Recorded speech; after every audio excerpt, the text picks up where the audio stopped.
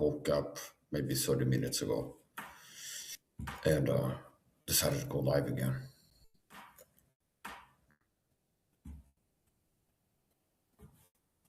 Yesterday, before going to bed, I started a stream and named it something like playing Chuck Langenberg audio. And I was playing his past talk show audio calls. And I might keep playing those sometimes when I go live, kind of as like break music while still being available.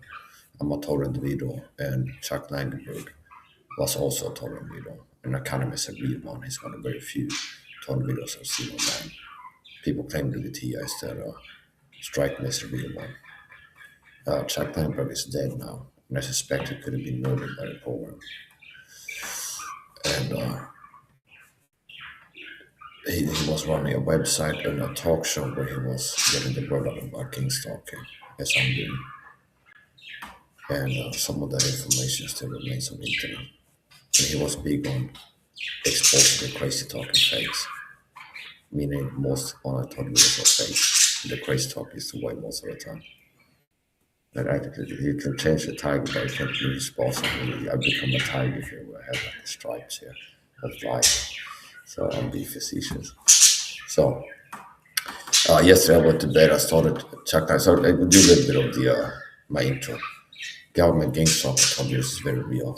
I'm been talking for more than a decade. Gang stalking is real, but most online so-called talk videos are not. Most people online claim to be talk videos are not real talk videos. They're counterintelligence agents or organic crazy people. Now there's more paid fake crazy talkers than genuine crazy people.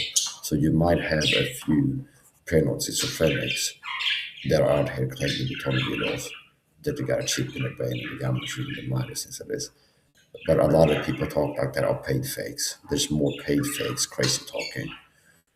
Like the Vice Heat piece that is designed to cover up gang stalking is what it looks like, where they have people interviewed for the documentary claim to talk videos. They claim to have a chip in their tooth and that they're remote controlled with satellites and all this stuff. So yeah, gang stalking is real. Most online TS are not. And Chuck Langenberg's website and mirror of his website remains, and a Wayback Machine remains with some of his past talk show radio calls. So I just woke up about 30 minutes ago, and as I said before, I went to bed yesterday after not having slept nor eaten for a long time. So yesterday I did a double fasted training stream. I hadn't slept for more than 30 hours or eaten for more than 20 for sure when I broke my fast. So yesterday I did 2 med as opposed to OMAD. Initially I was intended to do OMAD as usual. Right decided after eating once to eat once more right after, which means 2 meds. So after breaking my 20+ hour fast, I ate twice rather than once, which I normally do. Why? Because I did a whole training stream. I hadn't slept for a long time and I was working out pretty hard. So I could feel I was still hungry. Quickly after stuffing myself in the evening. And then just from a medical perspective, so if there's any time I should do a very old man, it's days like this when my body's going to need more calories, protein, fat for recovery purposes. So I fast more than 20 hours per day, do OMAD, eat 1 time per day. And on a rare occasion, I do 2 med rather than OMAD, eating twice, so fasting 20+ hours and eating 2 times after break my fast rather than once. So I did 2 med yesterday. So I'm gonna get to taking my grandpa's and also supplements, which is part of my routine. If you watch this on Twitch, wherever, give you a little bit of the day in the life vlog type stuff. What I do after waking up, what I this sort of what I look like. Well, first of all, get some vitamin C, water, and coffee. So I wake up, get some vitamin C, water, and coffee. Have a cigarette too. I'm a smoker. I don't recommend smoking, but I'm a smoker. So I wake up within an hour, within 30 minutes, because like right away. I want to get some coffee, a cigarette, and vitamin C water. And after that, within 4 hours of waking up, I like to take my grand course with the supplements. Where from microphone on. Oh, yes, it was on. Okay. It's happened this once that I provide like this, and the microphone is still turned off from the stream before, and I'm just sitting here. Unbeknownst to me, people aren't hearing me. That could be quite frustrating. I spent 15, 30 minutes talking about something that it was for nothing. Anyway, so after waking up, first thing in the morning, I'd like to get coffee, vitamin C, water, and cigarette. And then within 4 hours, I'd like to take my grand pulse wake up also supplements. What does the grand pulse wake up also supplement entail? What does that mean? Well, I'm big on supplements, and I divide my daily dose into two major doses. The best way to take supplements is not once a day. It's better to divide your supplement dose into two doses. So if a person was going for, say, 1,000 milligrams, for example, if a person was going for 1,000 milligrams of magnesium per day, it's like a person starts getting into supplements, watching my streams, and they order some supplements that recommend magnesium and things like this, and they decide I'm going to get 1,000 milligrams of magnesium per day. The best way to get your daily 1,000, whatever the given amount is you picked of this, if you go, I'm going to have 500 milligrams, which I would think is too little magnesium for an adult. But let's say someone, I'm going to get 1,000 milligrams of magnesium. You're better off taking 500 milligrams in the morning and 500 milligrams at the end of the day than taking 1,000 milligrams once. So for a lot of supplements, it's best to divide the daily amount into two or more doses. Okay, these two doses. So vitamin C, I get that flow into my body throughout the day, making vitamin C water, and then I drink vitamin C water throughout the day. So it's like really an hour that is not some vitamin C going into my body in liquid form, my vitamin C water. But anyway, as a point, I take two big doses of supplements, but I take a big grand post-workout dose of supplement dose, and it's not right after waking up. Typically in 4 hours from waking up, I take the grand post-wake-up dose of supplements. And then there's another big dose after I finish eating my own meal, my fast-breaking meal. And that's a grand post-meal dose of supplements. So there's a big dose of supplements after waking up, not long after.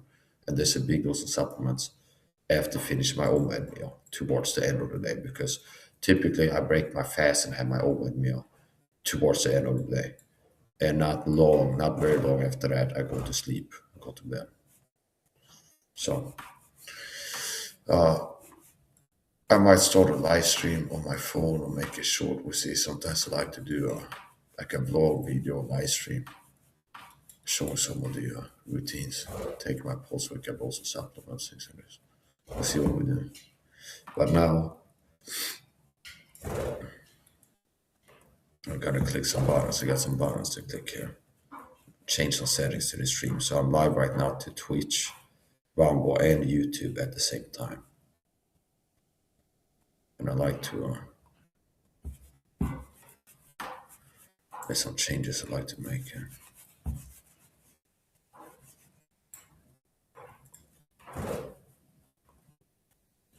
Yes, I turned on a live stream playing Chuck Langberg audio yesterday. Later on, I fell asleep and I woke up today, and it was good to see the stream was still running, and it did work the way that I wanted to. Like on the website, I click one audio, plays that, and jumps to the next one. So it's not like I had to go and turn on the next track and then the next track. But when I woke up, it said I had been live for 18 hours as I checked the stream that was still running when I woke up. So we'll see if it's still up on YouTube. On YouTube, if you go live, they have a limit on around 12 hours of streaming. So on YouTube, you can be live up to 12 hours or so. And if you go longer, it cuts it at like 11:54 or 11:55. So like up to 12 hours, you can be live on YouTube. And if you go longer than that, 15, 18, 20, YouTube cuts off twice. So if you stay live for, say, 13 hours, and then you quit your live, you check back later, YouTube counted it 11:55 or something like this. And if you go even longer, I've heard, I never had it happen, that if you go even longer, that YouTube can remove the whole stream. That it's just live when it's live, but after finishing it, it doesn't store it. It removes it. So we see what happens to that stream if it will end up being cut down or gone completely. Now, Rumble, I'm pretty sure that you can, one of the benefits of Rumble over YouTube, if you're a person that could do stream somewhere, so I can recommend Rumble to people that are conspiracy realists and not normalists. I mean, if you have radical opinions about health, fitness topics, conspiracies, 9/11, whatever, uh, Rumble can be a better platform. But there's easier to be who you are on Rumble because you're not going to get strikes for speaking your mind on what you think about health, fitness. You're not going to have to prove the work to use disclaimers and talk around issues and tiptoe around certain topics on Rumble. So that's one of the benefits of Rumble. Another benefit is, to my knowledge, if they haven't changed it, you can stream live for like 4 to 8 hours straight on Rumble. So that I don't think they have the 11-hour limit, which is not a benefit.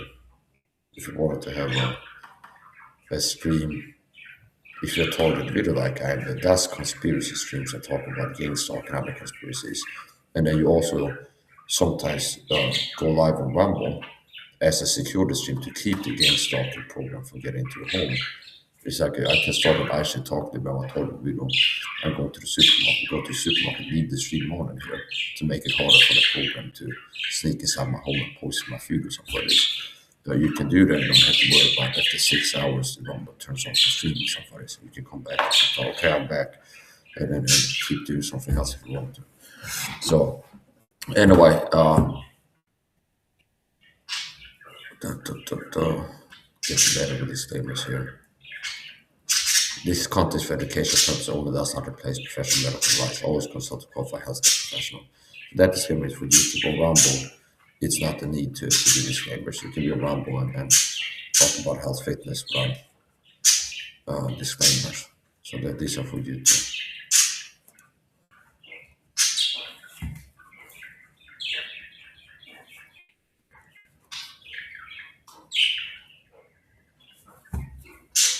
And I put on some Chuck Langberg audio as I go to the kitchen.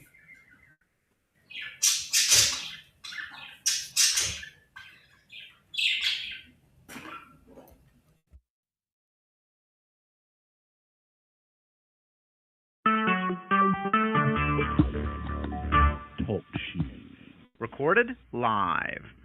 Hello, my name is Chuck. My nickname is Van of Vancouver, Washington, U.S. Welcome to this show, TalkShoe show number 120297 at TalkShoe.com. This show is being recorded, and anything said will go into the public domain. Thus, everyone is entitled and encouraged to copy and republish any part of this call, of the MP3 recording, and any text that I entered into the accompanying text. You do not need permission, and no notification is needed. To find more of these public domain audios, go to the top right corner of any TalkShoe.com screen and search for Vancouver or show number 120297, or click the top left Live Now button to see which show is presently underway. The time out here on the west coast of the U.S. is 10:40 a.m. on Friday, June 8, 2011. This is episode number 3001. I have on the phone with me Loco in LA, and can you hear me, and how are you today? Yeah, I can hear you. Do that intro's a little long. It's 10:40 p.m., not a.m. I'm sorry. Thank you. 10:40. Yes, 10:40 p.m. on 12:40 a.m. in Louisiana. Are you free, Washington? All right. Anyways, I just wanted to say I couldn't log in I couldn't use my PIN to log in under Loco in LA because it's being used in another call right now, which is not. I mean, whatever. Yeah. No, I have a question for you. It's pretty informal, but I mean, I might have an answer depending on what's the question, but I'm not giving you shit. I gave you too much information before, and I had to learn new trends all over again. totally understand. I have a question. It's up to you. I appreciate. But you had me remove 3 calls that we did, and Dude, I'm you asking. keep harping on that. Like, you talk about this shit every time I see you. Like, yes, you removed my calls from your show. But it's in the. But this is in the. But this is in the recording, and it's never been recorded. I've never had you on a recording. This time, I'm not going to remove it. I'm just asking why you had me do that, please. Oh, because I wanted to. That's why. So. Okay. So what's been going on with you since those calls were in the fall of 2010, and here that was close to 2 years ago. What's new going on with you, please? Oh, same shit, different day. No, nothing new. It's all the same shit, different day. You made the comment the other night that we're on different sides of the fence. What did you mean by that, please? Oh, I just mean like I said, 75-25, maybe 25%. So you think I'm? Go ahead. I give all these guests and all these people logged in. Maybe you might have 2 real people in here looking for valuable information. The rest of them are just fishing. I might even know at least one of them, or they might think they know everything about me. But so that's what I what's learned on about your these calls. It's nothing but fucking chills and phonies. A lot of shills and phonies on these calls at TalkShoe.com that are targeted individual oriented. If there's any real targets listening to this that's on this call, don't tell these people shit. Don't tell them a fucking thing. Don't get on these calls and think you can build trust with somebody and you can trust anybody from any of these calls with anything. You don't want everybody to know. I never did. Let's have some more on that because I want to. I totally agree with everything. I'm sorry? I'm not trying to elaborate on anything. It's pretty cut and dry. It's pretty cut and dry, and I am totally with Loke on that one. So what's been going on with you in the last 2 year and a half since we've talked? My computer, I was reading this news story earlier. This is so funny because like I said, it's real around here. Somebody, whatever. If they need to kick in my door and fucking shoot me is what they need to do. If they're going to do anything, that's what they need to do. Anyways, I had put up a story earlier about this woman that was shot. There was car fire, 11 shots into a car, and it just fucking switched to a tab all by itself. Isn't it amazing? Just did that. But I mean, targeting-wise, in your life, what's been going on? Do you mind telling us? Oh, chemical warfare in many ways. So you're still being harassed? No, I mean, yeah, but it went more back to overt. Like, not overt, but they think they're overt. I'm seeing fucking familiar faces everywhere. They just don't know how familiar they really are. Okay. And people are, so they think they're harassing, but it's not bothering you very much. Is that the size of it? Oh, man. You know what? It's like, what can you do? What can you do, you know? So what's new with you? What's new in the last year and a half? I haven't heard your cheerful voice in a year and a half. I'm just curious, what's new, please? Cheerful right now? Figure of speech. Nothing's new. Yeah, I'm sure it might be real fucking cheerful for you. You could be getting paid real well for this conversation right now. I promise you, I absolutely have my... I didn't come on these calls for like at least a year, maybe more. I don't even know. I don't keep track of time. You know, I didn't come on these calls, and I come to one call 2 weeks ago and with my name and what did Guest 28 say? Never mind. I'll pull it up. Hold on, I'll pull it myself. But whatever. Everything. I come on these calls 2 weeks ago. You didn't have a show, and now all of a sudden you got a show and you're doing recordings again. Dude, you're so fucking obvious, man. Come on. I can tell you what happened. I can tell you that in January of 2012, my show got shut down. My show number 87161, but they left the recordings, and for 4 months, I logged in, I listened, I monitored other shows. I did not have my other show. Let's pay attention here to the convenient timeline. Van first comes to Talk Shoe, 2 weeks before I got on Talk Shoe?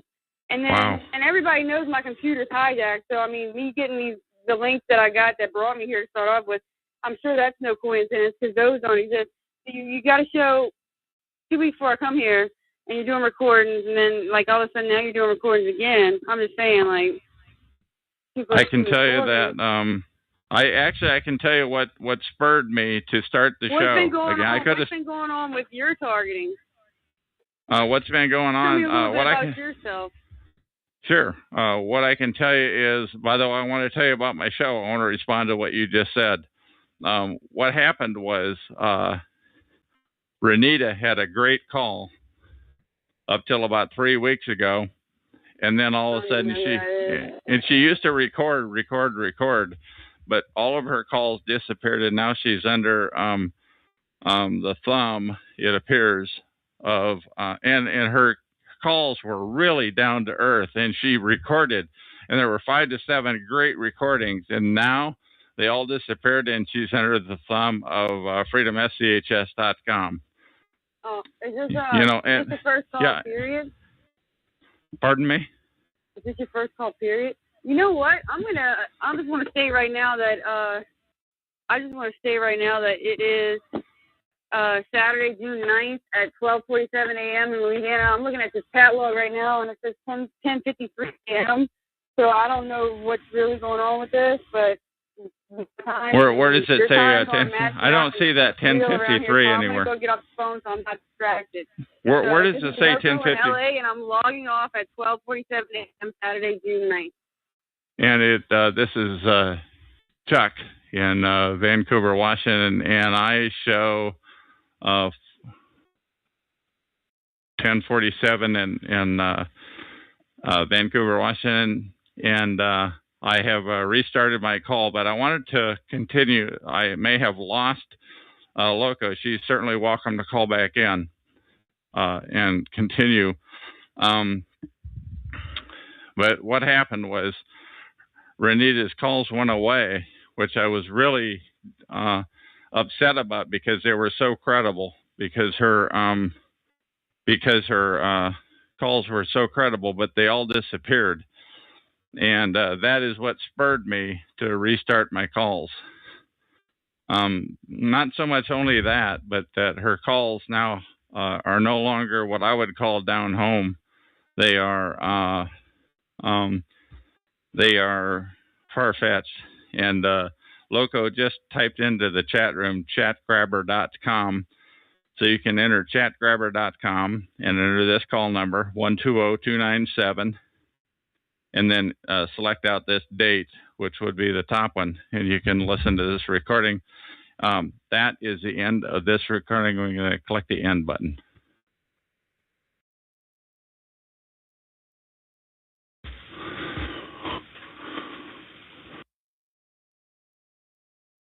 And I don't know. Talk Shoe. Recorded live. Hello, my name is Chuck. My nickname is Van or Vancouver, Washington, U.S. Welcome to Talk Shoe show number 120297 at TalkShoe.com. Anything said will go into the public domain. Thus, everyone is entitled and encouraged to copy and republish any or all of this MP3 recording file. You do not need permission, notification, or attribution. To find more of these public domain audios, go to the top right of any TalkShoe screen and search for Vancouver or 120297, or click on the top left to see if the show is live now. The time out here, and I should have had this ready to go. The time out here on the West Coast is 10 after 12 a.m. on Tuesday, June 12, 2012. And I have on the phone with me Louis Ewing, who also has a TalkShoe show number. Louis, can you give us a real short description of your TalkShoe show, and what do you have to say? My Pro Se Winners Talk Show is just a group of individual pro se litigants: Lloyd Smith, Kurt Riggin, Matt from Michigan, Michael James Anthony. These are guys that have a track record of winning cases without an attorney. That's what pro se is. Go to court and defend yourself. And let's leave it at that. Now, the real question that we just talked about was your issue with your daughter, and can you give us a rundown of what happened? Conspiracy theories and all, please. My daughter allegedly died of sudden infant death syndrome, which I think is total bullshit. There's no such thing as coincidence. I do not believe in coincidences. I believe that my daughter died as a severe allergic reaction to erythromycin, which for some reason... And how do you spell that real quick? How do you spell that real quick so that people can Google it or what have you, please? Oh, that's right. That's right. Right there on the board. Continue on it. There it is. There it is right there on the board, erythromycin. Erythromycin. Okay, spelled ERYTHROMYCIN. Now, please continue. Erythromycin is a synthetic antibiotic. And what I discovered is you're not supposed to use erythromycin unless you have an established and proven allergic reaction to penicillin, which is a natural antibiotic. Now, you talked something about slow acting and fast acting, and where the one is they can give you a shot, and another is they can rub it in. Go ahead and let's have that. I'm trying to keep this interview moving, please. But Russian Jews are known. Their scientists are known to have perfected slow-release poisons, undetectable poisons. And they introduced erythromycin by rubbing a small amount in her eyes. And I talked now, how do you know that? I'm sorry, I'm being a pill here, but I'm just saying, how do you know that? Were you there? Go ahead. Yeah, I had just barely walked in because I just got back to the hospital from visiting my boys who were being babysitted while my ex-girlfriend was at the hospital. And when I walked in and I started talking to her, all of a sudden the doctor came in behind me, was examining the baby, and all of a sudden I told her to look at him again because, like, why was he, like, spending so much time? And he was rubbing something in her eye, and I yelled at him to stop. What was he doing? And he said, it's no big deal. It's just an antibiotic. And I said, she doesn't need an antibiotic. She's not sick. And now you're one of these guys that wanted, let's hear the one about the birth certificates, about your previous two children who got out of the hospital without names. And let's hear that, please. I got both my sons, little Louis Jr., and Phoenix. I got both of them out of the hospital without giving the hospital names. I got no birth certificates, no fingerprints, no thumbprints, no nothing. This is what, a couple of 3-4 years before the other? Yeah. Okay. Yeah. And why did you do that? That's because you're one of these guys that doesn't. Go ahead. I don't believe in having state issued IDs. I don't need the government's permission to exist. I don't need the government's registration of my name. And I have a right to my privacy. My sons haven't committed a crime, so there's no need for them to be booked into jail and be fingerprinted and footprinted and birth certificated and registered in any kind of index whatsoever. It's none of the state's business. And how many years ago was this, please? And let's not give any names. Let's not give any names of any hospitals or anything else. Yeah, she died. But how many years ago was this, please? This was on June 9th, just 2 years ago. Okay, she died 29 days later, and her eyes were red. Her eyes were red and inflamed, and the hospital told us when she died, and so they were red and inflamed in the hospital, or when she died, please. From the day that they rubbed that stuff in her eye, her eyes wouldn't stop hurting. She always rubbed them, and then the redness. And she was just an infant. She was just an infant. The redness went away in one eye, but it didn't go away in the other eye. And 29 days later, the hospital told us that she died as they believe a severe allergic reaction to anaphylactic shock. I mean, okay. And she died of anaphylactic shock as a severe allergic reaction to the erythromycin. Okay, and now I'm so sorry to bring this up, but I heard you telling this story the other night, and now you feel that this might have something to do with you. The reason tell us the targeted individual implication of what you just described, please. Well, I'm a government resistor. I drive with no license. I distribute flyers that teaches people how to drive without a license, no insurance, no seatbelt. You can smoke pot legally. So you're on the. You've annoyed them big time. Oh, I'm a big annoyance to the state. I mean, yeah, they don't like here it. in the state of Washington. They don't like people. Cops call people like me a constitutionalist or a patriot or a freeman because I drive without a driver's license. Now, does anything else happen?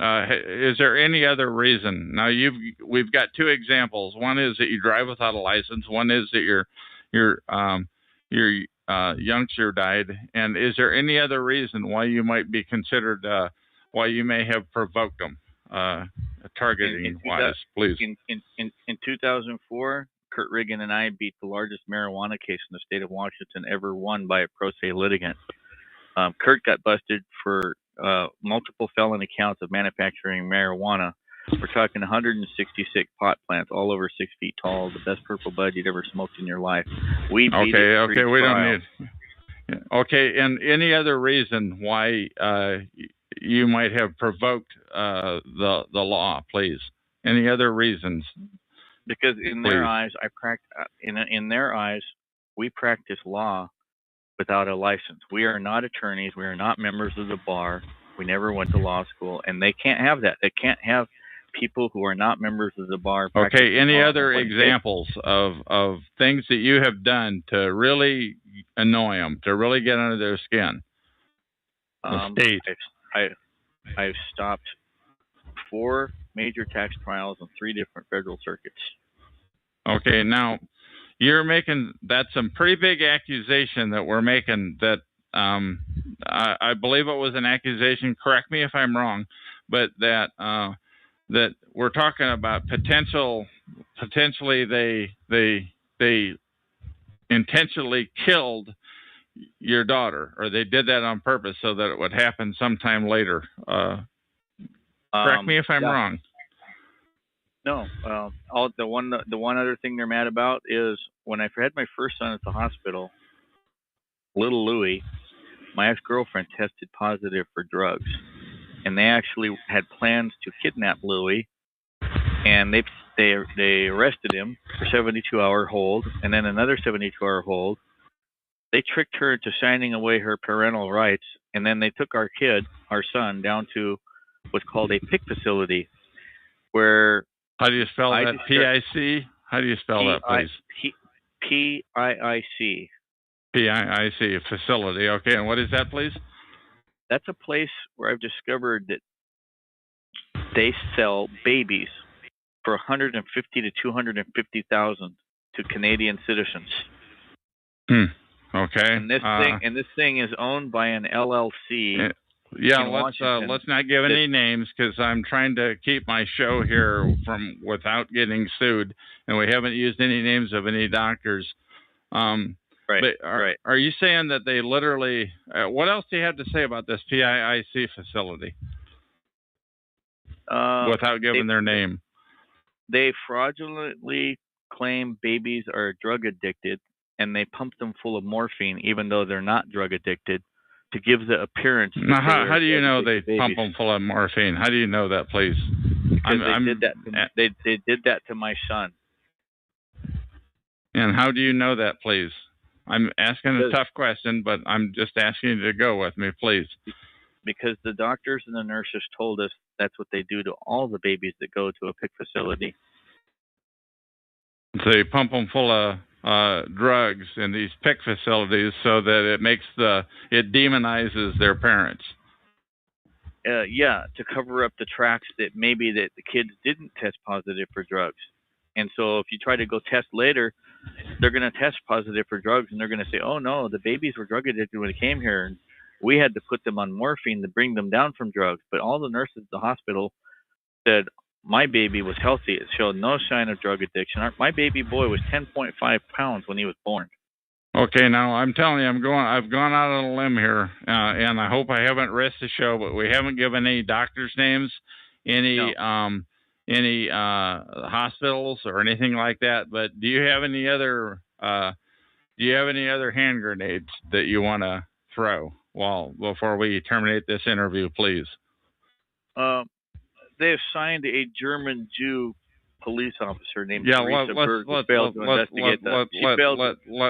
Okay, hang on. Let's keep the religion out of this, please. Thank you, but please continue. Yeah, well, they assigned that particular lady who refused to investigate the doctors. She didn't investigate the warning labels on ilotyson packages. On what kind of packages, please? I found out that the warning label on how do you spell that? Warning, like a warning label. She refused to investigate the warning labels on the erythromycin. She failed to ask the doctor if he read the warning labels. She was essentially okay. Any other hand grenades you want to throw before we end this off? You're not supposed to give erythromycin to newborn babies. Okay. Do you have anything else? By the way, why don't you give the TalkShoe show the number of your show before we end off here? What is the show number, please? I don't have it in front of me. Yeah, hold on. It'll take me a second to grab it out of my computer. Sure. I haven't actually memorized it yet. Okay. Once again, this is... go ahead. My little girl was poisoned. Okay, we're killing this conversation here. That's right. Let's leave it off. Do you have anything else that you want to say before we terminate this interview? No, I'm just gonna post. Well, let's not post it. Let's see if you know what the number is. Let's say it on the recording because a lot more people are gonna hear it on the recording. 120418. Okay, so the TalkShoe show number 120418 is Louis Ewing's show, and that's called what again, please? Pro Se Winners. Okay, and you're on, when is it presently on, please? Every Friday at 6 p.m. Pacific Standard Time. Okay. Anything else that you want to say before we call this recording to an end? No, I'm good, thanks. Okay, Louis, this is the first time I've talked to you. I've heard you a number of times on various shows. Thank you. Once again, my name is Chuck, and this is the end of the recording.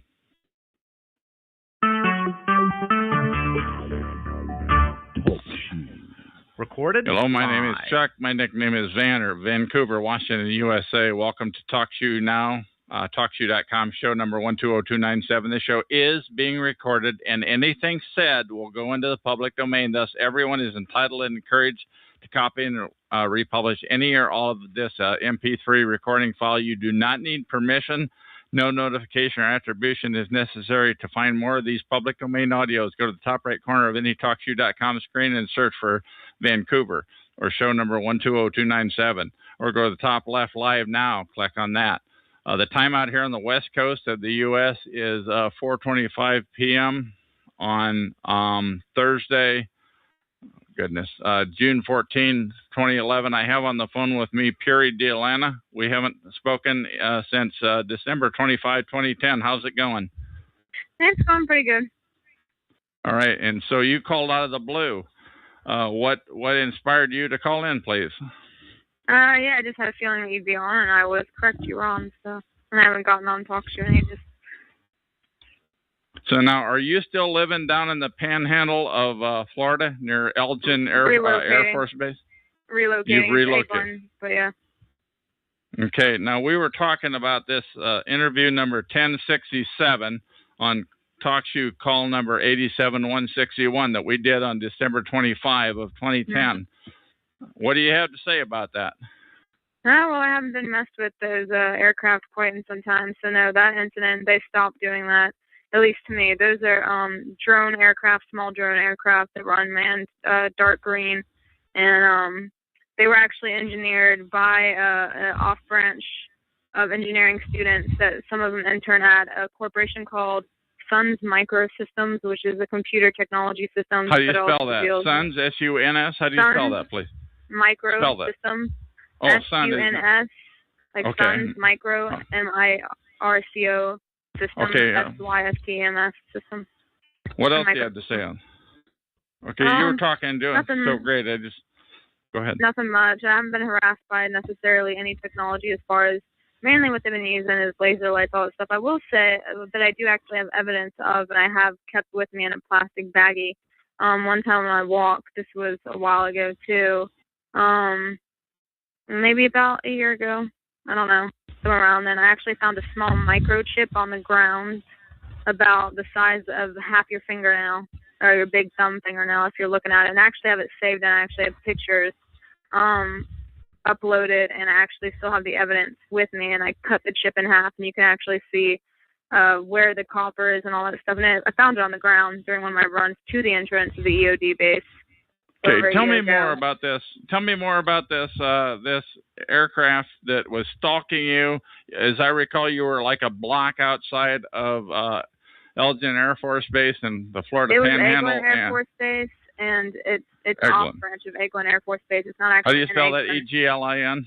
E-G-L-I-N, yes. And it's off branch of that. It's an off branch of that, which is actually an EOD base. They actually have a bridge that they put up now over that before the entrance of the base because they're doing highway reconstruction. That's a whole different story altogether. But yes, during that time period, before any of that was going on, you have neighborhoods that run along that strip. It's called Range Road. And you have neighborhoods that run along that. What was the name of that road, please? Range Road. R-A-N-G-E, okay. Please continue. And anywho, the neighborhood, about the fourth one down, is where it's about 9 to 11 something at night, whatever those times were. That's when I had one of the aircraft hovering right beside me on my left shoulder, and it was literally in an entrance to one of the neighborhood streets.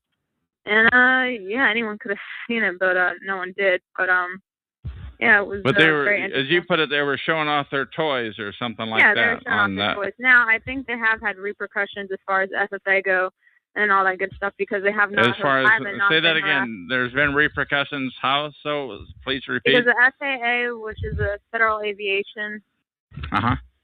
So that's why I think they've kind of shut those down. I haven't seen any of those types of aircraft or drones or anything like that being shut off. Now I have seen laser lights from those previous incidences. That hasn't happened, but more in the future they have had different types of laser lights shown. But other than that, no, it hasn't. I haven't been really harassed in that manner, and I've been once I kind of left that area, it was pretty good. Besides the people trying to come up to me and ask me, people that I know weren't necessarily that good for me, trying to come in and find things about me. Like, for example, I was with someone of special ops, and I'm like, well, why would someone like that want to be with someone like me? Not to say I'm, like, that boring of a person, but at the same time, you got, I know those people, and they got better things to do. And so for someone to make that decision, I knew that I was being watched. And intel was assessed. And the guy even said he was in intelligence. And I'm like, oh, fucking great, because they're in units. Special ops, you happen in units. A group of 12 people to one group. However, that doesn't happen. It's usually 7 to 9 because they're shorthanded. And you have everyone that knows all the basic knowledge. But at the same time, you have everyone in the group that's specialized. You have one intel person, one weapons person, one communications person, and so forth. So you have, like, Echo, Fox, all that good stuff. But you weren't just something the cat drug in. Your dad was Air Force officer or something like that, as I recall, or what was, I won't give what was the deal? On that. I won't give it too much information on that because I don't want to drag other people into it. But yes, it was a pilot, to say the least. But yeah. Okay, so that might be one reason why they're stalking you. What would you call it? Stalking? Surveillance? What do you call it? I would call it surveillance. I mean, I had been left alone for a while. I do consider myself a psychic, and I do think that has something to do with it. I have been approached by military before at a metaphysical event to literally ask me questions come out of nowhere. I was harassed one time in a metaphysical event a few years ago by a man and a woman, both in their middle ages, both Caucasian but not pale. One was 6 foot. The woman was like 5'4", 5'5", maybe. She had dark brown hair, almond eyes, and the guy had like gray bluish eyes and dirty blonde hair. And they boxed me and they started questioning me. They came out of nowhere and he was asking They me. boxed you in on the road in your vehicle No, or in the on foot? in the metaphysical event when I was the metaphysical event was inside. So I was actually with two friends and we were just having a fun, time, whatever. So here we are. You're down in Florida, and they had some metaphysical event down there. Was that primarily they have one every military year. related, or what was it? No. It's a metaphysical event. It's like not military related whatsoever. It's a metaphysical event, which means you have things like alternatives such as Reiki and stones and psychic readings, aura pictures, people that make jewelry. I mean, a bit of everything. Now, do you believe in all that stuff and those psychic readings? Do you believe in all that stuff? Okay, let me put it this way: you have like any field, you have the genuine people and you have the con artists. Believe me, there's a ton of psychics out there that are full of bullshit and con artists, and there's also some really good ones. I know ones that work with FBI. I know ones that have nice jobs and do what they do. So believe me, there's really legit ones out there, and then there's ones that are full of shit. And it's just wading through all of that. And you got to think about it like this. Everyone has the ability to be quote-unquote psychic. That's not knowing what number from 1 to 10 you're going to pick. So it's a lot more complicated than that. But, for example, you have kids that play soccer. A lot of people can play soccer, but it's to what degree? So you have kids that are playing soccer recreationally for fun. That's one thing. Then you have people that are on the varsity team, so they're a little bit better. Then you have people that are on the college team, a little bit better. And then, of course, you have the professionals. So okay, but we're getting into the psychic thing. So, yeah. Some of it might be. It's the metaphysical event. The metaphysical festival has a lot of different people. It brings a lot of different people together. How many people were there? 100, 1,000? How many people were there? I would a dozen? say definitely a few hundred. At that time. So, like I said, it's a pretty. And what city was this in? What city is this in? I won't say what city, but I will say that it was in Florida at the time. And how did you happen to be invited to it? Do you mind telling us? It was once again, this is a public domain interview. This is public domain, unedited. Anybody can have it. So it's up to you on what you want to disclose. Yeah, this was an open venue. You had to pay, but it was an open venue. Other than that, so anyone can get in. Now, some of the other ones I've been invited to other metaphysical and psychic events, which you cannot just be invited in. I mean, you cannot just come in. You have to be invited in, kind of. What is it? Premier groups, if you want to call them that, for lack of. No, why do you suppose you were invited? Because it's fairly well known, I'm guessing, that you're a psychic.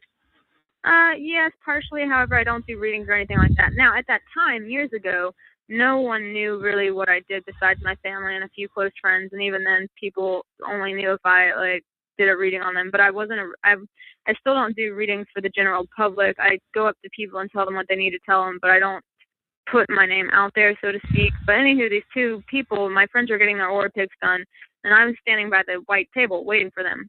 And there was a wall behind me, and these two military personnel, like I described earlier, came in on the right-hand side through a door, and they literally just came right to me, saw the aura pick in my hand, and said, "Oh, yeah, you got this done? We're getting to get this done, too." What about your hand? What was that? What they shook your hand? What was it? An aura picture in my hand. It was something. What does that mean? Aura picture? Help me out, please. It's a type of, basically, when it's at one of these events, it's a machine, and it basically takes your picture and the colors behind you and all that stuff, and it's your aura. But I won't get into that. Oh, aura. Yeah, okay. yeah. So anyhow, I just did it because I knew my friends. I wanted them to have a good time, whatever. So I got that done. I was just waiting for them. Sure. Now, getting back into the targeting part of this, we talked on December 25, 2010, and we talked about this issue, and you had a number of examples. What examples do you have about that sort of thing that may have happened to you since that call, please? Yeah, so hang on. Okay, so back to what I was saying with the two military individuals that came up out of nowhere.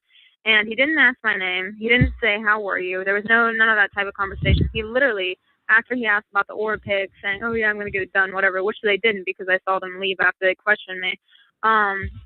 He said, "Okay, how long have you been able to read people? How often do you read people?" He just started asking me a slew of questioning. How old was this guy? I mean, was he 20? Was he 60? I told you, they were in their 40s. They were in their middle age. So, and I already gave you their description, but Sure. they were in full uniform too, and they didn't have any conception of space because they were like an inch in front of me. They're using an authoritarian tactic by their uniforms and the lack of space. But I kept calm and I answered their questions, and then I asked, and then I was like, well, fuck, this guy's asking me all these damn questions. I need to ask one back. So I was like, okay, well, he was like a captain of ranking of some sort. I don't remember, but I asked him point blank, since he was asking me all these crazy questions. I said, well, then, with your abilities, do you manipulate your soldiers to do things, basically? And without hesitation, this guy said point blank, he told me straight up that, of course, yeah, I manipulate my soldiers, da-da-da-da-da. And I was like, what the fuck? And then, after that, he walked off and disappeared. And the woman didn't put say an anything. end to that conversation. Yeah. All right, so. and that was how long after December 25, 2010, when you and I last spoke, please? Do you recall, or is that open? I want to say that was maybe March of maybe that was before. I'm not sure. I'd have to go look back at my logs. No, it's okay. It's okay. It was in the first quarter. Ago. But I will tell you that lately, like I said, the only thing that's happened lately from previous to now would be the microchip that I found that I still have. And you mentioned that microchip off the air. Why don't you briefly discuss that and how you think it applies, please, on the tape here? Microchip I found when I was actually jogging, and it was before I got to the base, and it was actually like covered to where it looked like it would be just dirt, but then I saw, it's kind of shiny. So it actually has, it's like I said, very, very small, like half of your big fingernail if you were to take it. It's round, it's circular. It had a brown strip that went around the circumference, and then the top was like a copper color with 3 rings. And then when I cut it open, you could actually see the green chips on the inside with the copper wire running through it. And I actually have pictures, and I also have it, like I said, still in a plastic bag. And at the time when I was dating this, whatever you want to call it, special ops person, they were special, all right. No, just kidding, special ed. But no, I asked him. I actually showed it to him, and I said, well, can you tell me what this is? And he's like, yeah, it's like a chip of some sort. And well, I said, well, what is it? Who can I send? And he's like, I really don't know. Maybe you should send it to is it CID or DIC or something? Basically the Army equivalent of investigations for these sort of things. Of course, because they were Army. But it was just retarded. I was like, really? No one knows what the fuck this is? So, I mean, everyone knew it was a chip of some sort because of the holes and all that, but no one knew. Didn't look like it came out of your average PC or anything like that, huh? No. I mean, even he didn't know what he was. And he was a weapons expert, but turns out these people don't do the same thing.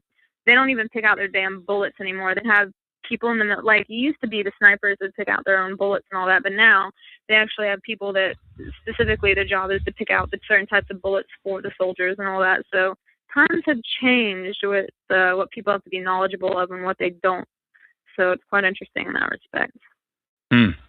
So what else may have happened targeting-wise since December 25 to 10 when we last spoke? Just random people coming up to me. Even the house I'm moving into, it turns out FBI used to live there. And I've had other types of interesting individuals come up to me, whether they are military, whether they, for example, one of the other people I knew, I met him randomly, and turns out his step brother is really high up in the DOD, which, if you don't know what that is, it's the Department of Defense.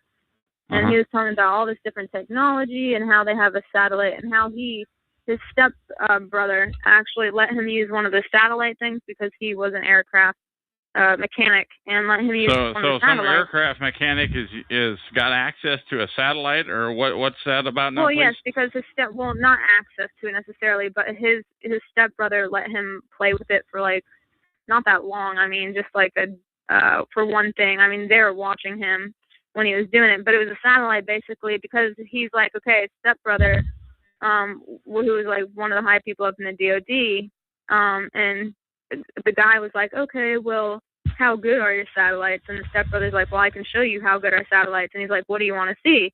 And he's like, if you could view anything, what do you want to see? And he's like, my next door neighbor's house, which was kind of funny. And so they actually zoom in not only to the next door neighbor's house, but they can zoom in to the driveway, to the car, all the way to see the plate tags clear as day. So the technology they have is quite amazing, and what they haven't released out to the public yet.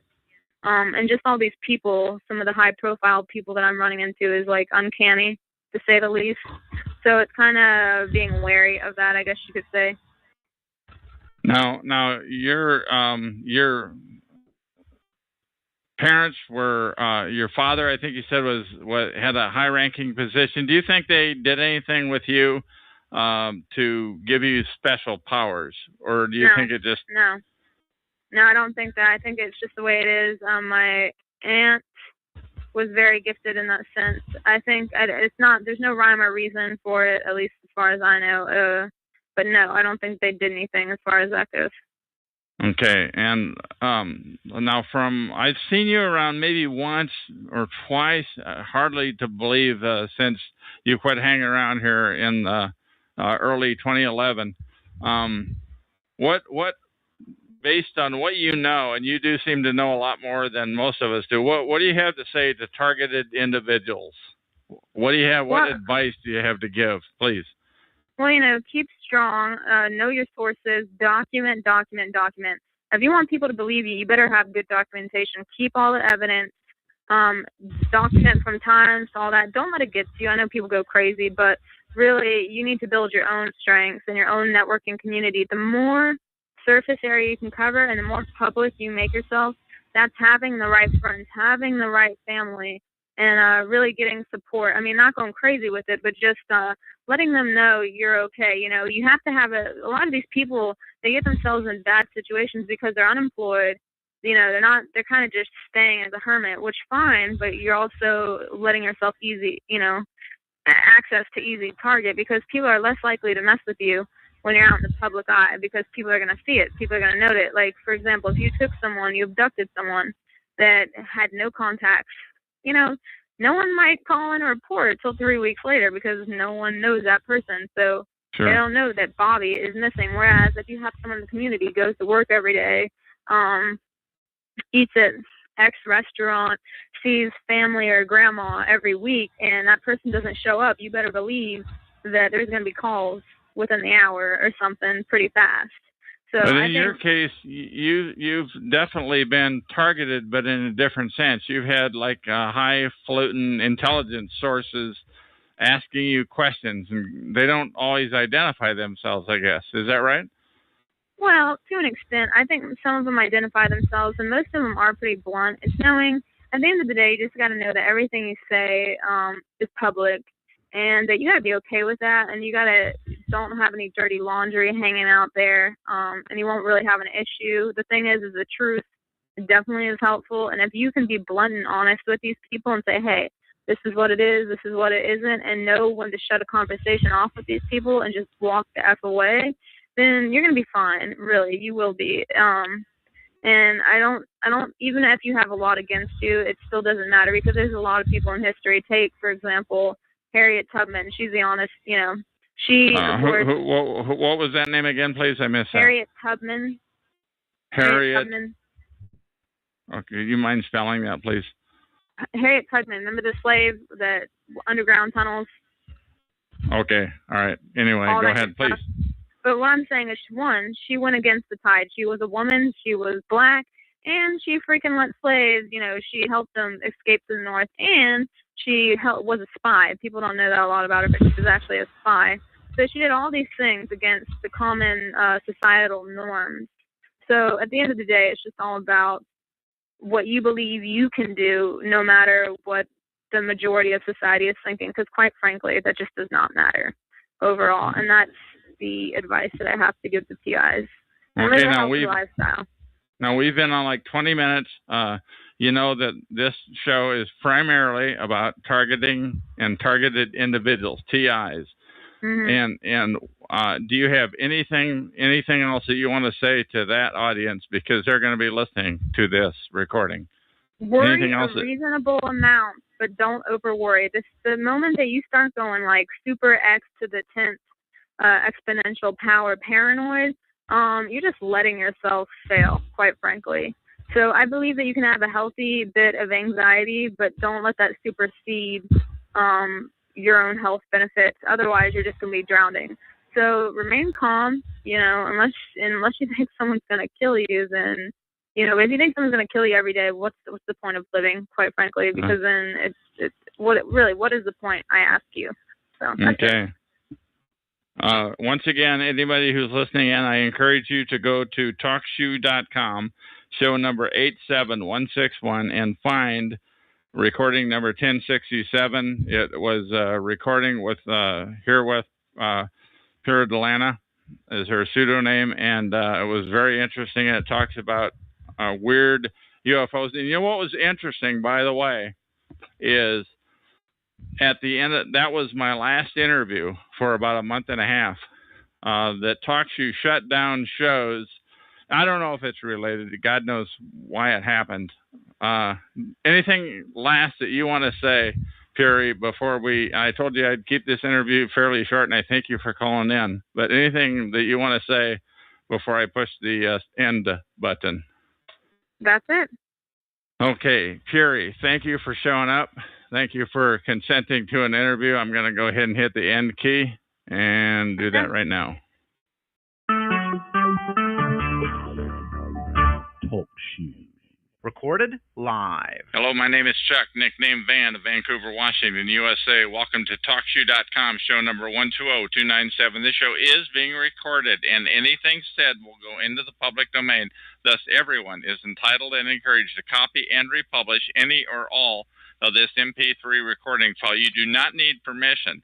No notification or attribution is necessary. To find more of these public domain audios, go to the top right corner of any TalkShoe.com screen and search for Vancouver or show number 120297, or click the top left button to see if it is live now. The time out here on the West Coast is 5:05 p.m. Today is Tuesday, June 19, 2012. I have with me on the phone right now Jeff of Chelsea, Massachusetts, and he is going to interview me, and I'll leave it open the door. How are you, Jeff? And the ball's in your court. Not a problem. It's the first time I ever interviewed somebody, and though I don't have my own show, this will be like me having my own show, and I'm going to interview Chuck from Vancouver, Washington. Chuck, how are you doing?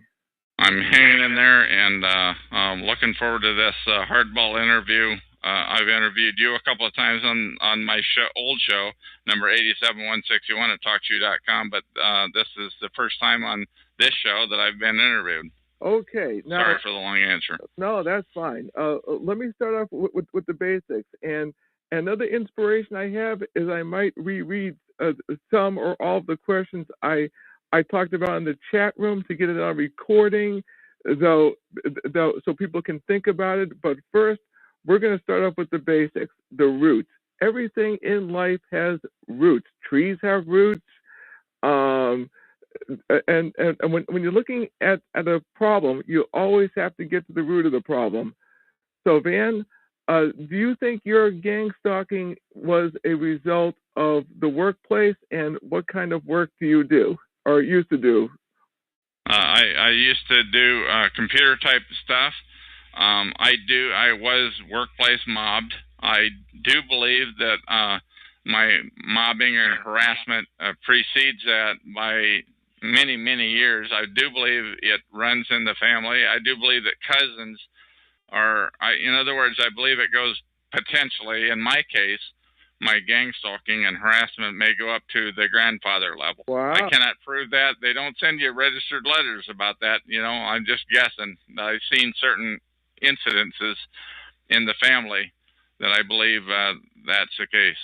Wow. I figure we at least established the foundation and the workplace mobbing, and so forth, because once people know the testimony, because there is always a common thread among people who are gang stalked, and I'm not going to ask you for dates and so forth because that would be irrelevant. You can ask anything. The worst it's going to have, you can ask me anything, say anything, do anything. I know. But no, that you feel like. All I can do is say no, thank you. No problem. So what kind of things happened to you when you were workplace mobbed? Happened later on, like within a year before I left. People, I would say 2 or 3 people were always in my area, in a harassing, and I didn't put it together. A couple of people that I worked with were involved with it. Once again, I didn't put 2 and 2 together. That's actually the first time I've ever talked about that situation. And they would deny it. I'm just telling you, one thing that you learn when you are harassed is that it went back before you started to think about it. And I didn't really start thinking about the harassment until they went quote unquote overt. In like April of 2006, but now I'm talking about 1997, that it may have gone that far back. And also there was time back there in the 90s where I had a cop living across the hall from me where I lived.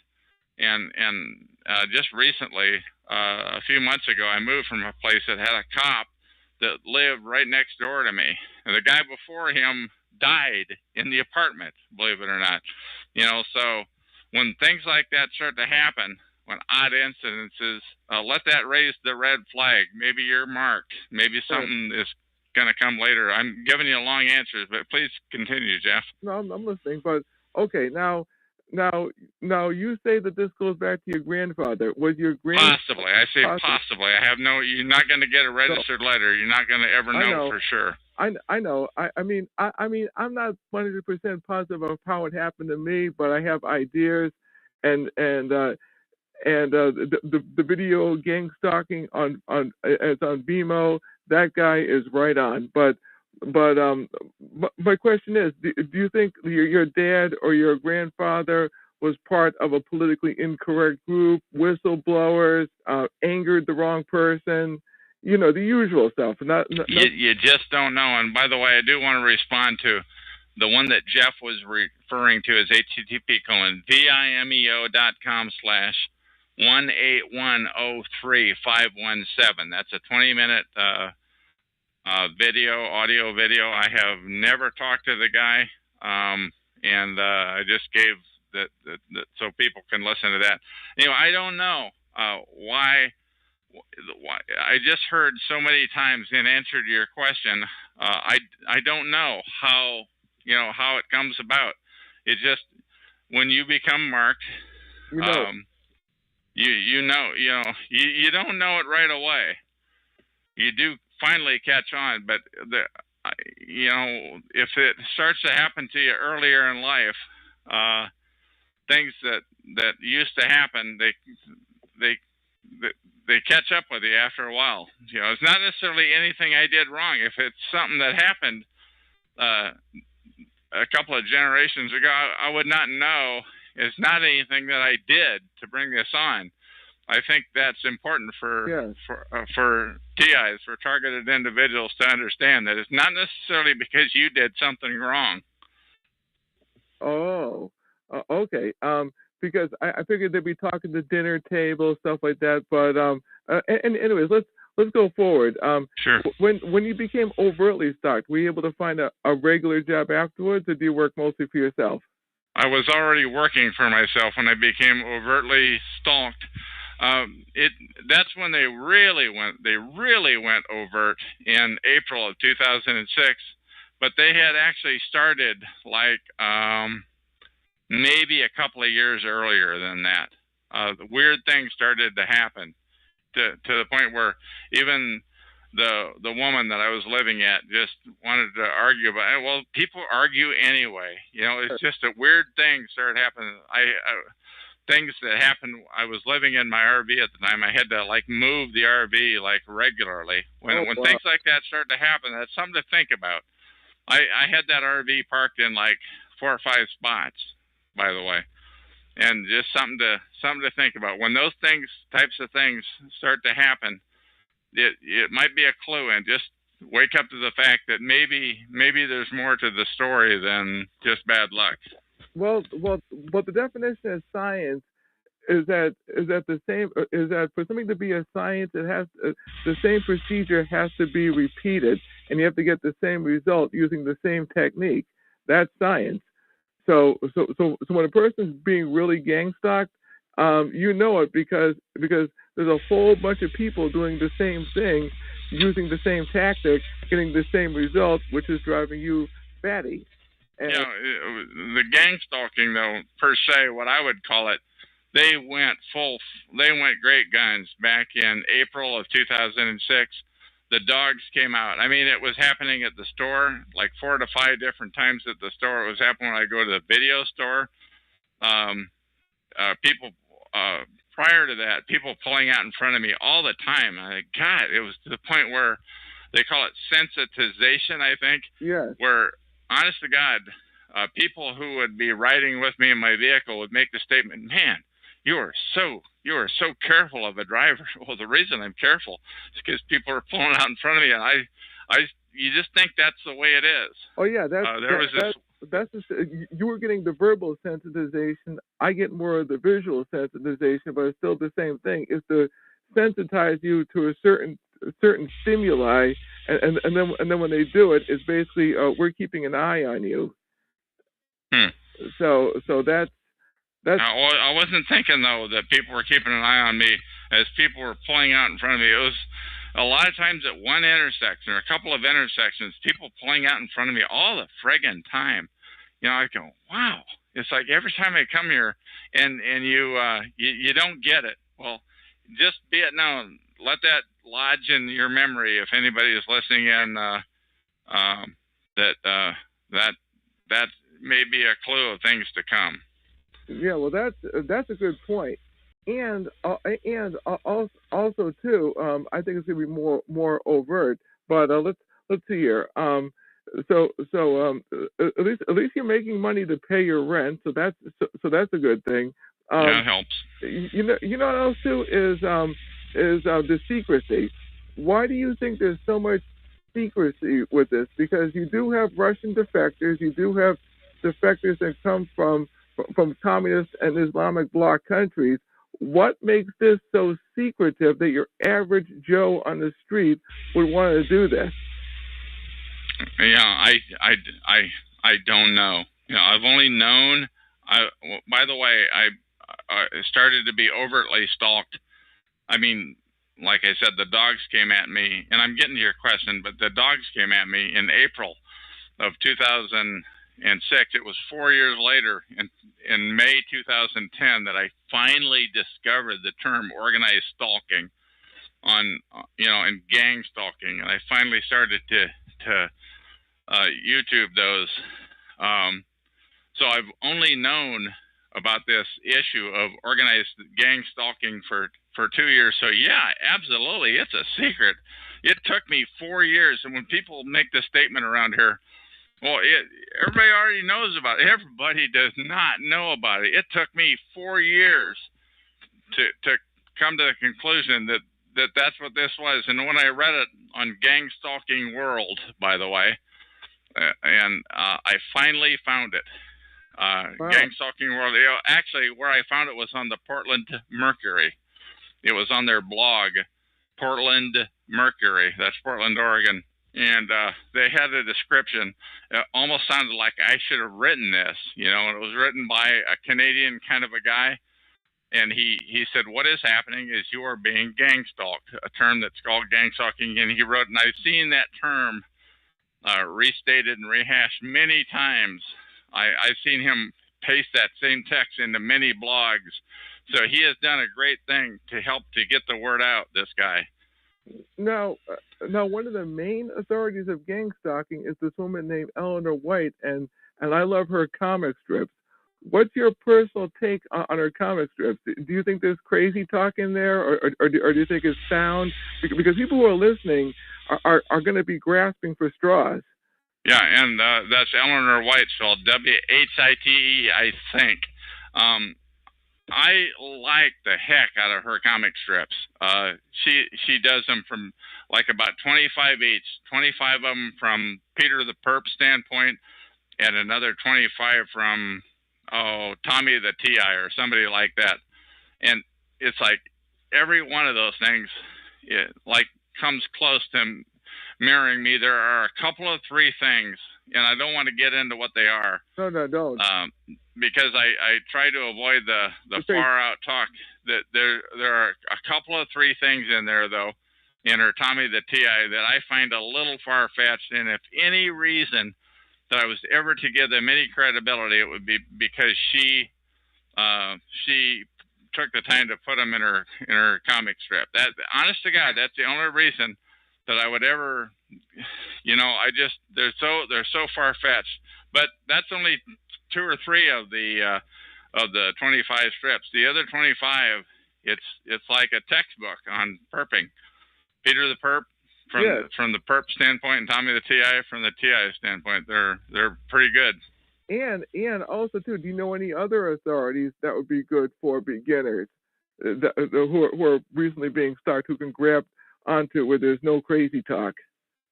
I don't know. I don't know. The only thing regarding the crazy talk, let me just address that for a minute. If it doesn't, to the people that are out there listening, and they're going to hopefully be listening to this in 100 years, that this is public domain and it is yours. You own it. Please republish it in 100 years. But the people that are listening to it, if it's not happening to you, if it sounds wacky, it probably is. That's been my personal observation. Everything that happens to me is completely explainable. I have never found anything that I can't visualize from a realistic perspective as being real. I mean, from earthly, let's put it that way, something earthly. No, none of this wacky, woozy, far out stuff. Now we'll start nailing some of the questions I asked in the chat room, and now we will begin with, you've heard of Leon Trotsky. He worked with Vladimir Lenin in communist Russia. He was the second in command, and he has a quote: "You may not be interested in war, but war is interested in you." And what's this have to do with gang stalking? Well, do you think that there are people who are in neutral? And I'm going to rephrase the question a little bit. Do you think people who are in neutral, but can be threatened or drafted into it? In other words, we have this scumbag over here. We don't like him, and we know that the talents you have, like being a locksmith or surveillance and so forth, we want you to fix this guy. Do you think that most people are neutral, or do you think when the screws are really turned, do you think most people would cave in, or tell them to go blank themselves, or lash out? I think here's the deal. Just something that I know nothing about, like a locksmith. If you're a locksmith, the perps know where to find you, but you can't go out and find them. That's the first thing. And there are an endless numbers of perps out there that can harass you. So you really don't have any choice but to play ball. If you're not already a perp when you got in there, you don't really have any choice but to do what they want you to do in the first place. And then there's the guy's car, his family, his business taxes, his home. I mean, they can shaft you in any number of different ways. Essentially, if you're a locksmith, I hate to pick on them, but you're the one that brought them up, Jeff. What I'm saying is, I don't think you have any choice but to play ball. I don't. Can you trust a locksmith? I don't know. I guess you can, But if you're a target, they're going to get into your place when you're not there. God, I just hate to say that. It sounds so incredible. I'm just telling you. They want you to know that they've been there. They'll leave stuff behind. They'll move stuff around, so they, in my case, the last place I live, I don't smoke, and I never have. I don't smoke. There was a cigarette butt one time in the unsmoked in my restroom. They wanted me to. They left it there. They wanted me to know. Hard. God, and I flew off the. I saw that in there. I mean, I was really annoyed about that. I walked around spitting and cussing, and and I was really ranked about that. But that's the effect that they wanted. I almost called the cops. I almost did. Because my place had been, and I didn't do it. And it's now that when I got into once I understood after May of 2010, once I understood about this gang stalking thing, the last thing you want to do is ever call the cops. The last thing you ever want, because they're going to say, you sound crazy, we need to send you to the funny farm, and they'll come and haul you. I really, that's never happened to me, but I have heard about it enough times that I believe it. So it's a good thing I didn't call the cops about it. Never ever call the cops if you're a TI, if you're a targeted individual. No, there you go. No, this gets better. Basically, I have another question here too. Sure. Is why don't people think critically when they get any gossip on someone, or when a person receives gossip, why don't the average sheep take the bogus information at face value?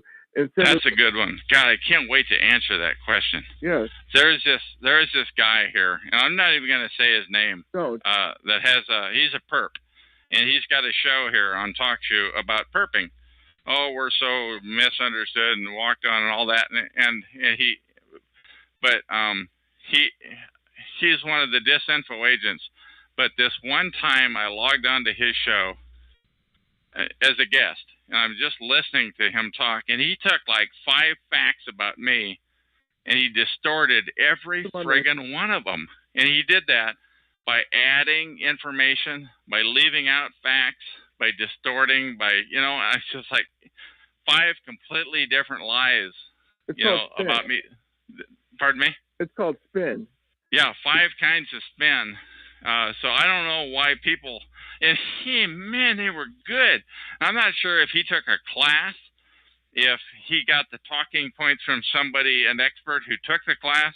I'm just telling you, it was totally, I'd heard that before, that about the spin about people, but it was never about me. This time, those 5, it was just like rat, tat, tat. And I don't think he knew I was listening in as a guest, or I don't think he'd have done it, but he showed me their hand. He showed me the perp hand when he did that. It was incredible. And even today, he plays so innocent. And that's the thing about the perps and many of these shows around here is they play so innocent. Oh, they hurt. Oh, I can't believe you're saying that about Chuck or Van or whatever you want to call yourself now. Oh my God.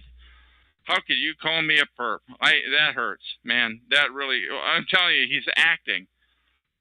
Wow. Now, because you see, I know our school system has dumbed down the generation of children, but even older people are in on this, and that's my main question, which is about thinking critically and being able to discern the BS from the truth, and calling people on their gossip, because not all gossip is true. I mean, a lot of gossip. I mean, Bruce Lee said, "Believe half of what you see and none of what you hear."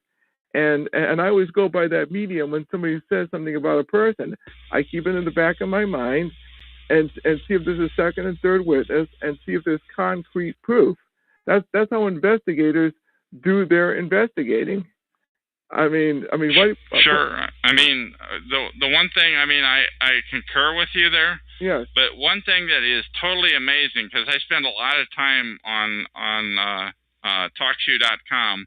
Yeah. Where we are now, you're interviewing me, and we're using their resources. But I spend a lot of time in the chat room and listening to the conversation, and I just see guests coming in all the time. They don't even have a login name, and that's fine if the show host wanted to enable that feature. They just have a guest. But I have seen guests, they log in like in 2s and 3s, and they slander somebody. Usually, if they're slandering somebody, you know that person is probably a target. Yeah, you're right. There's a reason why they're doing that, and they're mobbing up on them, and I'm not sure where. I guess it was that here's just a plain old guest making comments, and they sound so good. A troll. Yeah, they're trolls or whatever you want to call them, but they're slandering and they're mobbing, and it's incredible, and it never ends. No, here's another good one, which is and this inspiration actually came to me. It's not in the chat room, which is a person can be sued for slander means something you say about a person. Let's see here. You have libel. Yeah, libel is something that's written. Aren't the perps and the handlers afraid of getting their pants sued off of them if that perp or victim is able to prove that he's not all the things that they say? At the very least, to open themselves up. I don't think they're worried about it at all. From what I've observed here, when I've been, I spent a lot of time on TalkShoe.com. From what I've observed here, anything goes. Pretty much it's up to the host to mute somebody if they're out of line. And I have seen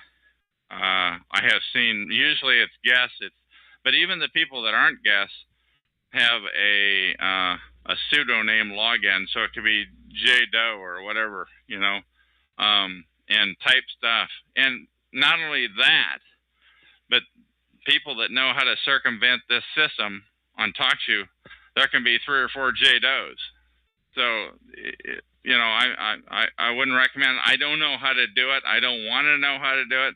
What I'm saying, though, is I've seen that happen. You can actually tell, and I'm sorry to get technical here, but you can tell by the user number. I've not seen that the user numbers would be different, but most people aren't going to know enough to look at the user numbers. What I'm saying is that you can be a guest or you can be a login. It's very rare that somebody uses a real name, so pretty much anything goes here. Yeah, I'm just throwing that out there, and I'm not even talking about TalkShoe. I'm talking about just on the street and workplace mobbing and that kind of stuff. Just like the guy on BMO. I don't even know his name. In fact, I mean, the guy's good. I mean, and basically it's a video to help explain and expose a form of torture known as gang stalking. But anyways, I'm gonna get back to these questions because I really nailed some really top-notch questions out there that would benefit the people. Right here. Do you think a lot of perps are drawing a paycheck or some kind of perk for perping? I don't know. I think the higher level ones probably are. You can kind of tell who they are after a while, but you can't prove. You can never prove it. They generally drive fairly nice vehicles. I mean, the higher, the ones at the higher echelons. I don't know how that works, but the one thing I do want to say, let me just say this, little commercial for myself. This is Chuck. I'm on TalkShoe.com, show number 120297. You can find me there. You can find these recordings there. But I want to record. I want those perps. I want anybody, essentially TIs or perps. This show is about organized gang stalking. I do want to interview perps with real voices, not in the chat room and not with voice changers that are calling in. I'm talking about with a real voice that's not phonied up. Because I'm already run.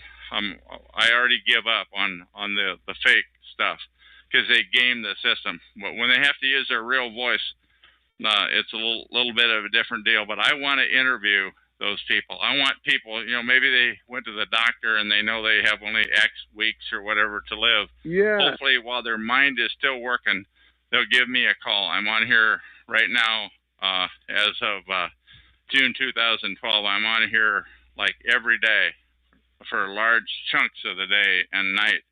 So give me a call. And if you push if you call in to this phone number, that's on the screen, and let me interview you. It will be in the public domain, and it will go live. Unlike yourself, because you hang out in talk show, I listen to a lot of Patriot radio, conservative radio, even a lot of mainstream stuff when I get a chance. But I've kind of cut back on it. But there's a pastor named Pastor Lindsey Williams who in fact worked on the Alaskan Pipe Project, and he was a chaplain to all these elite oil men. And what's this have to do with somebody dying? When you talk about somebody who has a few more weeks to live, the thought came to my mind, which is Pastor Williams and this anonymous person who is giving him information on what's going on in the world. So I figured I'd just throw that out there, because when somebody doesn't have too long to live, or so forth, or are so old they're tired of it, they do spill the beans. When you're ready, anybody that's out there that wants to spill the beans, you call me if you want to talk about this issue of organized stalking or gang stalking. I'm the guy to talk to, as long as it's down to earth stuff, because I will not kill the recording if it sounds legit, and if you're not gaming the system. There are no other shows out on that I have seen on TalkShoe that TI, the targeted individual shows, that most of them are not legit. They're under the umbrella of FSCHS, and they're illegit. They're against targets. What I'm saying is you won't get a legitimate opportunity to be interviewed, to spill the beans. And not only that, but what will happen is perps will call in and disrupt the call. They'll start doing it in the chat room. It's incredible. But what I do when I'm doing, well, you're interviewing me, but when I push the go button, the first thing I do is shut down the chat room, so that takes the minds off of the chat room and onto the interview, because this interview is going to live 100 years. And the other thing I'm not going to do is I'm not going to destroy the interview. If it's legit, I'm not going to zap it. And that's the one thing I've seen about the stinkheads at freedomschs.com is they will kill any content that gets the word out, the legitimate word out about organized stalking. That's their purpose in life, is to not get the word out about organized stalking. So, this is why I'm banging out all these questions, because I know it's going to live forever, and I know it's going to be a textbook for future victims to at least think about this stuff. And one of the questions I put in the chat room that continues with the line of drawing a paycheck is like a promotion at work for burning a victim. So in other words, a perp burns a victim, whether it's verbally or otherwise, and then all of a sudden, lo and behold, he gets a promotion. Like there's a group of Freemasons at work. I mean, Freemasons do this in the court of law. Like if you're a lawyer, defense lawyer representing a real scumbag, that defense attorney does one of the Masonic hand signals with the judge, and that scumbag gets off the hook. Yeah. So and you can never prove it. No, you can never prove it unless you know the signals and I know some of the phraseology they use. I mean, Freemasonry, especially in a court of law, that stuff is real. Yeah. But anyway, I think so. But anyways, let's see. What about hazard pay for the purpose because the victim lashes out? I talked about some of the legal stuff that victim can do, especially if the victim knows a private investigator in their family, or knows a couple of really top-notch attorneys, or an Indian tribe or something like that. In other words, would they have a close-knit relationship with somebody that can do some legal damage?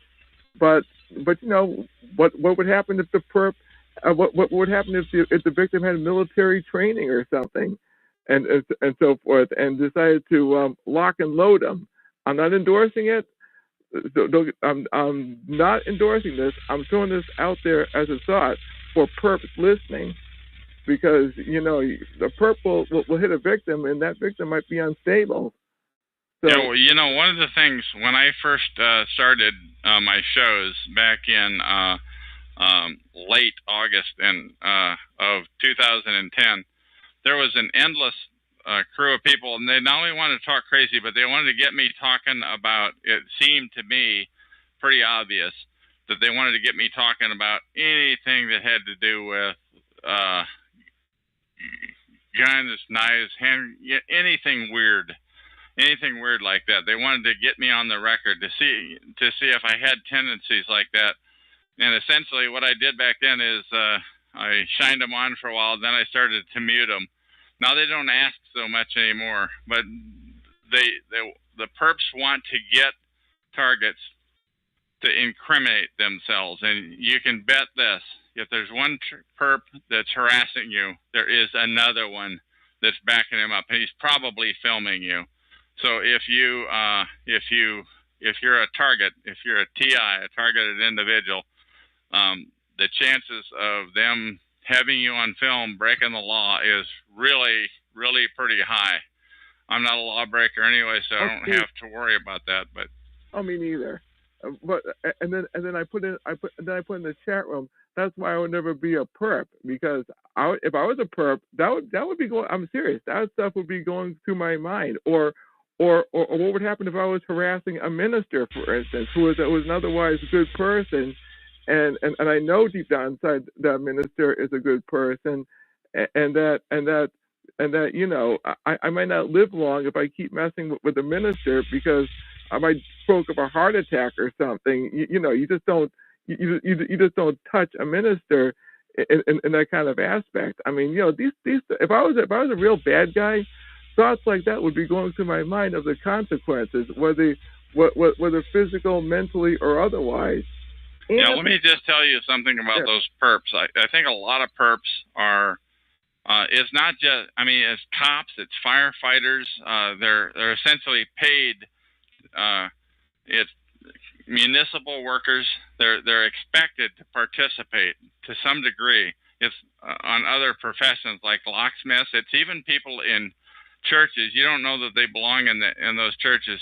But regarding I lost my thought. Regarding the I lost my thought, Jeff. Ministers, no, that's okay. I got this. A perp has to look in the mirror at his or her immoral activities and know. That's what let me pick up where that is that those perps, you may take the bait once when you're just John Q. Doe and somebody's trying to get you perp your neighbor. They want you to participate in harassment of your neighbor down the hall. Drop dead. But if somebody commits off themselves, and if you participated in that conspiracy to where they committed suicide, you are in on it.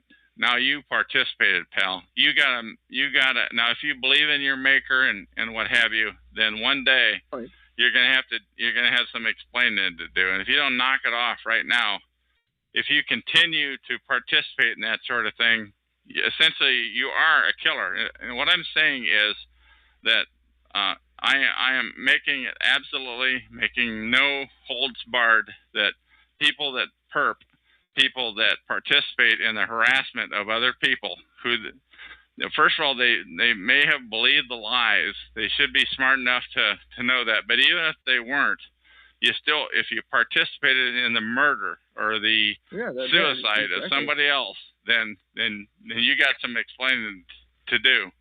And by the way, that really shuts up a lot of perps who come into this chat room when I say that. Oh yes, because they might not know what they're doing, or they never thought of it, that they were part of a conspiracy to kill. But that is what this program is about. They want people, for some sick reason, they want targets to off themselves. I guess they have parties. They think that's like real cool stuff. I can't even imagine the mindset that goes with that of victory, I've heard, by the way, I have heard, I'm sorry, Jeff, I'm jumping all over, but I just wanted to interject this one thought, that Satanists, from the very offset, I had heard that Satanists were involved. Not all of them, just a chunk of the people that are involved. They have covens, and there's 13 people in each, and I guess the maximum size, and they like get off in it. That's what they look just like you and I and everybody else. You don't know who they are, who you're dealing with. Go ahead. Well, that makes sense. I mean, a lot of corporations have witches and New Agers and stuff like that. That what you're saying makes sense. Yeah, I never would have thought so, but it's started to maybe make sense to me recently. Now that I think it's some of the stuff that they do, it's pretty incredible that a human being would do that, and they just think it's great. It's not just cats and dogs that they kill; it's literally people. Oh, of course. I mean, William Slevlin is a good name to look at in that aspect of former Satanist who came to Christ and so forth. How do you spell that last name? I can't spell it off the top of my head. I'm not going to run and grab it. That's right. But people find it if they want to Google it. I'm just throwing it out there. But the thing is, a lot of these workplaces have New Agers, government places have New Agers, and occultists. So what you're saying is a true statement. Now, let's see here.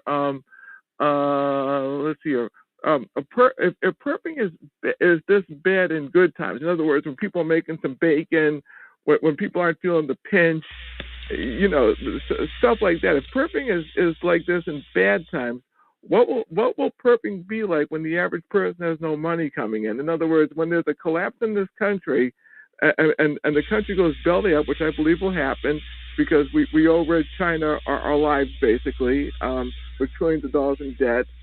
And so forth. What would happen to the average person? Would they get worse, or would they get better? I think possibly. I think though that probably.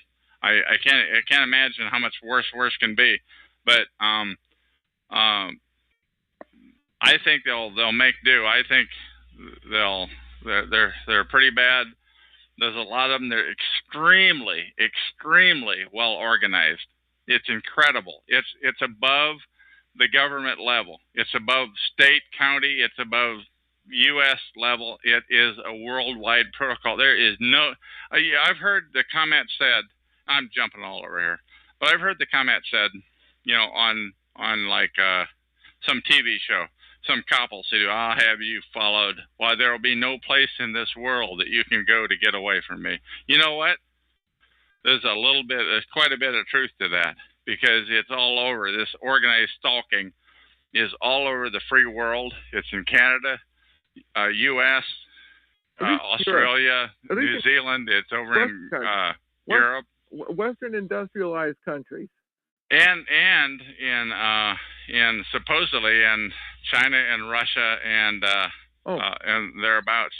So evidently there is no place that you can't go. And that is the amazing thing.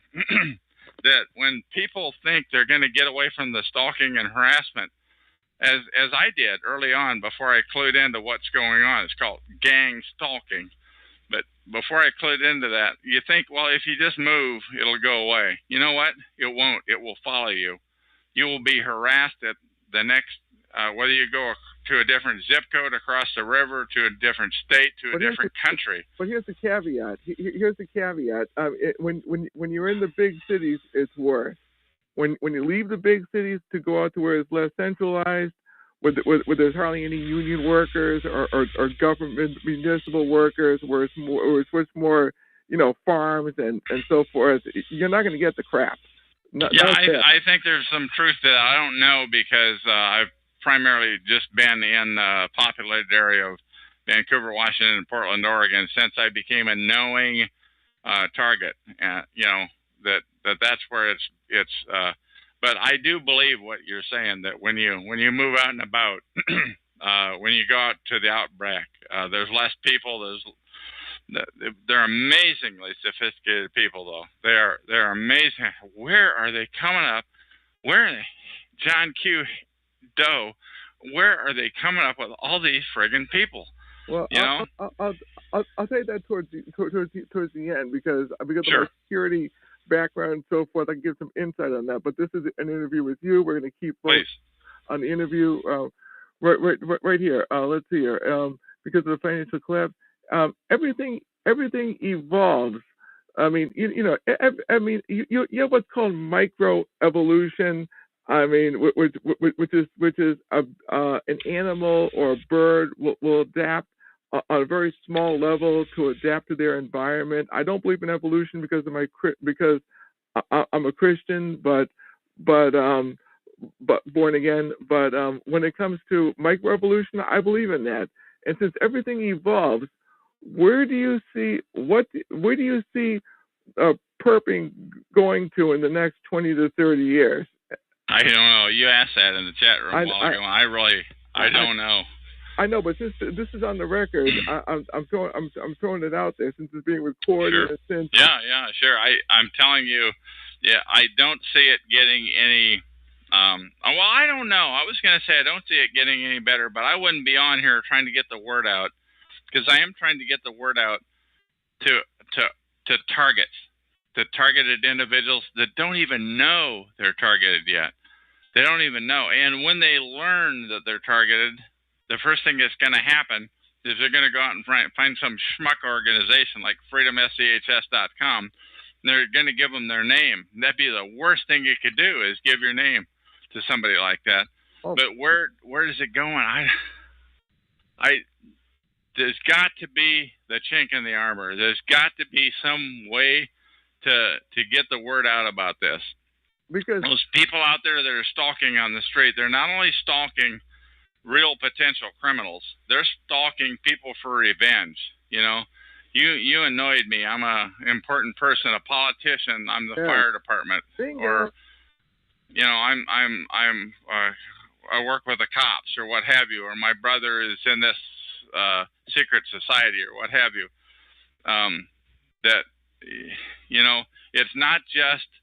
It's not just about lawbreakers, and they're using the same resources for the lawbreakers as for harassment, for getting even. They're harassing people, and they want them to know they're being harassed, and they don't want the people around them to see it.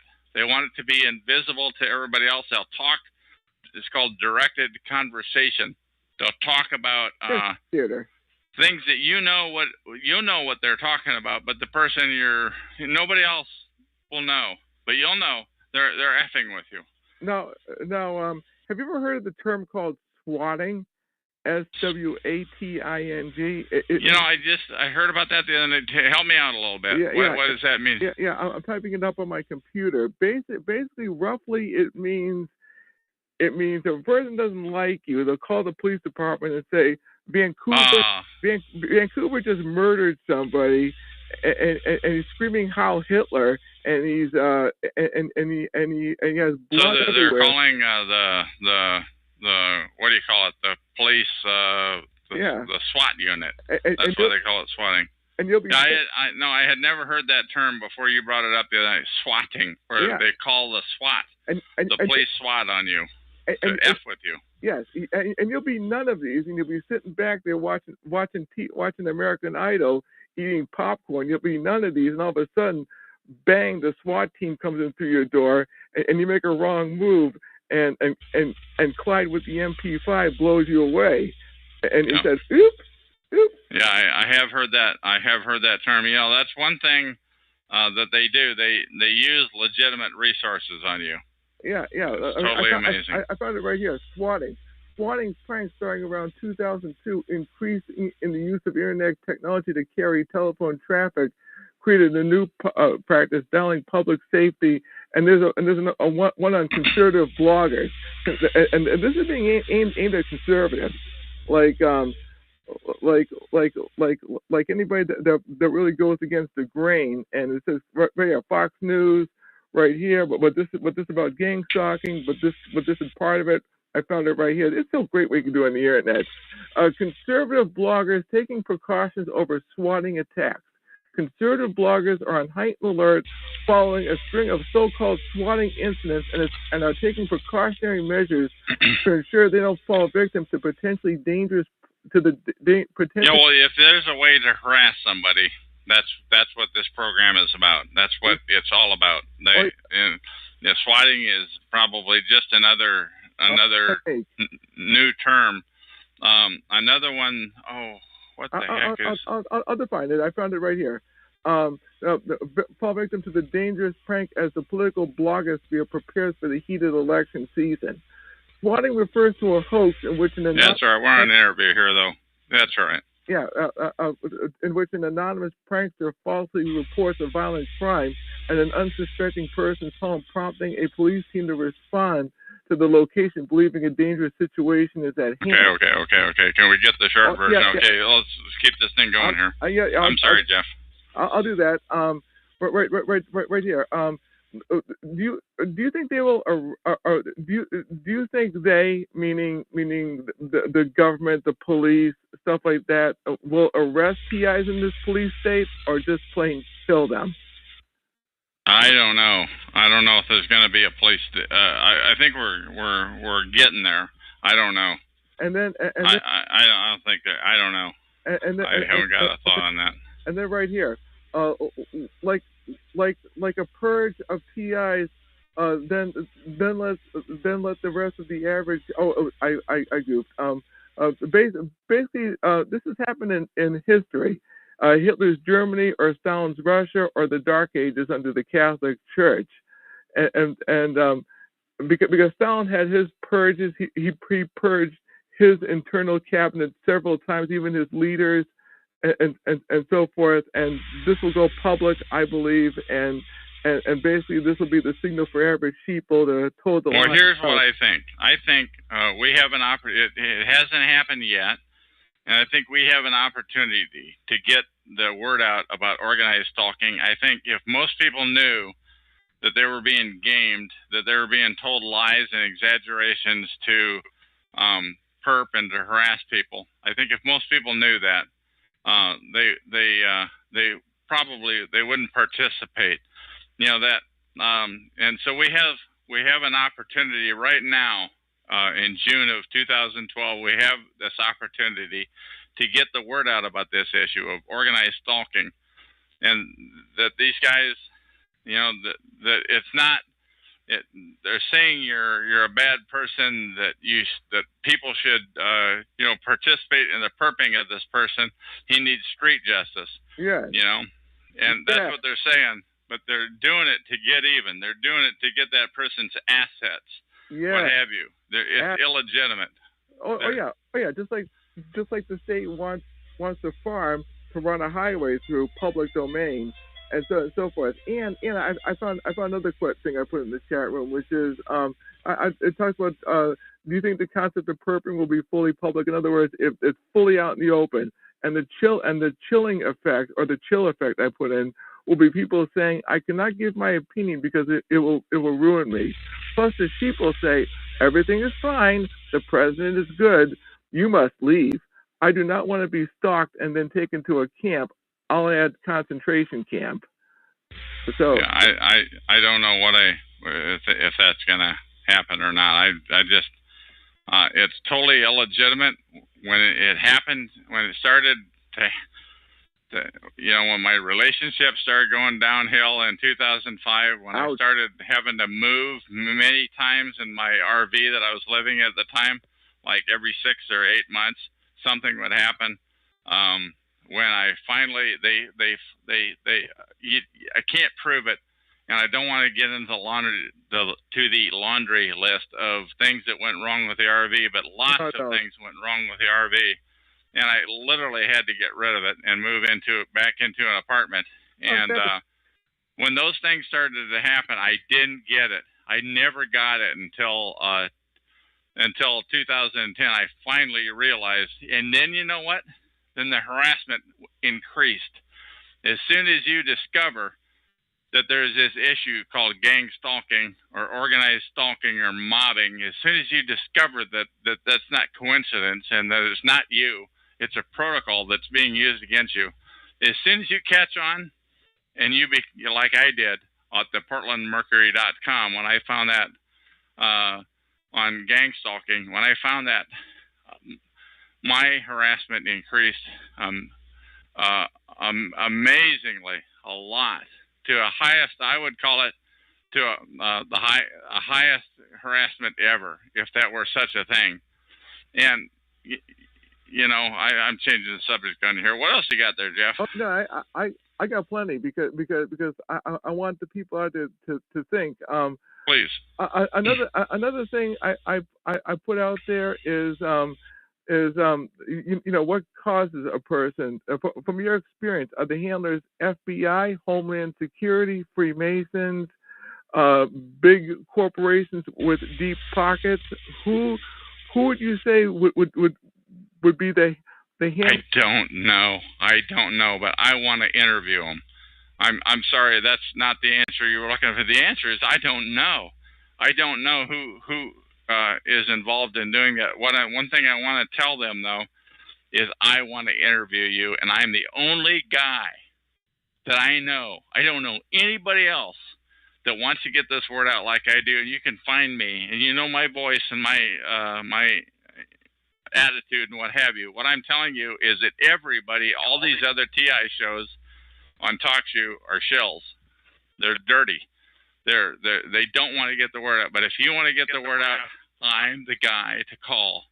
Okay. If I knew of somebody else, one day, Jeff, I hope to have that. I hope to have that. Actually, my interview number 1016 on TalkShoe show number 87161 is of guest 7, and she was a perp. I mean, she did participate in the as she said, for the law. She got a kick out of it. She participated, and I want 100 like her. But if anybody's out there and you're listening to me right now, my name is Chuck. The TalkShoe show is 120297. Give me a call anytime. Don't tell anybody that you're going to call, by the way.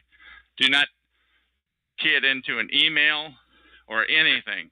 Don't mention it to your dog. Nobody. It's just you, yourself.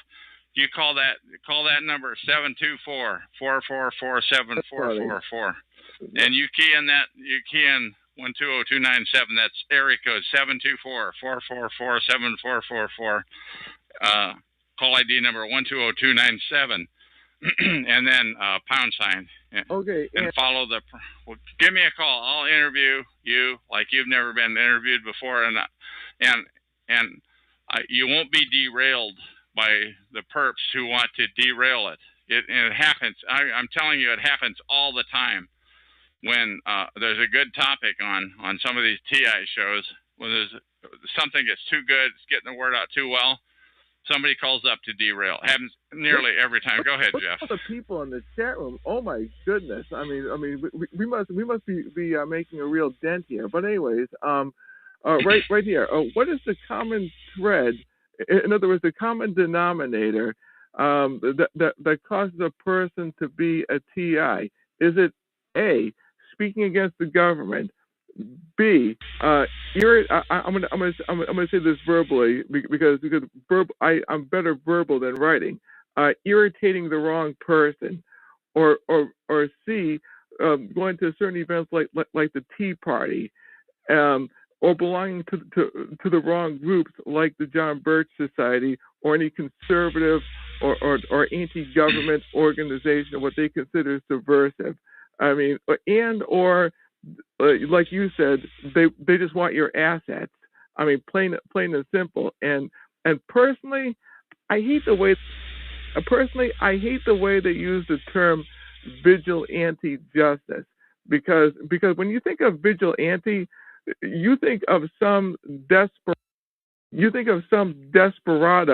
that's just an evil, murderous person, and the court can't get him as cowboy justice. And everybody knows that this guy. Yeah, it almost sounds noble. It sounds like it's from the cowboy days, you know. Yeah, cowboy. But, cowboy. Essentially, it may have started out to be a good idea if the guy really had it coming, you know. But what I'm saying is they've subverted what it was set up for. They use and abuse, and they want your assets. You know, everything that you just said are reasons why people. And the one thing that you did leave out, though, is it's generational too. These guys are so sick, they want to wipe out your bloodline. Yeah, you don't have to believe me. I'm telling you, anybody that's out there listening, if you don't want to believe me, then don't. I'm telling you. I believe you because you know that makes that to me makes sense. I mean, I'm the reason why I'm throwing out the vigilante part is because when I was a kid, especially when I was a kid, I used to read comic books like The Punisher, because the Punisher went after bad guys, and this is why people like Charles Bronson and people like that, because the bad guys look through the system, and the bad guys get. Oh, I remember that series. I never thought of that. That was a long time ago. Chuck, the Death Wish series, and that's why I'm throwing it out there to the audience, because that's what people think of when they think of vigilante, which is the daredevil, the Punisher. What I'm telling you, people out there that are listening though to this, yes, there is a protocol in the world, and it's called organized stalking. I'm telling you, people get put on a list. Some people may deserve it because they were in prison or because they made threats about national security or what have you. But some people are put on the list out of revenge, and they don't get a trial. They just get put on a list, and they're screwed with by the same resources. And if you participate, if you're one of the neighbors down the hallway that participates against, if you're the one whose phone rings and says, okay, walk out, same time entry and exit is what it's called, walk out, just to harass the person. And to the point where the last place I lived, like literally every time, I don't care what time of day or night it was, every time I walked out and came in, there'd be somebody out there that primarily came out of about 4 units, by the way. Now, when you participate in that, that's not to say that it's legitimate. Now, you may hear a story. They may show you a picture. Look at here, and he's a pedophile. They love to call everybody pedophiles. So I hear. I don't know what they're saying about me. They don't want you to know. And not only that, but if you are a neighbor down the hallway, or if you are in the block watch, the first thing they're going to tell you is, now don't talk to him. Don't compare notes, because if he hears that they call him a pedophile, he can say, that's not true. I'm not. Exactly. Well, wait, no, because I like when I do even when I do an interview, I love getting into history. Back in medieval England, there was a group of people, and it's called the Star Chamber, and basically it was extrajudicial justice. That's roughly because I want to keep the flow of this show going, not to bore people. Sure. But basically, look it up on Wikipedia, the Star Chamber, not the movie with Michael Douglas, though that's pretty good, and you see a modern version of the Star Chamber, but the ancient version of the Star Chamber, they basically just killed you or did some kind of extrajudicial justice, and that was the end of you. And it started, and it was the Star Chamber was an English. But what we have today is mobbing and stalking and harassment. Yeah, it's totally amazing. That said, at the Royal Palace of Westminster until 1641, it was made up of privy councillors as well as common law judges, and supplemented the activities of the common law and equity courts in both civil and criminal matters. The court was set to ensure fair enforcement of the laws against prominent people so powerful that the ordinary courts could never convict. And that all sounds good, and that all sounds fine and dandy, but in this case, they don't even tell the person being harassed. They don't even tell them that they were that they had their trial. They weren't invited. No, you don't know that it was a fair trial. How are you going to have a fair trial when all they want is your assets, or because they want to get even with you because you did the American thing?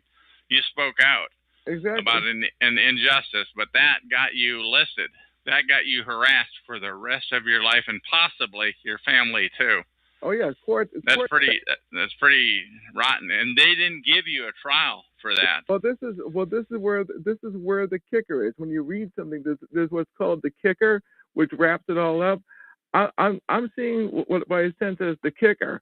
Court sessions were held in secret with no indictments, no right to appeal, no juries, no witnesses. Evidence was presented in writing. Over time, it evolved into a political weapon, a symbol of misuse and abuse of power by the English monarchy and the courts.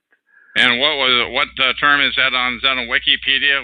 What was that under, please? Yeah, Wikipedia. Just under what term did they search to find that, please? Oh, the Star Chamber. That's all. Star Chamber. Okay. Yeah. No, I have not heard. Yeah. Thank you. Yeah, you're welcome. Now, as I was saying before, let's see. The purpose was made public. Basically, when it comes to extrajudicial justice and so forth about speaking, you know what? The person could be killing a patriot like myself who would do no harm, who's not a threat to security, and so forth. And this is what I'd be thinking of if I was a perp, which is am I harming a fellow patriot? Am I harming an otherwise good person? I mean, because you see all these prominent people dropping dead like flies, like Andrew Breitbart and other people. There's a patriot named Chapman. I forgot his first name. I think his name is Robert Chapman, and other people like that. I mean, patriots are just dropping dead like flies, and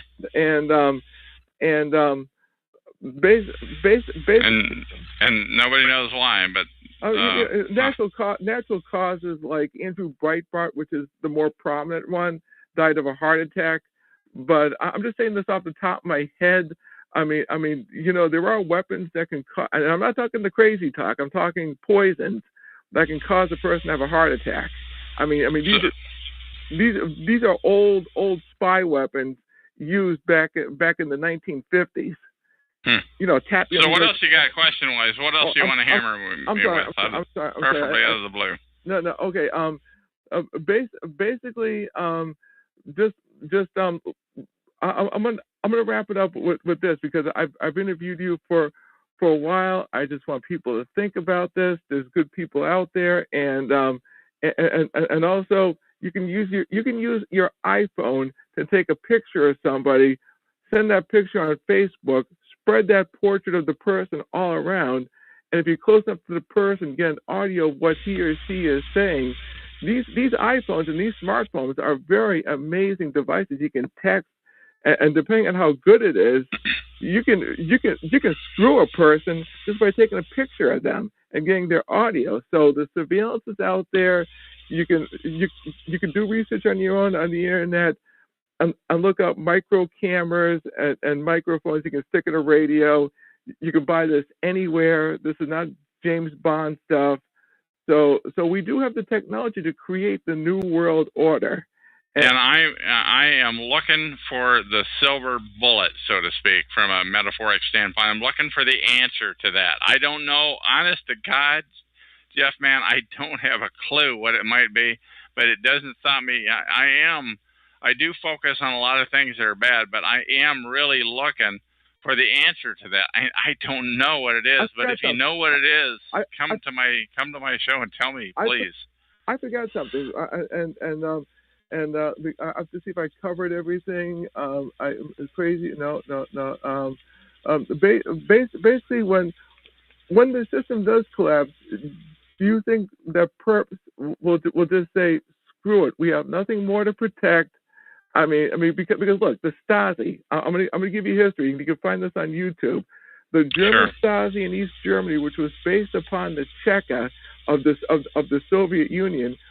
The people just got sick of it, and they had a peaceful protest, and they just barged right in, and they looked at the files of everybody that the Stasi checked up on. And that was pre-internet. Now we have the internet, and it's a lot easier to. Now we have cell phones with everybody on the street. We have satellite surveillance. I'm gonna look this up right. I'm gonna look this up right now because I like being factual when I talk.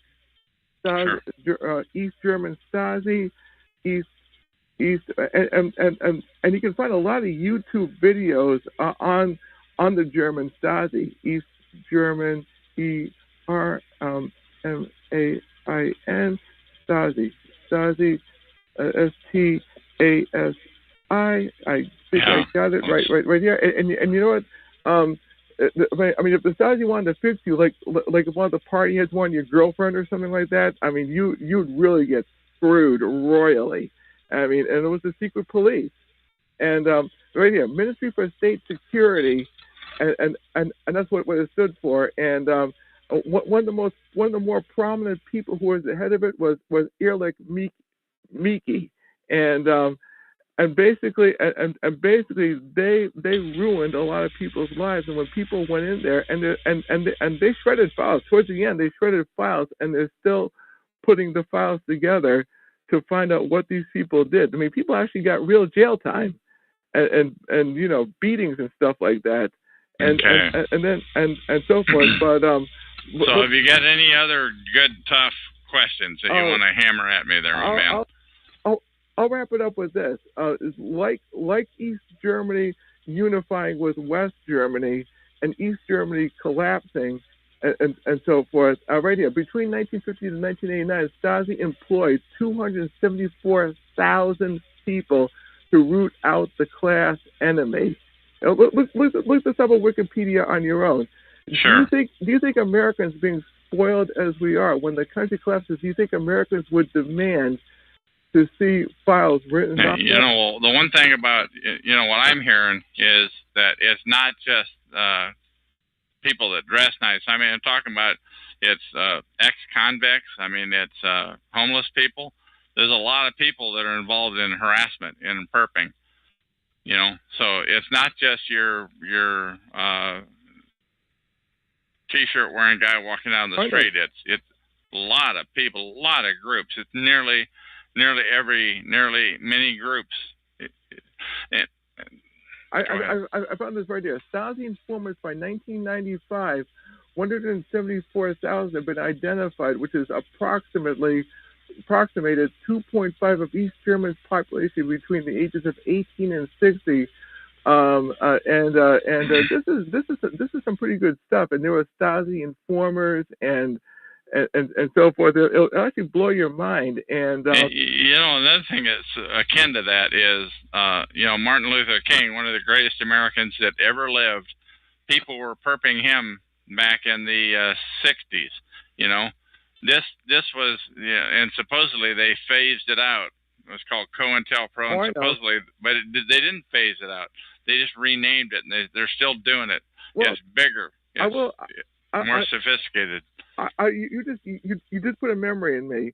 There's Operation Phoenix back in the Vietnam War, and their purpose was to root out the Viet Cong through an assassination program. And there was and you're right, COINTELPRO, and you know, Martin Luther King got assassinated too, by the way. Yeah, that's right. Along with Malcolm X. And by a lot of his you know, people that would have claimed to be patriots, by a lot of people who were of his own race, mobbed him and harassed him. Essentially, did what's happening to targeted individuals today. He was a great man, and yet look what happened to him. And I'm saying this roughly. You also have patriots like Douglas MacArthur and people like that who died suspiciously. You know, in other words, anybody that speaks out against the government of any shape, way, or form, even if you're super high level up, they make you look like a nut, like Joseph McCarthy. So it doesn't matter whether you're on the left or whether you're on the right. I happen to be on the Christian conservative side, but they just want people to shut up, watch football, drink the beer, you know, and just do as they're told and say everything is okay. And if you don't, they mob you. And the people that are in the mobs, the people that are participating, do not know why they're there. They don't. They may hear the story for some justification, but like I said, I will say one more time: once you are involved in perping somebody, and that person offs themselves or dies suspiciously, you can fairly well assume that you were in on that and you participated in the conspiracy to kill, which makes you a killer. If you are a gang stalker, if you're a mobber, you're a killer. Think about it. Oh yeah, yes, and also too, what was I about to say? Also too, I mean, I'm not going to die of suicide. I'm not the suicidal. Me neither. I'm not ever either. So just to say that on the record. Rick Wiles, who coined the term Arkancide, which means It's murder that looks like a suicide, and you use the term which I got a kick out of called arkancide. Think about that one. I will. This interview is being wrapped up. It's been roughly an hour, a little over an hour. So do with it as you wish. I hope I. This is interview number 3005, by the way, on TalkShoe.com. Show number. Oh goodness, I can't remember my show number. For crying out loud. 120297. TalkShoe.com, show number 120297. Interview number 3005. Jeff, thanks for coming on. The best kind of the interview in my mind is one with no script. I did get like half the questions you typed into the chat room. The rest of them I got blindsided on, and that's the best kind in my mind. Yeah, it wasn't scripted. I just played it. I played it by ear. I don't script anything. I have a basic outline in my mind, and I just go with it. And anyways, I'll let you go. Have a good night. Okay, and that is the end of this interview. Thank you for coming.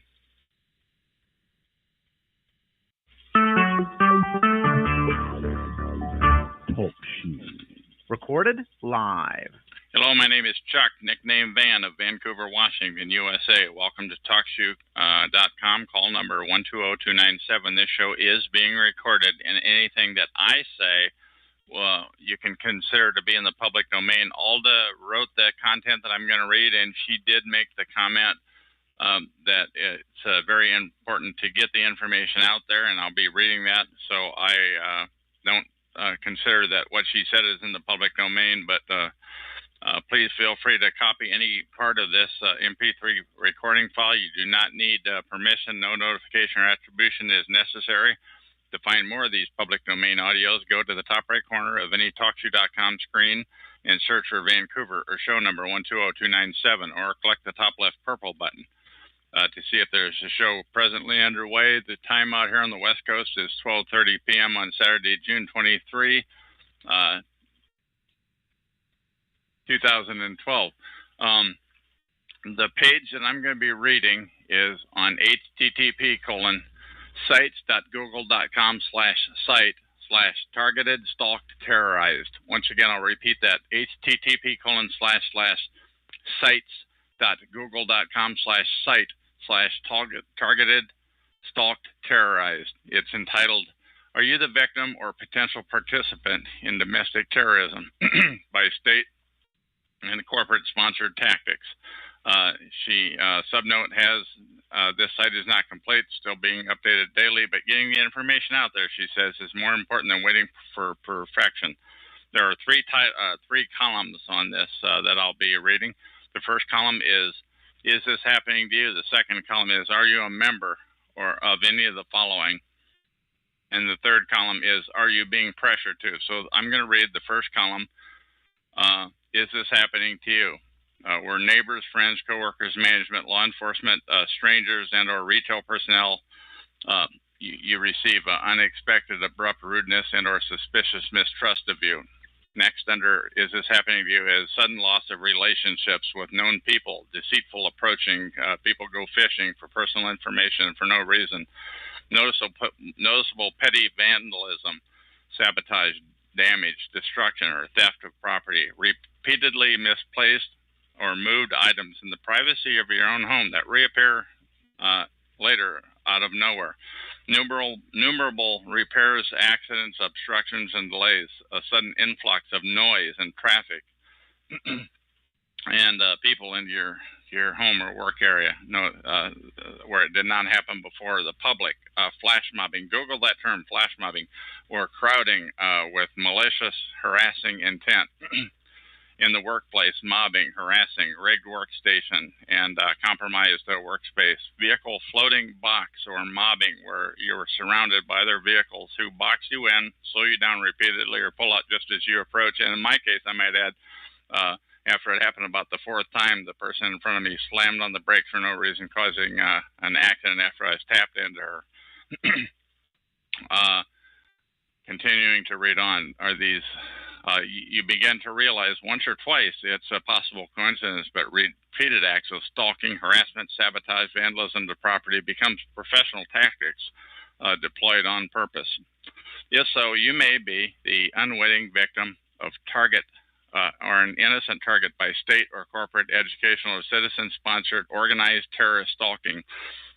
She goes on to write, have you noticed constant disturbance or trouble with telecommunications, including the landline or cell phone, increased stoppage, timeout, loss, signal or reception due to unexplained electronic interferences, cable, satellite, modem, or wireless router, abrupt and continued malfunction or complete electronic failure, household appliances included,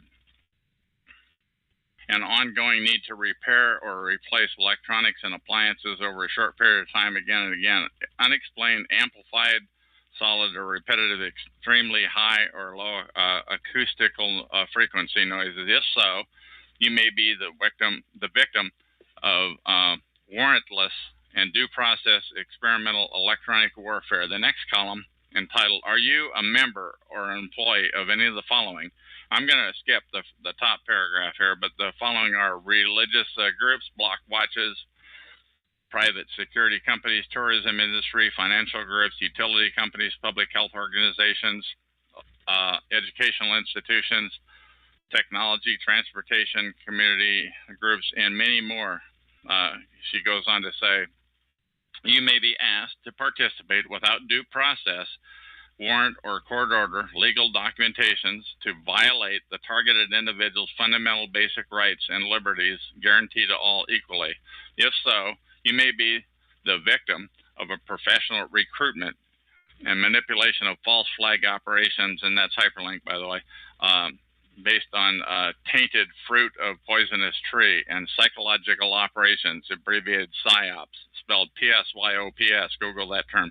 And because they just might be spying on you and your organization or members within, there's a couple of hyperlinks on this page that I gave the URL of earlier. One is to an ACLU, and one is to a Dr. Martin Luther King link. Are you, the third column, are you being pressured to slander, disrespect, deceive, laugh at, mock, or provoke a target? Continuing to say, are you being pressured to invade the privacy or space of a target, stalking, crowding, mobbing, following, giving the target's locale away, a scene in a public setting, to participate in whisper, noise, or pointing, harassment, or setup campaigns? Are you being pressured to use keywords without knowing what they mean or what it represents to the target as they pass by, to wear the same colored clothing, to drive by or near the target's house, to walk up or stand by the target in a public setting, to make some demeaning comment about the target or others noticing that the target's state of mind? Are you being pressured to provide unpleasant, unfriendly, misleading, evasive, fraudulent information or service, to lie about the target to others, or make up stories to further victimize or facilitate the negative, false impressions about the target? Were you given the address, vehicle ID, phone number, email, photo of the target in order to complete tasks? Were you asked to drive by the target's home whenever you were in the area, or idle vehicles loudly, play music at all hours of the night, and so forth? Were you asked to show up by foot in a group, walking a dog, pushing a child in a cart, or other missions? Have you been called or text messaged to show up for a flash mob? Once again, Google that term, flash mob, in a public area where the target is. Were you given access to a social network or website that depicted the target in such a negative light it compelled you to join forces? Were you asked the target's private, were you asked to access the target's private account at work and to alter data in that account? Were you told to impersonate the target or a legitimate legitimate representative or company, agency, or office, knowing that it would be committing fraud? Were you bribed, threatened, or coerced in some form to harass the target? Were you told it is just for a good cause, it's for the greater good, or because the target deserved it, even though you knew you would be violating the rights or liberties of a fellow citizen? Or were you told it was just a harmless game? Do you know all of the legal reasons. Do you truly know the reasons you were asked to participate? Do you have copies of any of the documents that were presented to you? And did you take them to an unbiased outside source to validate, verify, and vet the legitimacy and the legality of the documents before you participated? Were you asked to sign a non-disclosure confidentiality statement? Were you told all of this is a secret? And if so, you may be the victim of recruitment by state or corporate, educational, citizen-sponsored, organized terrorist. And that is the end of this recording.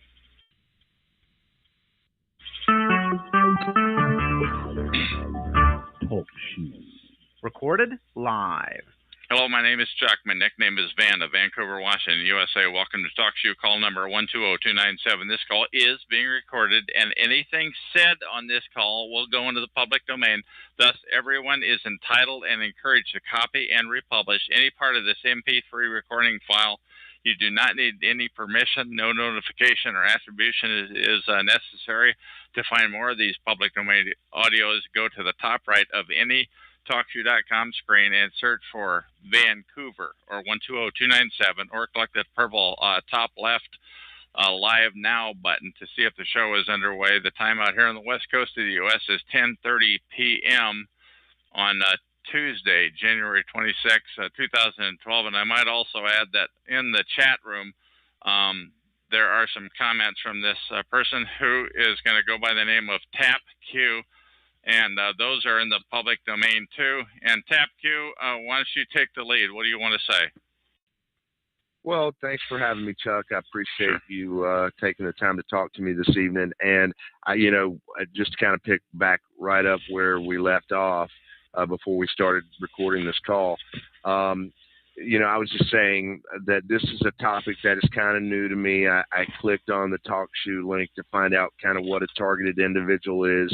And you've been, educating me, letting me know what's going on. And I'm just trying to understand more about the topic and why one might feel that they are a targeted individual, what would constitute proof that one is a targeted individual, and, why one might actually be a targeted individual. So if we can jump right back to that, can you tell me what might be some of the reasons? I mean, the reasons why I think as we talked earlier, and now we're getting it in the recording here, I came up with a list one time of like eight different incidents where I was outspoken, where I might have annoyed the wrong person, and I would have been put on. What could have brought this harassment on? And I did come up with a number of people, but I think it could possibly also be it runs in the family. I think it could be, and it runs in not just my family, possibly cousins' family, that it actually possibly goes back a couple of generations. That's what I have to say. I the can't sins prove of the it. father, so to speak. The sins of the grandfather, potentially. Okay. You don't know. You're not, like I said earlier, you're not going to get a registered letter that says, "Dear Chuck, from now on you're going to be, you're going to be harassed." You're just not going to. It doesn't work that way. You just one day the wrath of God comes down on you and you start getting harassed. What else do you have to?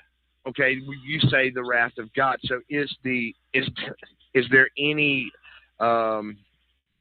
are there levels to the degree of harassment that a targeted individual might experience, and is there any direct correlation with the degree that the person that's doing the targeting may have been wronged by said individual? You know what I mean? Well, first of all, you're assuming that it's one person. What I'm telling you about is it's a total protocol.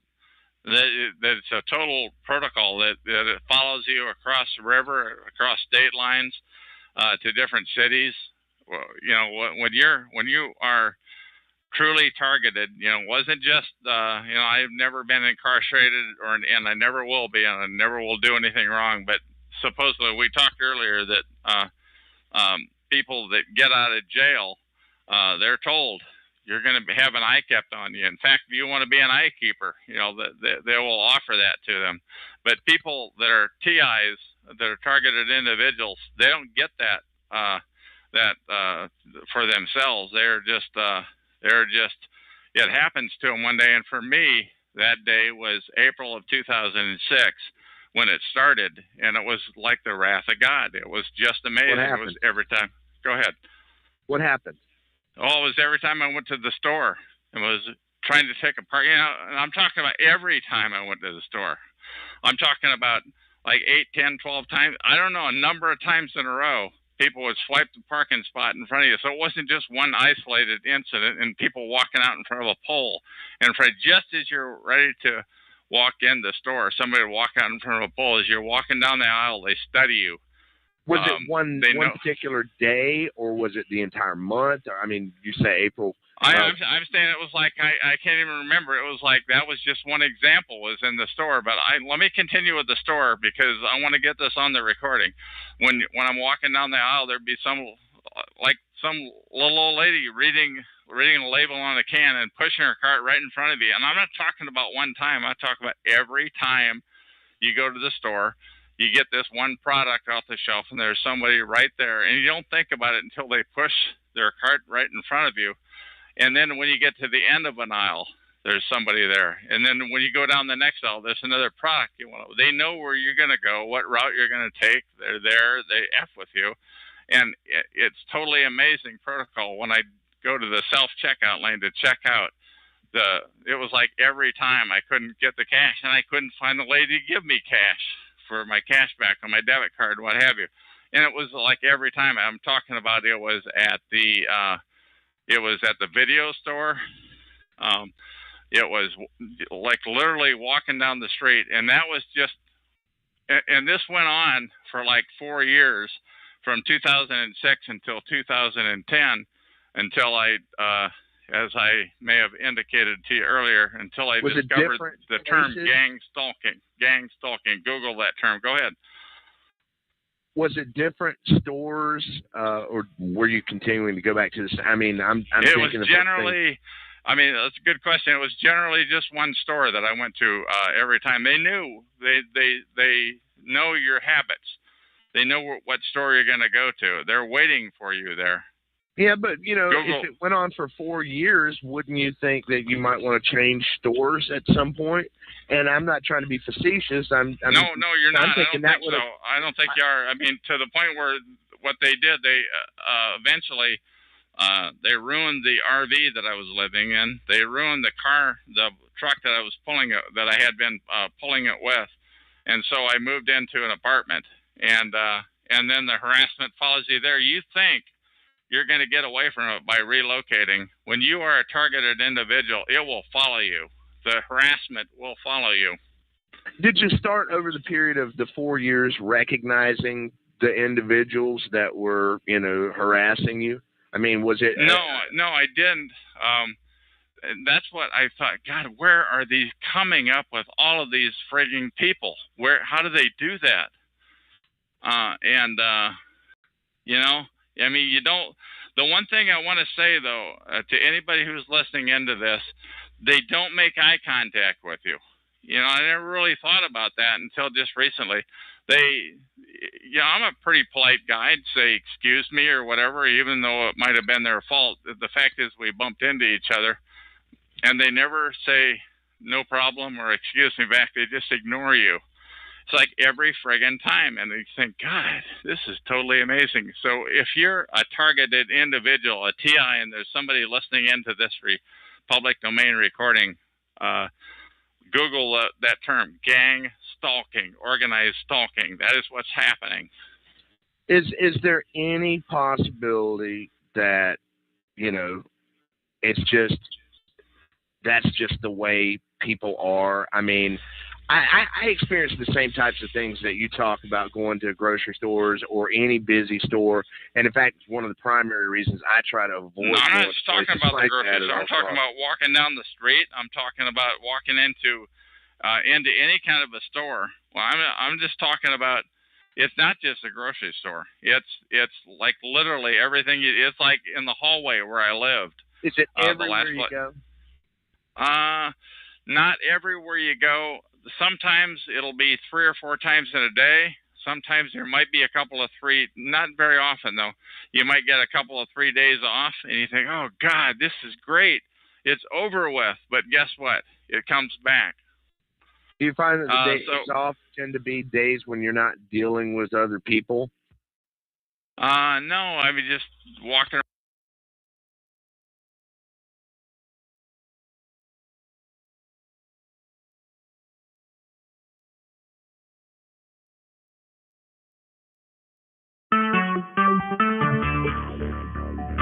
Talk show.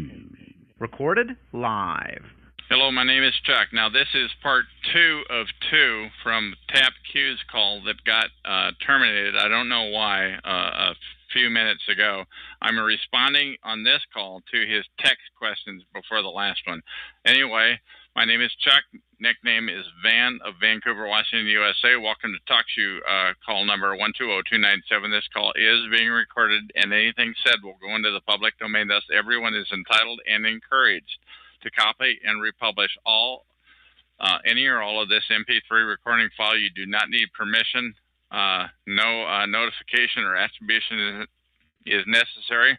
To find more of these public domain recordings, go to the top right corner of any TalkShoe.com screen and search for Vancouver or show number 120297, or click the top left purple button to see if the show is presently underway. The time out here on the west coast of the U.S. is 5 minutes to 11 p.m. on Tuesday, June 26, 2012. This is recording number 3008.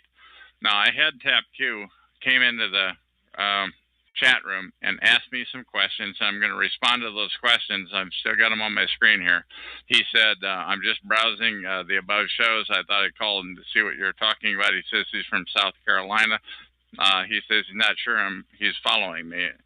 And are you saying that prisoners are released or having tabs kept on them by authorities? And I said, that would be this is my recollection of what I said. I said that would be my understanding that yes, they are kept tabs on after they get out of the joint, and that would make sense. He said, did you annoy somebody, and is their goal, in my case, is it their goal in life to destroy you? And I said, yes, I think so. I had come up with a list at one point of like 8 people. I thought, who could have brought this wrath on me? And I came up with a list of 8 people that I may have annoyed. I sorted them the most likely on the top, the least likely on the bottom. But when I look back on it now, I do think it does essentially precede even my father. Because it's present, I think, in cousins' family also. Are people simply being watched? I said, I think so. In some cases, they are being watched, or are they worried about the prospect of them being killed? And I said, at one point, I do have to say I did worry about that. But early, kind of about the middle of my tenure of being harassed, I did talk to somebody, and she said, have you ever thought of that? Have you ever worried about being killed? And I said, I got to thinking about it. I said, no, I guess not. I never thought about it. You always just assume that is because people are making angry faces because they're acting in a threatening manner, that's going to worry you. But I never had experienced any outward risks of that. Although lately, since I've gone live on these talk show calls, I probably get about 1 threat a week. By the way, I don't think I said that to him. He said, so are targeted individuals in fear of their lives? I said, I think it would depend on if they're outspoken, if they're trying to get the word out about it, or if they're just taking the abuse that they're given. Because he has seen people that have had their reputations destroyed. It ruins their business. They lose everything just because they annoyed the wrong person. How were you harassed? I said, I was harassed in the store, like many times in a row. Every time I went to this particular store on exit 12, Fred Meyer store in Oregon, on exit 12 on Interstate 205. And it was like every time I went, like perhaps a dozen. I don't know how many times. I really don't. I didn't count. It was just, when you went to when I went to take the parking spot, somebody would swipe it away at just the last second, and even swipe away the next parking spot at the last second because they knew what kind of a spot I wanted. When I went to walk in the door, somebody would always walk out in front of a pillar at just the last second, and I would say okay, and they would never acknowledge me. I would say excuse me because I'm a fairly polite guy, and they would always ignore you. They would never respond in kind. And I thought, God, that's weird. Maybe it's a full moon out tonight or something. When I was walking down the aisle, and I was ready to grab a product off of the shelf, just as I was ready to grab it, some little old lady would push her cart right in front of me to break my train of thought. I would say, excuse me, I would take the product, And once again, this wasn't just one time at the store. This is like every friggin' time I went to the store, and you think, how can this be? How can this? Pretty soon you begin to realize you're being harassed. Either that, or you could think it's going on in your head. But I never thought that it would happen. When I got to the end of the aisle, somebody would walk out in front of me. When I went down the next aisle to grab a product off the shelf, same thing. Somebody would always cut off my forward motion. It was just amazing. It was clearly orchestrated. It became very clear after a while. When I went to check out on the self-checkout lane, it was the same thing. If I wanted cash out of the machine, I could never get the cash out of the machine, and I could never find the cashier to get that from. He said, well, maybe some people are just being rude. He typed into the chat room, because once again, I am responding to his chat room comments on this call. And I said, I never had that happen before. I'm the same guy I always was. He says he sees a lot of things that I'm talking about, and he just chalks it up to a crazy world. And I said, well, I would too, but it's like every time. So there was clearly something going on that I had never heard of anything like this happening to anybody. It was a complete new experience for me. He said, other than inconveniences, how has it affected your life? And I said, potentially with customers, with gaining new customers, potentially driving the car. I had and I've talked about it on another recording here. Somebody, like, for no reason, like 3 or 4 times, maybe more, I don't know, going south on I-5 before I got the exit 12 in Oregon on I-205. Somebody just slammed on the brakes in front of me, and the guy behind me tapped me into her, and she got like she nailed that for. There was hardly any damage to her vehicle, but she got like, I don't know, $1,500 out of it, and another $1,500 for whiplash for visiting a doctor. And I thought, God, that's weird. I said to the insurance adjuster, eventually I did have to get rid of that truck. I had to get rid of the RV that I was living in. He says, a lot of people are having trouble finding employment in the economy, in this economy. Life sometimes is a son of a gun. And I said, well, I never had any problem before, but I don't have any more to say about that other than I hadn't had it happen before. He learned in life not to focus on the negative things. Just keep your head above ground. And I said, I could do that if I wanted to, but in my objective here is to get the word out about organized stalking, and that is what I want to do. I've read, forget the name of the book, but and basically what I wanted to do is to get the word out about organized stalking, about gang stalking. And if you Google those terms, organized stalking and gang stalking, that is more important to me than worrying about myself. He said you should count your blessings. Well, I believe our ears responded to that. He said if it's real and it's not killing you, it'll make you stronger. Don't let it cripple you or be paranoid. I said, well, once again, I want to get the word out. That's my objective in having this show. He said he's not He said, if you are not a religious man, ask God for your guidance and maybe he'll listen. Once again, it's not about me. At this point, I want to get the word out. This is uh, a protocol that I was not aware of in April 2006 it began, and I didn't find out what was going on until May of 2010. And once I found out that there was this issue called organized stalking, and you can find that on the Portland Mercury blog if you search for that. And I found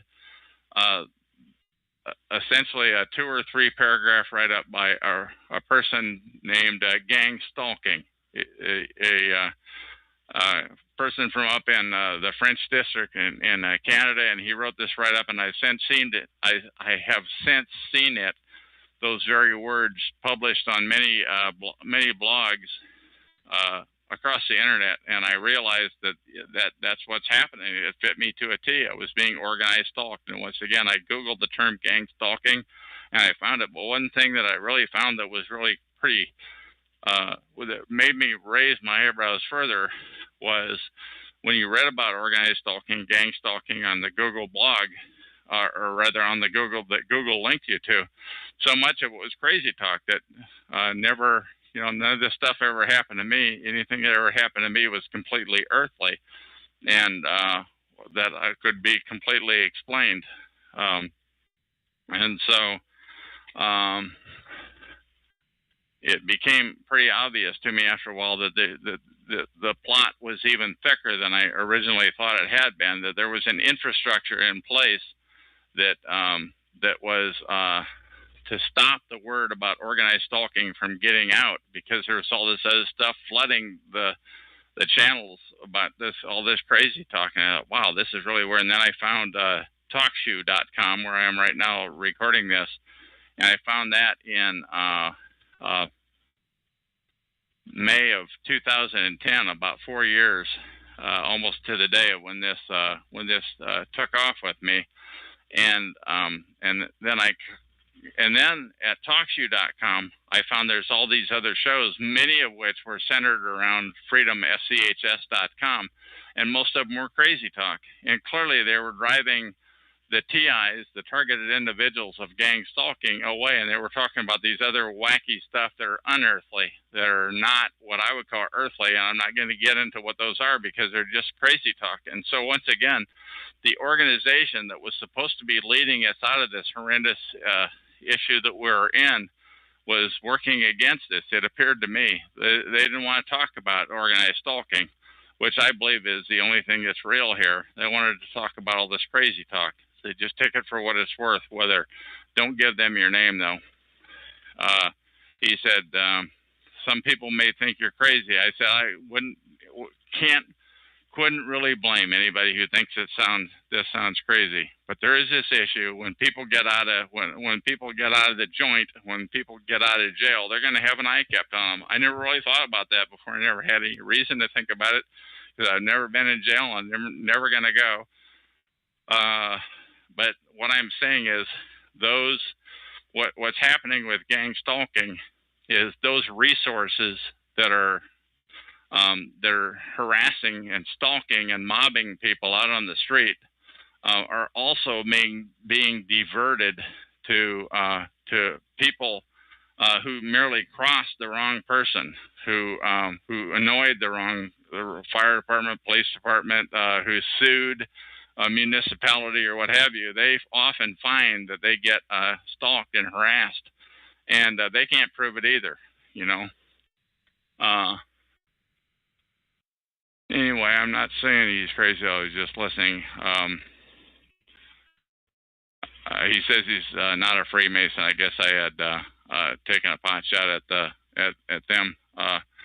But he's seen some videos. They're a scrumpy group, devil worshippers. I said my understanding is yes. Once they get up to the 33rd degree Freemason, that's when they begin to worship the devil. Believe it or not, that's pretty weird, and really doesn't fall into the realm of this talk show, but I'm going to continue reading on. Said he watched a video the other day where Alex Jones, the talk show host, went to the Bohemian Grove and they did a ceremony called the cremation of care. So I wrote that down, and I will have a look at that. Cremation of Care, Bohemian Grove, Alex Jones hosts the keywords where you would, it was a mock human sacrifice. And I said, my understanding is that there's some pretty bad characters, that they don't just, they don't just sacrifice cats and dogs, that they do it to humans too. It's pretty disturbing stuff. From my perspective, everything he says, everything you're saying seems plausible, but extraordinary claims require extraordinary proof. And my comment to him is, you're not going to come up with proof about this. But I have not stopped. It has not stopped me from trying to find a way to get this word out. Let's see, but all evidence is anecdotal, and if you believe it, you need proof. I think basically people are afraid to talk about it. I want to say that. People who it is happening to, if they speak out about it, their assets, their children, their anything dear to them, their job can be compromised. The bad guys can go after it, and it's just something to think about. And I don't have a number of those issues, and so I am feeling that it's an obligation to try to get the word out about this issue. He said, here is what I would do. He would ignore it. He would focus on his daily life. And I said, I could ignore it and focus on my daily life, but my objective is not for me so much as to get the word out about organized stalking, because I was completely unaware of this issue until 2006, April, when the dogs were unleashed on me. And I walked around for 4 years being harassed, and I had no idea that this was a protocol that was real. And so now I'm mad. Now all I really want to do is get the word out about this issue. And so once again, it's not about me. He said, maybe keep a camera with you and keep it running at all times. I said, I did that for a short while. Had my camera, and I'm kind of half glad I did, because I have on film the incidences of the harassment, but it's still not proof. And besides that, when you go around taking pictures of everybody, you look like the one who is doing the harassing, rather than the other person. So while it might be true that it would make sense to have a camera with you at all time, it doesn't make you look particularly stable. At that point, I realized that we had a live wire on the line here. I talked to him and I said, can I have your permission to use your comments in a recording? If so, please state so. And he said, yes, I can. I said, this would be a public domain recording. There would be no compensation, and the recording will live forever. And he said, okay, no problem.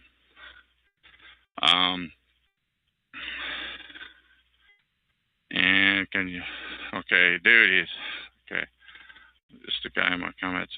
At that point, he called in, and that is on recording number 2007. Once again, this is recording number 2008, and I'm going to call this recording to an end. And thank you for listening.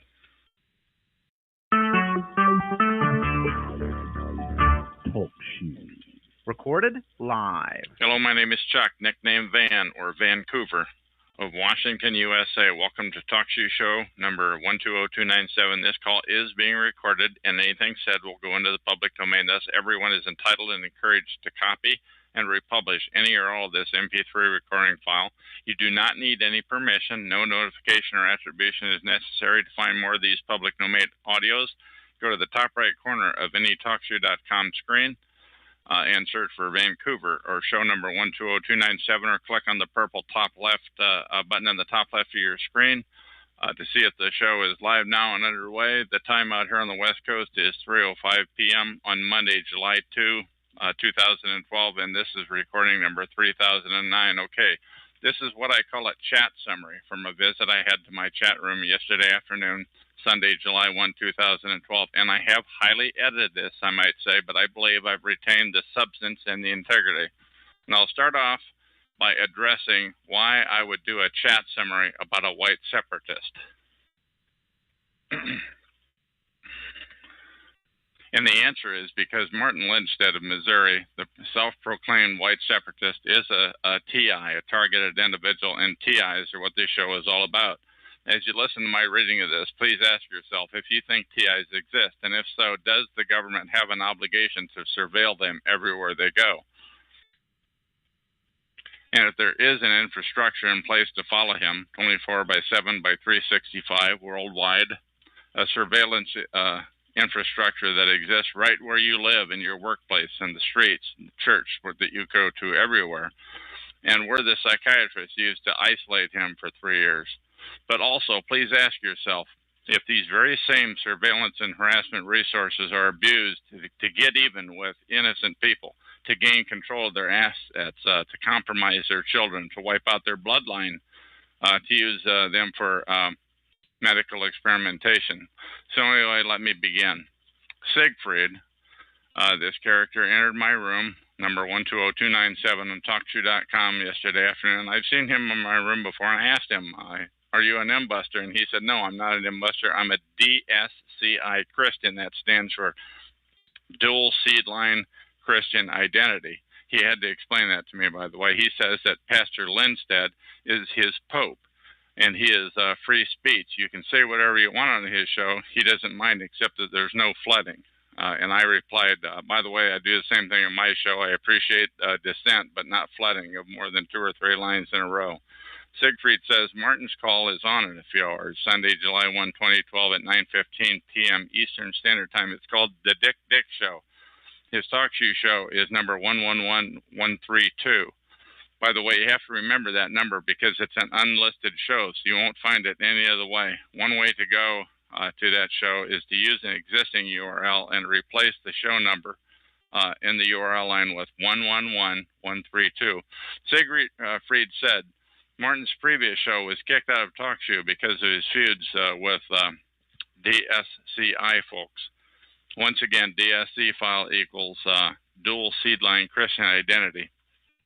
TalkShoe has no problem with racism itself, Siegfried claims. DSCI doesn't preach. Above all, Wiggers, by the way.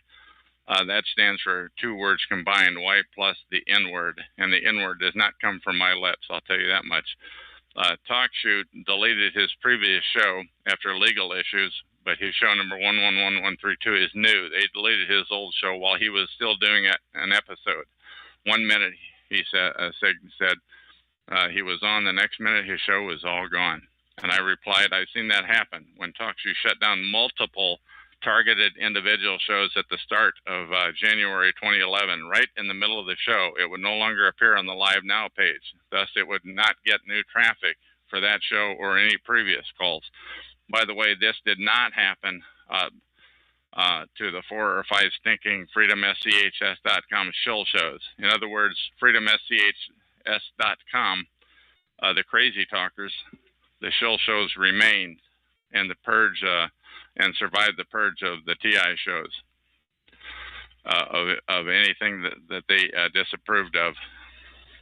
At which point they couldn't control. FSCHS is looked at as controlled opposition. They exist to deflect the interest away from targeted individuals, a topic which they fled with laughable, crazy-sounding talk to send people laughing and walking away about the TI issue. But anyway, for some reason, TalkShoe.com reactivated all of the targeted individual shows a month later in early February of 2011. Now, I do want to take a second here to say that I don't blame them. I don't blame TalkShoe, as they would have only been complying with the demands of the higher-ups. But Siegfried continues, Martin is a targeted individual, a TI. He spent 3 years in a nut house on false charges. Siegfried says, but in the end, they let Martin out with no charges. Read the short article. Now, I want to say that web address is too long, so I'm not going to read it. But you can search the Anti-Defamation League's website. It's at www.adl.org and search for Martin Lindstedt, spelled L-A-N-D-S-T. Let me redo that. L-A-N-D-S-T-E-D-T. There's a one-page write-up along with his picture. Siegfried goes on to say, you can find information on his website called whitenationalist.org. He has spent 3 years in the nut house for nothing, all doped up and all. Siegfried continues, but Martin is strong. He knows no fear. His grandchildren are still gone, though, and he speaks a bit unclear because they knocked out his 4 front teeth.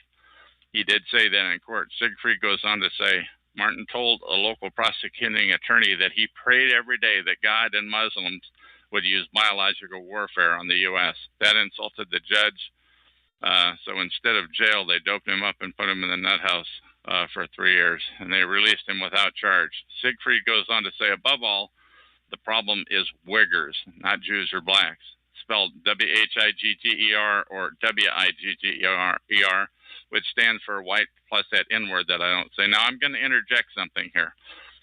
You might ask yourself, since I am not a racist, why am I giving airtime to this subject? And my answer to that is because Siegfried came into my chat room, number 120297 here at TalkShoe.com, and stated that Pastor Lindstedt is a targeted individual, a TI.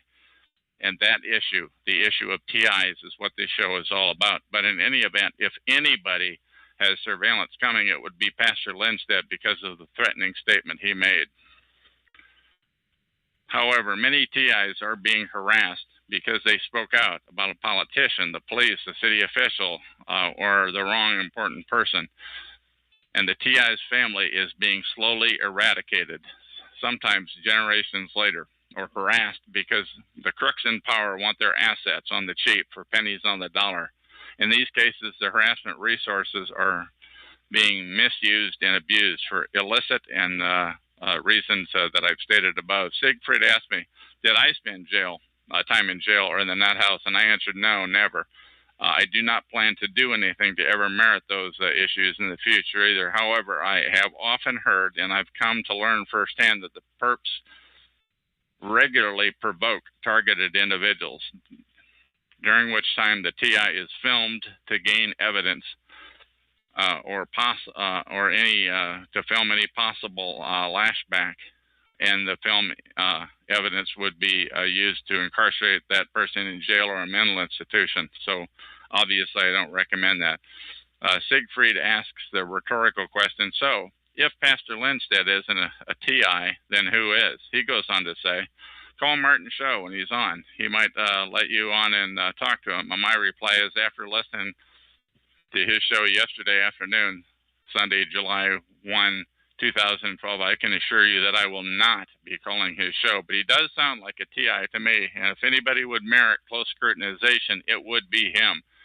So you, the listener of this show, you can ask yourself, is targeting a reality on every street corner, workplace, church in the world, under every bridge, the dams, the important buildings? And I, Chuck, am here to tell you yes, and it is huge. In fact, since my overt Go Live date began in April of 2006, I've had numerous specifically different groups harass me, and this is just in the limited area that I travel. And these groups differed depending on the location I was at. So I can only imagine that harassers would differ for different targeted individuals, such as different races, religion, professions, economic situation, etc. But these were just in the limited geographical area that I traveled to. So this harassment and surveillance thing is huge, is absolutely massive.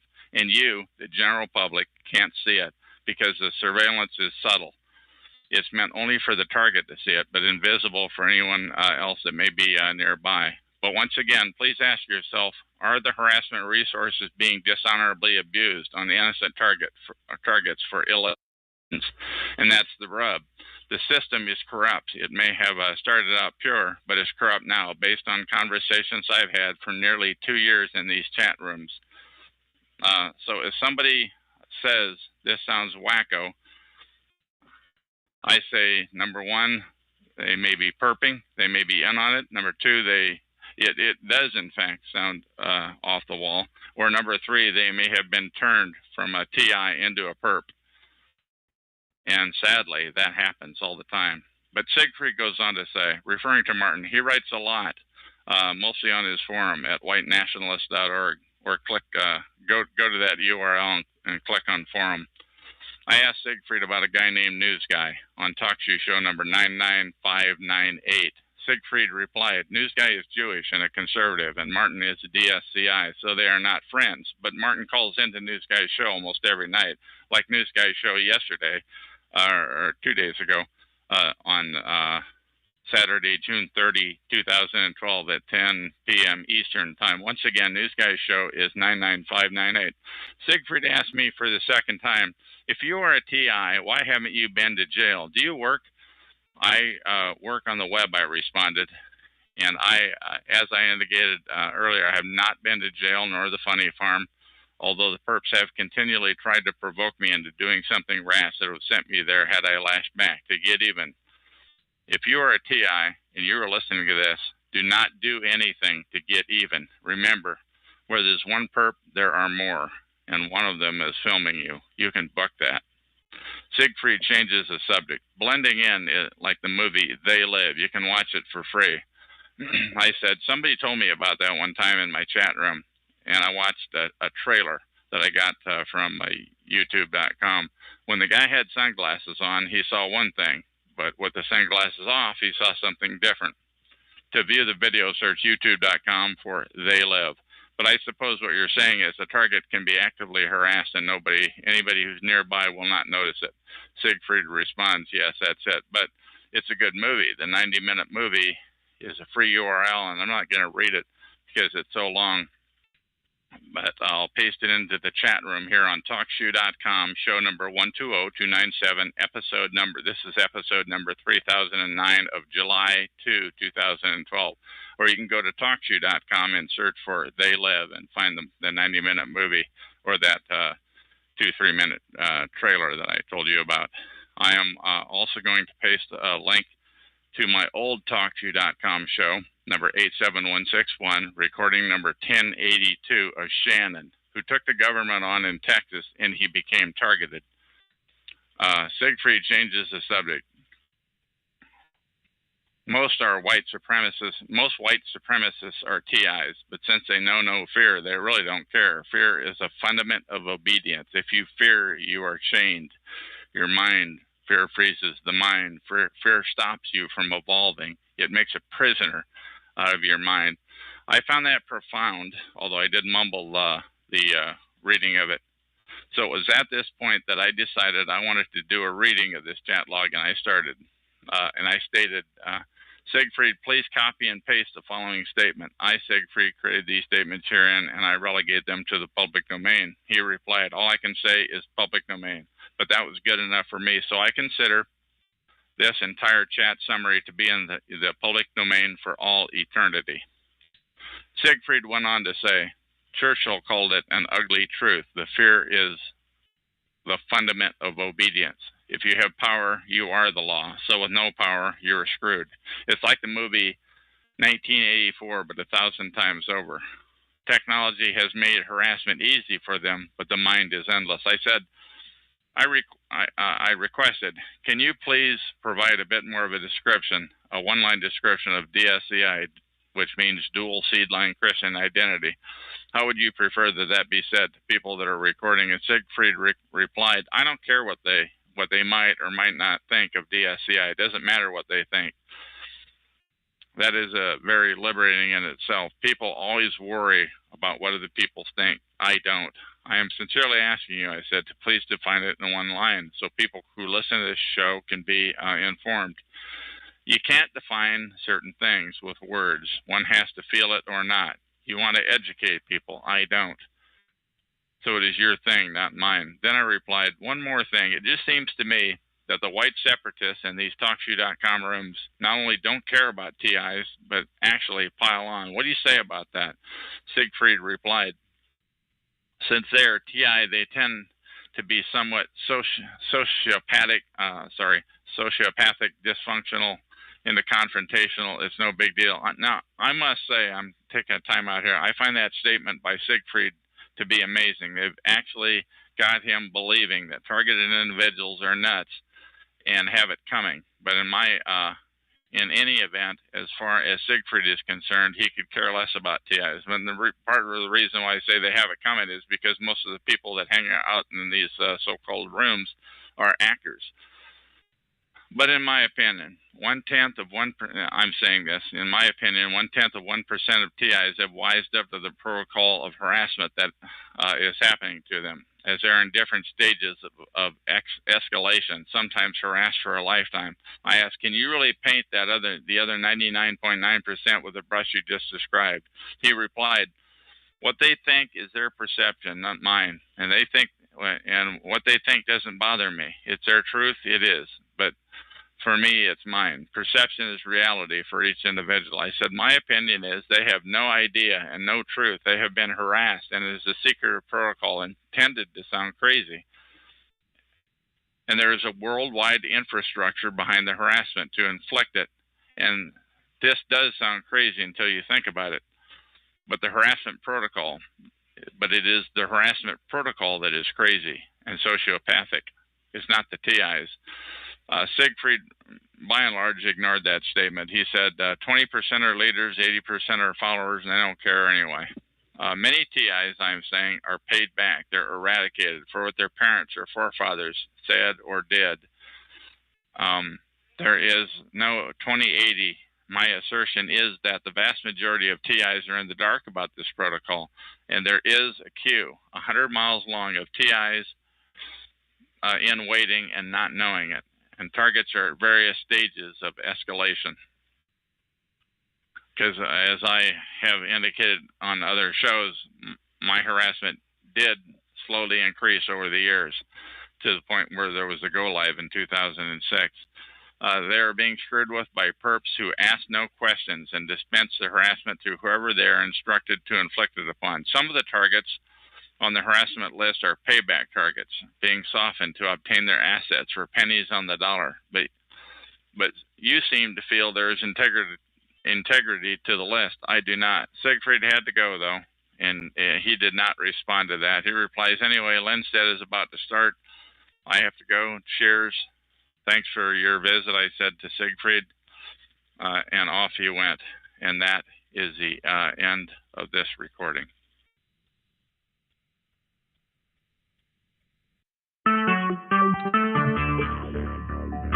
Talk shoes. Recorded live. Hello, my name is Chuck, nickname Van, or Vancouver, Washington, USA. Welcome to Talk Shoe Show number 120297. This call is being recorded, and anything said will go permanently into the public domain. Thus, everyone is entitled and encouraged to copy and republish any part of this MP3 recording file. You do not need permission. No notification or attribution is necessary. To find more of these public domain audios, go to the top right corner of any TalkShoe.com screen and search for Vancouver or 120297, or click the top left purple button to see if it's live now. The time out here on the west coast of the U.S. is 9:15 p.m. on Tuesday, July 3, 2010. This is Tuesday, July 3, 2012. This is episode number 3010, and I have a person on the call right now that I'm going to we're going to just have a discussion. She goes by the name of Caller X. And how are you this evening? I'm okay. How are you? I'm hanging in there. Thank you. Now, I've never heard your voice before you called me. I am new to the call. Yes. Okay, and you can I just ask you? You have indicated you don't like to be referred to as a targeted individual, and yet you encounter mobbing. Do you mind just for a second describing a couple of situations that you've encountered? I unfortunately have gone through a situation with an ex-person and my ex's friends, so to speak. Uh-huh. And unfortunately, I'm dealing with a situation where I'll get, I've been in grocery stores where I get shoved into shelves saying I should watch who I'm talking to, or I'm walking down the street. Next thing I know, I've got like some girl with her camera in my face or something crazy like that. Okay, other examples. These are great examples. What other sorts of things happen to you, please? I'm just trying to think. It's so hard to. It's a lot of that kind of thing, basically. I've got lots and lots and lots and lots of harassing telephone calls. One time I took a trip across country, and every single state that I was in, I would get a harassing call with that area code in it. Like on your cell phone, you mean, or? Yes, it would just be Wow. like What else? random call. That's stuff like that. So just kind of, a lot of hang-ups, a lot of, just calls, just out of the ordinary on holidays or birthday or, something crazy. I had my car vandalized. I've had the windows in my house broken out. I've had all kinds of things happen. And all of these are as a result of the stalking that I'm dealing with. And as a result of the stalking, I'm not only dealing with my ex, but I'm dealing with my entire ex's network. So in a sense, that makes me a TI, I guess, which is why I don't really like to go by that term TI, because TI meaning targeted individual. You prefer to avoid that. Well, I avoid that because of all of the other stuff that I read or that's surrounding that. I know who my stalkers are. I know it's, not, some network that's way out there, part of the government out to get me.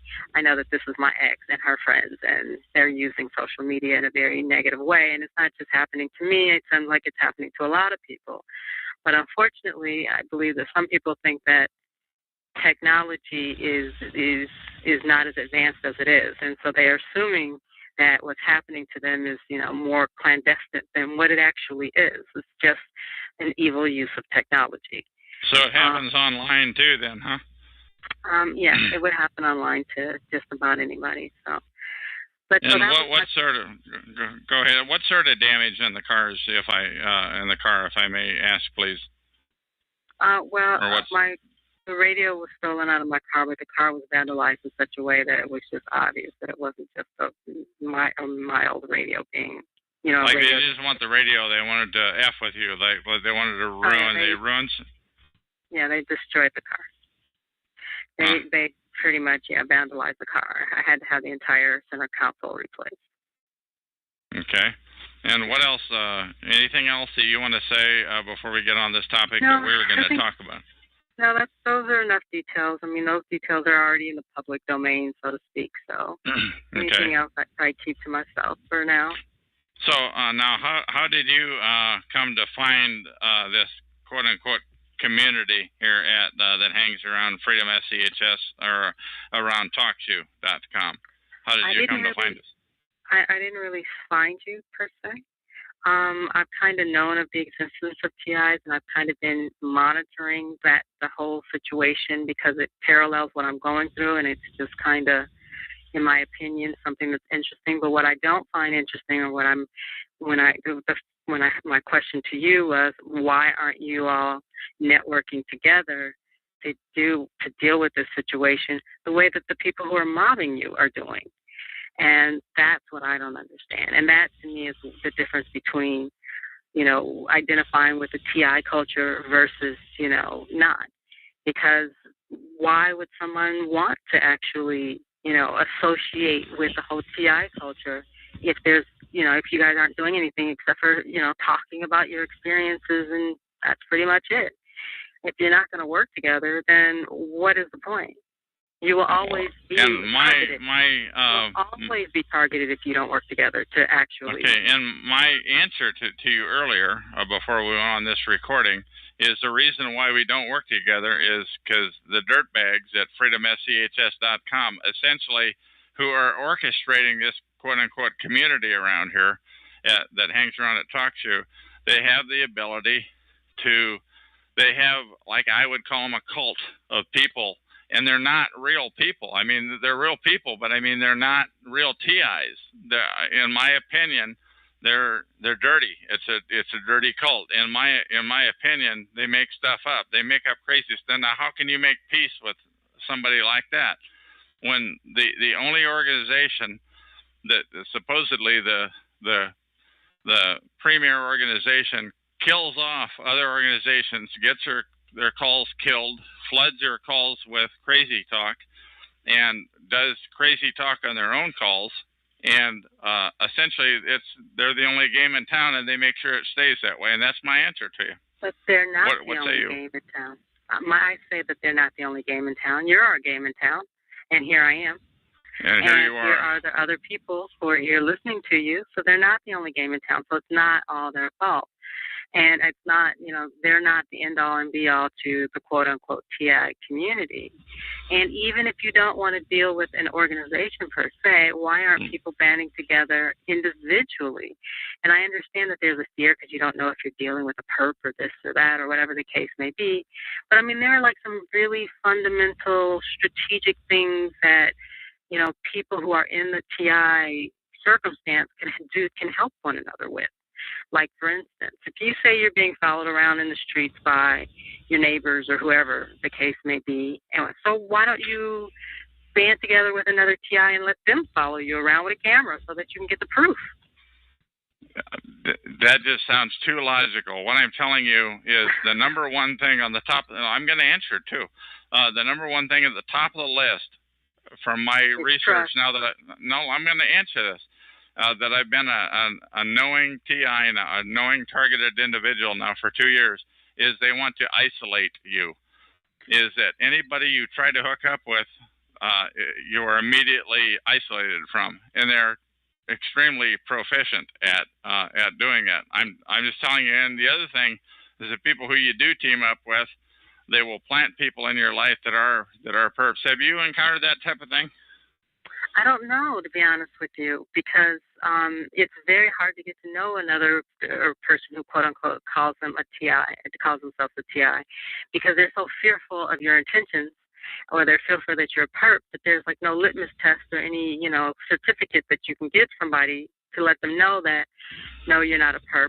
Or, and I think the closest thing that I've come to is, do they do things that help TIs? Do they do things that help to get the true TI word out without wacky talk, with that really help you?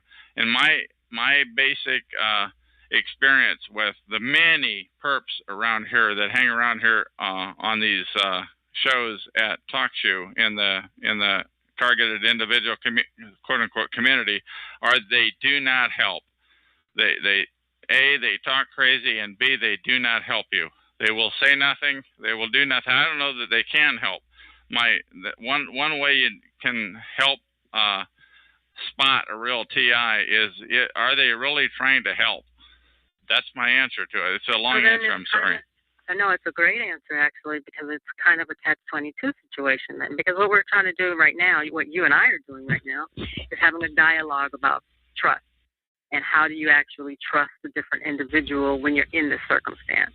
And I think it's a valuable dialogue. I hope people out there are listening who are in this, because at some point, if you're going to want to move past this experience, you're going to have to trust somebody. You're going to have to do it. And if you don't, if we don't figure out ways to figure out who's trustworthy and who's not trustworthy, then you will always find yourself in this circumstance. And not to mention the isolation part of it. A lot of the isolation, or a part of the isolation, all they have to do is get the ball rolling. You'll do the rest on your own in terms of isolating yourself from people, because you can't trust anyone. You don't know who to trust.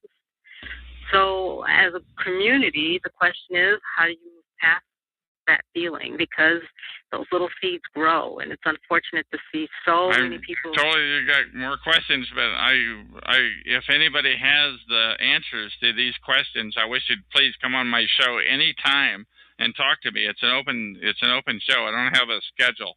I'm on here all the time during the daytime. Please come in and talk about how to do that. What I can tell you is that the majority, my experience has been as a TI, or a targeted individual, is that the majority of the people who you run into, the plants are planted, and somehow they're infected. They're I don't know if infected is they're told the stories about you. I know how they do it. I want to know how they do it. By the way, I really do want to know how the super perps get to your potential friends. I've seen it happen like at the drop of a hat. You're having a good conversation. but it could be a self-fulfilling prophecy as well. I'm telling you, I'll give you an example. The other day, just a couple of days ago, I was somewhere and I was sitting at a table with two guys having a great conversation with two guys that I never have talked to before. One of them got up and left, and when he came back, he whispered into the ear of the other guy, who like bent over right in front of me and talked to a third gentleman on the other side of the table, and just carried on an endless conversation, whispering in his ear. It was a whispering campaign. So the guy who left came back. He whispered into the guy's ear. He bent over and essentially ignored me and carried on a long 30, 40 seconds conversation, which is totally rude to do that. What I'm telling you is this was at a church that I go to. Mm-hmm. These two guys were ushers, right? And I'm telling you, and I'm really letting the cat out of the bag here. That's as identifying as I'm going to get. But these guys appeared to be, they didn't know that I was a TI. They came and sat down next to me. This third gentleman came and sat on the other side of me. And that's an example. These guys, they changed at the drop of a hat. Now, that could be all my imagination, that person number one came back, talked to person number two. He whispered in his ear, who turns and bends down right in front of me and talks to person number three, and carries on. And 34, I don't know how long the conversation was. I eventually just got up and left. It was so long. That's harassment. I don't know, but you can't prove it. Well, see, that's the thing, too, because I had a situation, just to name you, or you could have been projecting just to throw that in there, but I had a situation where I met a gentleman who was a quote-unquote TI person, right? Mm-hmm. Mm-hmm. Now, I know I'm not a perp. I can probably sit here all day long and tell you I'm not a perp and you'll never believe me, but I'm not. And so when I met this guy, he seemed like he was decent, but to be honest with you, as our conversation went on, we had lunch. As our conversation went on, he started getting a little weird, and not weird in a violent way. At any time did he get up and leave, or did he get a text message, or did he talk on the phone call? No, none of that happened. But I could just tell that I was not dealing with somebody who was well. Okay. And when I say well, I mean I'm not trying to make a judgment on him, because I know that this experience is very stressful, and it can be very It can just really mess with you.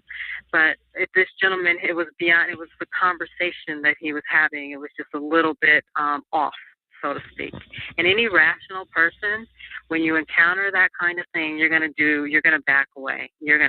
But when I did at that point, instead of I'm backing away because now I'm protecting myself from this person who I'm now realizing is not. And what was it that he did? He then basically turned around and said, "Okay, you're a perp. And I went to the bathroom. So when I came back, he thought that somebody had infiltrated me, and nothing of the sort had happened. But he left our meeting convinced, because I told him, I'm a very upfront person. I don't think, I don't think this is a good idea. So this wasn't a chance meeting. This was a meeting that you had planned with this individual. Exactly. Yes, exactly. Okay. And that's that's something I want to say too to anybody who may be listening. Anytime you make plans, something is potentially going to interrupt those plans. The thing that was good about the conversation I had with these two gentlemen was it was completely unplanned. But as soon as they got interrupted, as soon as one of them had to leave and come back, it all changes. But what's even worse than that is if you make a phone call or have a conversation, if you have an appointment, and you're a targeted individual, the potential of something happening to mess it up is increased greatly. That's where you and I differ, because nothing messed up my conversation or my lunch with this gentleman other than this But you gentleman. just said you went to the restroom, and when you came back, I went to the restroom. When I came back, he accused me of being a perpetrator. When I basically, that's my point, is that in his mind, exactly what you experienced from those three gentlemen is what he experienced towards me. And I know for a fact that I didn't go into the bathroom and talk to any FBI agents. No. While you were gone, I was suggesting. While you were gone, I was suggesting that someone might have approached him while you were gone. But you've also said that you. No, the whole conversation before this was. We had the conversation. I said, hey, I don't think this is a good idea. They were too different. Yada yada yada. I went to the bathroom and coming back so I could say the goodbyes. At that point, that's when he was like, "Are you, perpetrator or whatever the case may be?" And this was another TI supposedly. Exactly. Because remember, at this point, it's like unless you're willing to actually connect and start organizing, because I'm in the organizing phase of my experience. That's what I'm doing. I'm not sitting around waiting for anybody to come and rescue me. I'm going to rescue me. And to me, that's the difference between whether or not you're going to stay at TI or not. No one's going to hand me any deals about doing this to somebody else. I would never do that. But my point is, with this gentleman, in his mind, he will always go away thinking that I was some sort of perpetrator. I was out to get him. Somebody told him something about me, and none of those things happened. That was all in his mind. Okay, and I got that now. He didn't get control over his mind. And but you had some other topics, and I'm trying to go. I'm trying to keep this conversation going. But you had some other ones written down. What other subjects do you want to bring up, please? No, that was pretty much it. Just, the organizing, learning how to organize and help one another, and being sure that, you don't allow yourself to become paranoid and delusional or allow people to accuse you of that. I'm just telling you, I've been a knowing TI for 2 years, and my experience is that I never had any friends before 6 years. I never had any problem making friends 6 years ago before this all kicked off. But 2 years ago, and I went through it for 4 years completely in the dark, when I finally found out on the internet what TI meant, my targeting went up, that your ability to make connections and friendships has essentially totally ceased.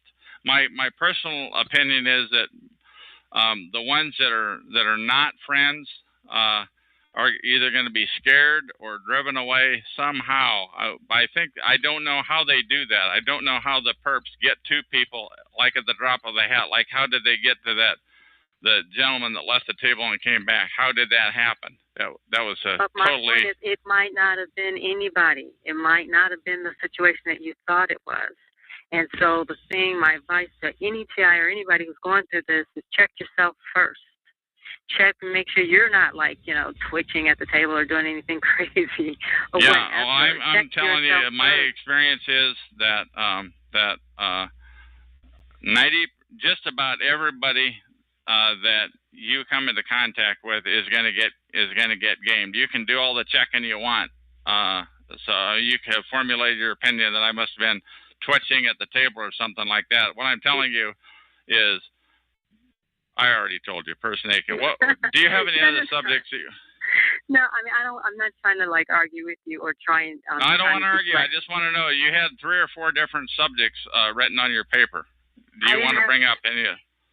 I didn't have a paper. I'm sorry. I was just wondering about the TIs and organizing and trying to move beyond the experience and that kind of thing. What I'm telling you is if you come to TalkShoe.com and you find these TI shows and you find what I consider to be a scumbag operation of Freedom SCHS, they're by and large perps.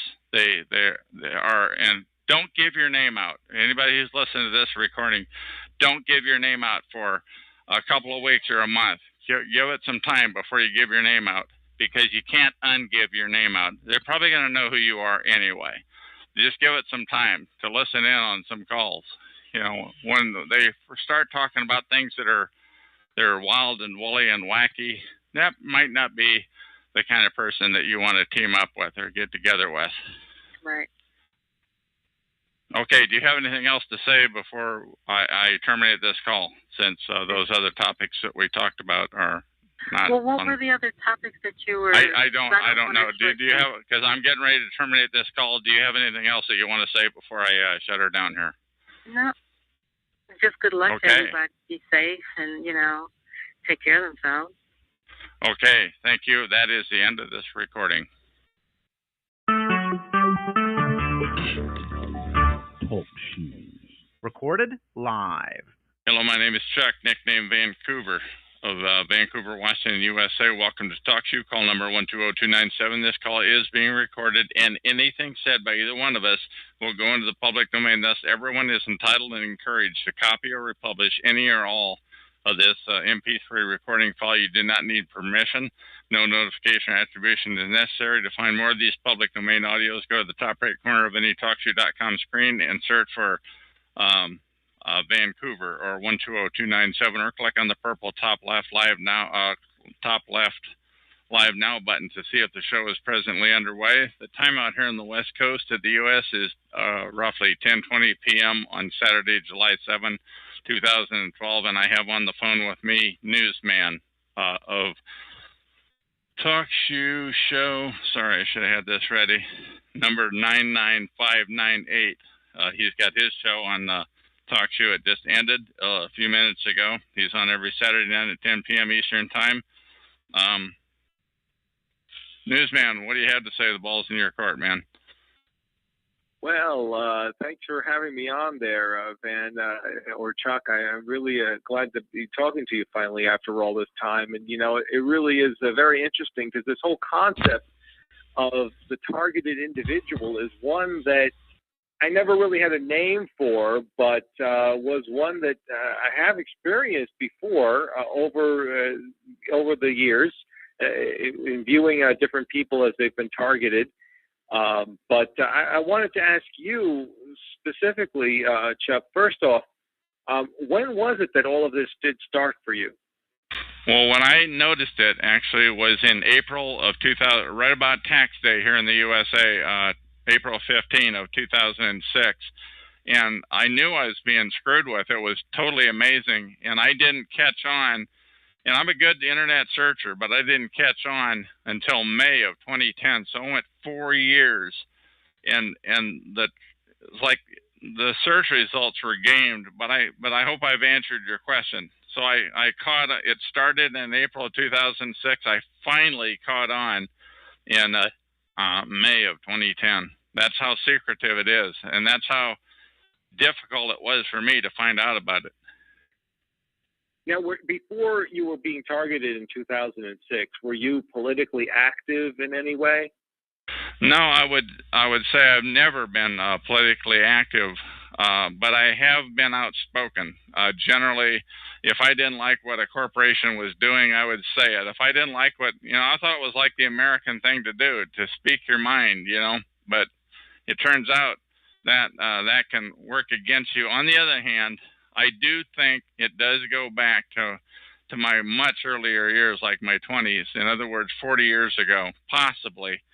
And you can't prove it. You can't prove that things were like that were happening. But I'm talking about like 3 accidents in the span of a month and a half. That everybody's going to say that wasn't their fault. But these accidents were setups. What I'm telling you is, and the individual was a family member that was carrying my insurance, and I think he was a TI, and so it's kind of like they got 2 for the price of 1.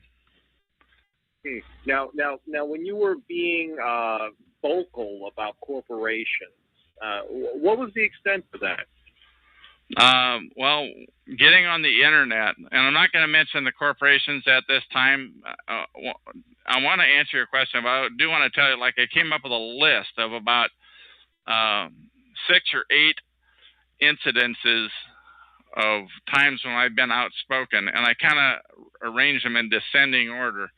The extent of it was, though, that I was like on the internet, and I was ranked. I mean, I was really hot. I was angry, and I was letting the cat out of the bag.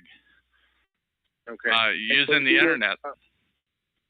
And you were using the internet. You were like, were you posting on message boards? Were you sending emails to these corporations? I started out. I posted on the internet on a web page, which is still there. The last time I checked, And I never said anything that wasn't 100% true. I really never. But they don't care about truth. What they care about is shutting you up if you're speaking out about them. So I used. Go ahead. These corporations, they were pretty big to be. It was essentially one big corporation, one very big corporation, who I was very outspoken about, and they were totally gaming the system, and they were totally doing it in plain sight. I mean, anybody who had their head where the sun shines could see what was going on, but they were so clandestine about it that they were really good at kind of like hiding it. I mean, they just made use of every capability in their powers. Now, when you were being vocal about this, how vocal were you? I mean, was there more than this? I mean, there had to have been something that pushed them over the edge. You know what I mean? Yeah, I got. There was kind of a person that talked to me about it via email. And he just said, well, you don't want to talk about this. You can't prove it, this and that. And every time that person talked to me, it angered me, because he was essentially just shut up. Just shut up is essentially what he was saying. And every time he did that, I improved the document. I probably improved the document, I don't know, 6, 8, 10, 20, I don't know how many times. I really put a lot of effort into outing them. Did these documents, did they make a lot of exposure on the internet? Did they get a lot of play or a lot of press? No, but the fact that they're out there, the fact that it was out there, it was essentially one document that continued to improve. And, look, I'm not a professional writer. I've definitely improved that over time. But the fact that it's out there, that people can search on it, today with a Google or what have you, they can Google it and it'll come right up. And when people look, yeah, go ahead. No, you go ahead. Okay. When you were looking at these, when you were discovering that these strange things were happening to you, what were the strange things that you were finding out? Let me give you an example. Like on the night of tax day, 2006, I got home. I was living in my RV at the time, and I got home to my RV, and my lock on the RV had been jimmied with. It was kind of like somebody had put sand or salt or something in there. It was really hard to get open. I was lucky to get it open, and when I got in there finally, I heard this high-pitched, whiny squeal. I'd never heard anything like it. And it was hard to, and who'd have known whether that was associated with it or not? You don't know. You don't get a registered letter saying your lock got jimmied with, but that was the kickoff. And another kickoff is like when I would go to the video store or to the grocery store, where I was actually harassed. I mean, the way I looked at it, that was the term I was looking for on the internet. To me, it was harassment. It wasn't stalking. Stalking is something that weird guys do to their ex-girlfriends, I was not being stalked, but it turns out that that's what it's under if you look at it on the internet. Right. Am I answering your questions? Okay, go ahead. Oh yeah, definitely. You're answering the questions. Your lock was jimmied and you were being stalked. And at the video store and the grocery store. At the video store and the grocery store. Right. And what were these things? What kind of things were happening to you at the video store and the grocery store? Let me give you the grocery store, because that is the most damning. And that was a place where I went so often, like 2 or 3 times a week. I'm guessing. I never kept track, but it was like every time I tried to take a spot in the parking lot, somebody would swipe it away at just the last second, and I wanted a certain kind of a spot. And what I find out later is that they surveil you. They know what you're looking for. I wanted the kind of a spot where I could pull through, where I could pull in one way and out the other, so I could actually leave going head out. That would be the first thing. The second thing, and I spent too long on that, the second thing was, as I was walking into the store, somebody would walk out behind a pillar at the last second, and I would go, excuse me, because I'm kind of a polite guy, and they would never make eye contact with you. The other thing is, when I got in the store, there were a couple of free products that I always bought, and there would be somebody like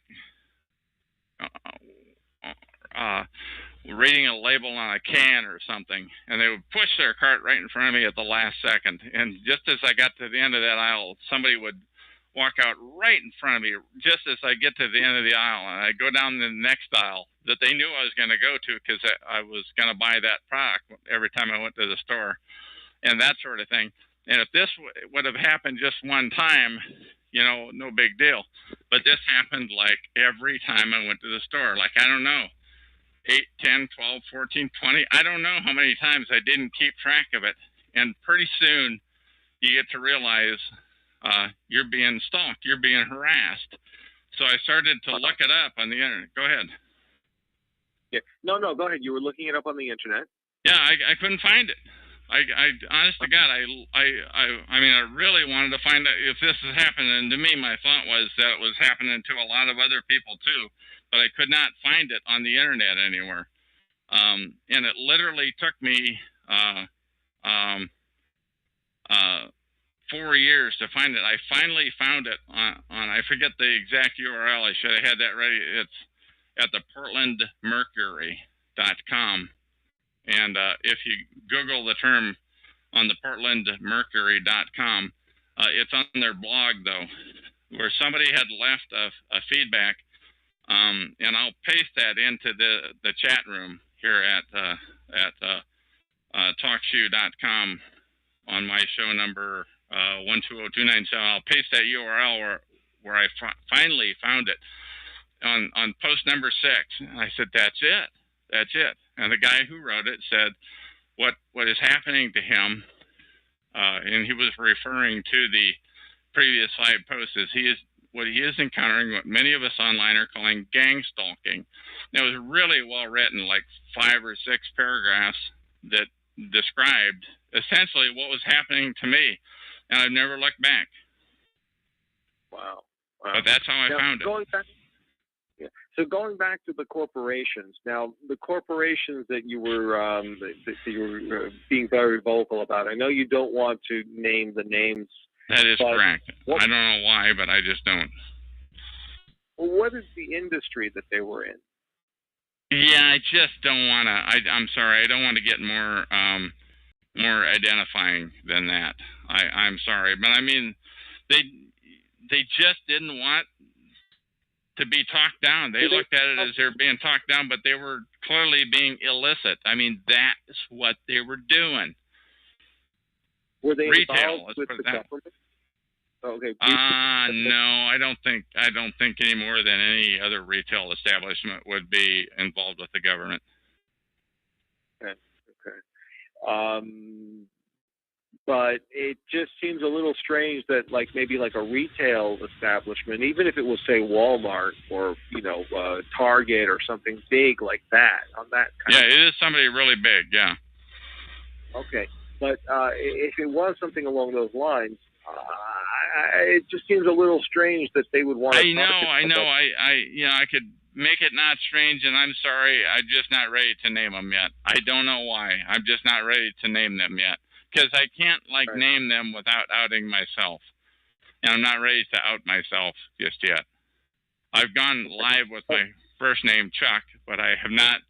I used to go by the name Van or Vancouver where I live, and I did that for like a year and 10 months, and then finally I decided when I go live with this new show that we're on now, that's got 10 recordings so far, that I'm going to go live with my real name, my real first name anyway. It's a step in the direction of full exposure. Now, how long have you been living? You've been in Vancouver for how long? Probably 6 years that I've been stalked.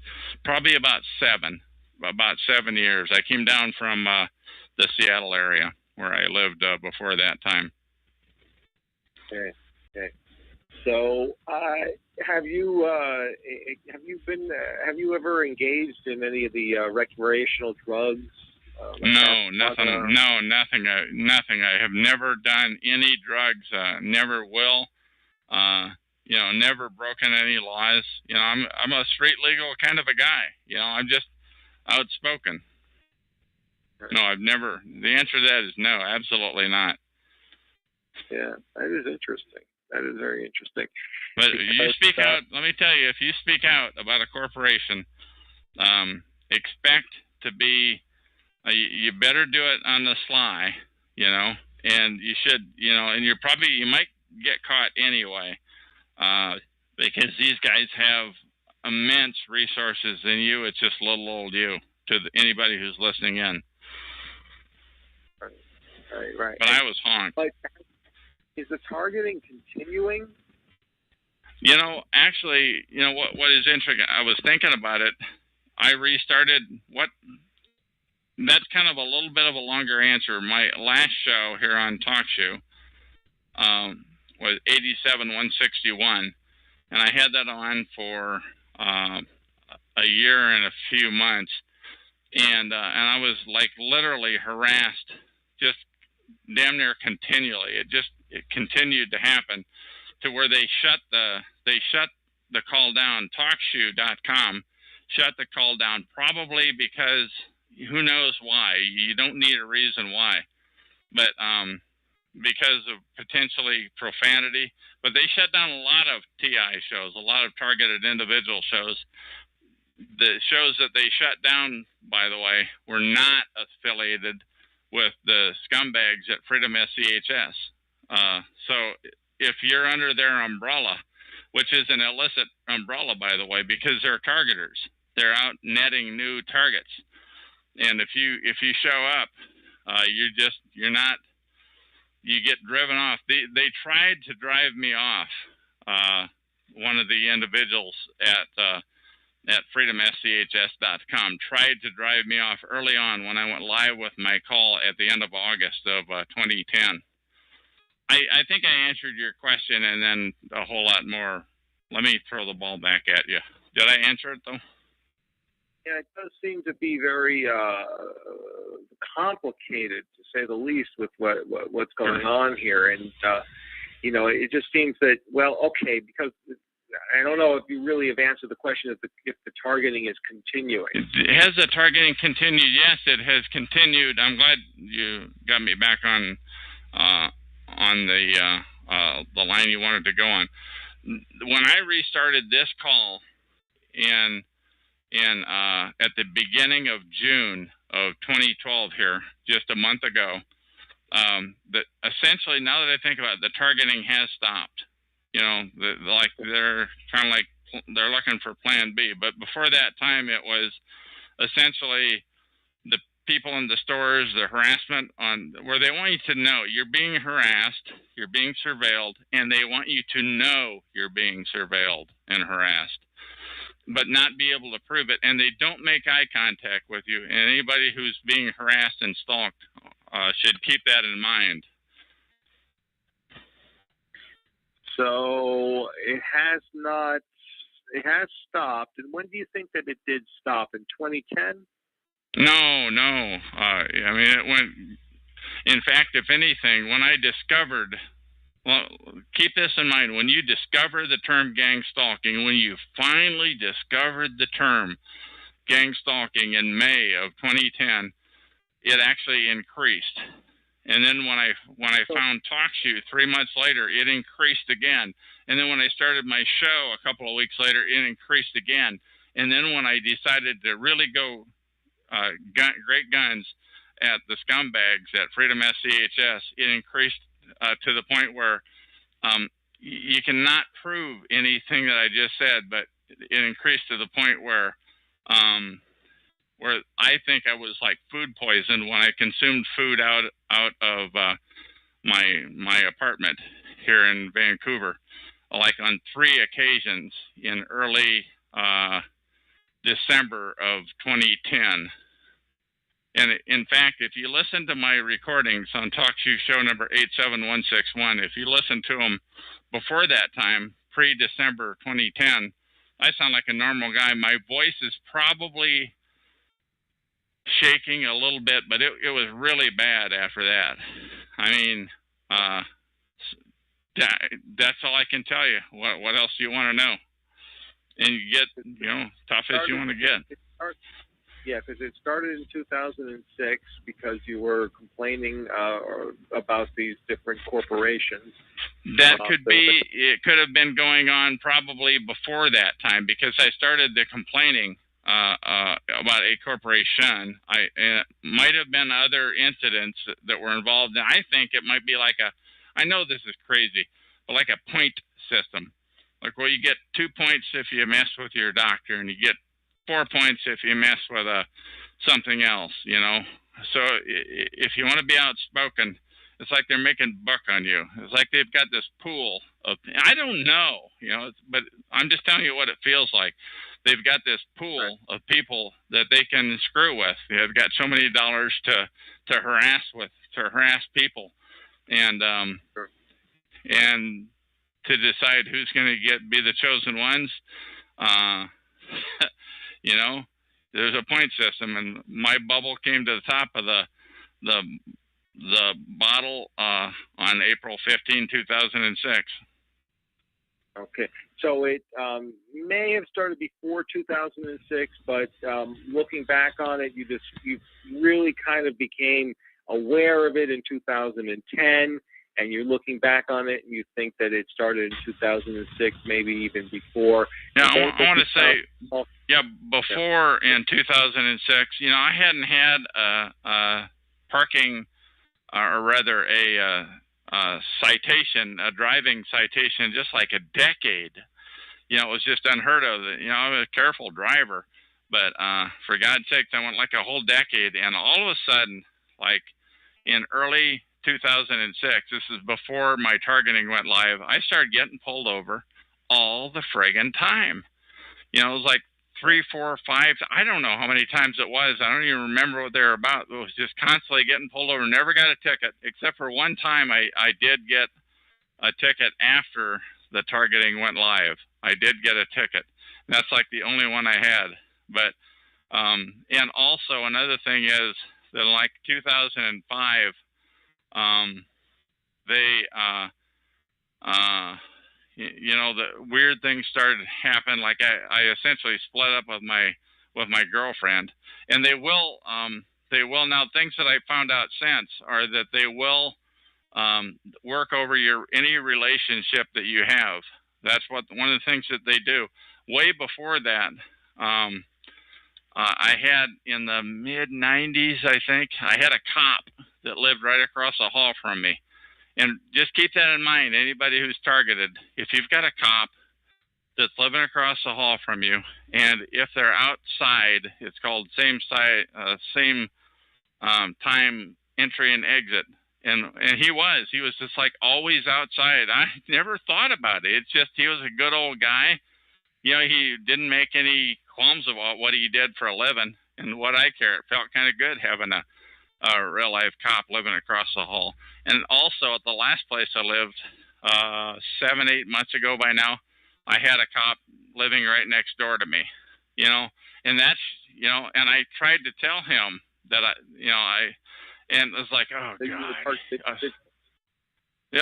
that I was being harassed, and I knew he was in on it because he was always out there. I was slowly coming to the realization of what was going on, So now things that you brought up, I wanted to backtrack a little bit about them because you said this statement, the targeting went live. What did you mean by that? What do you mean by that?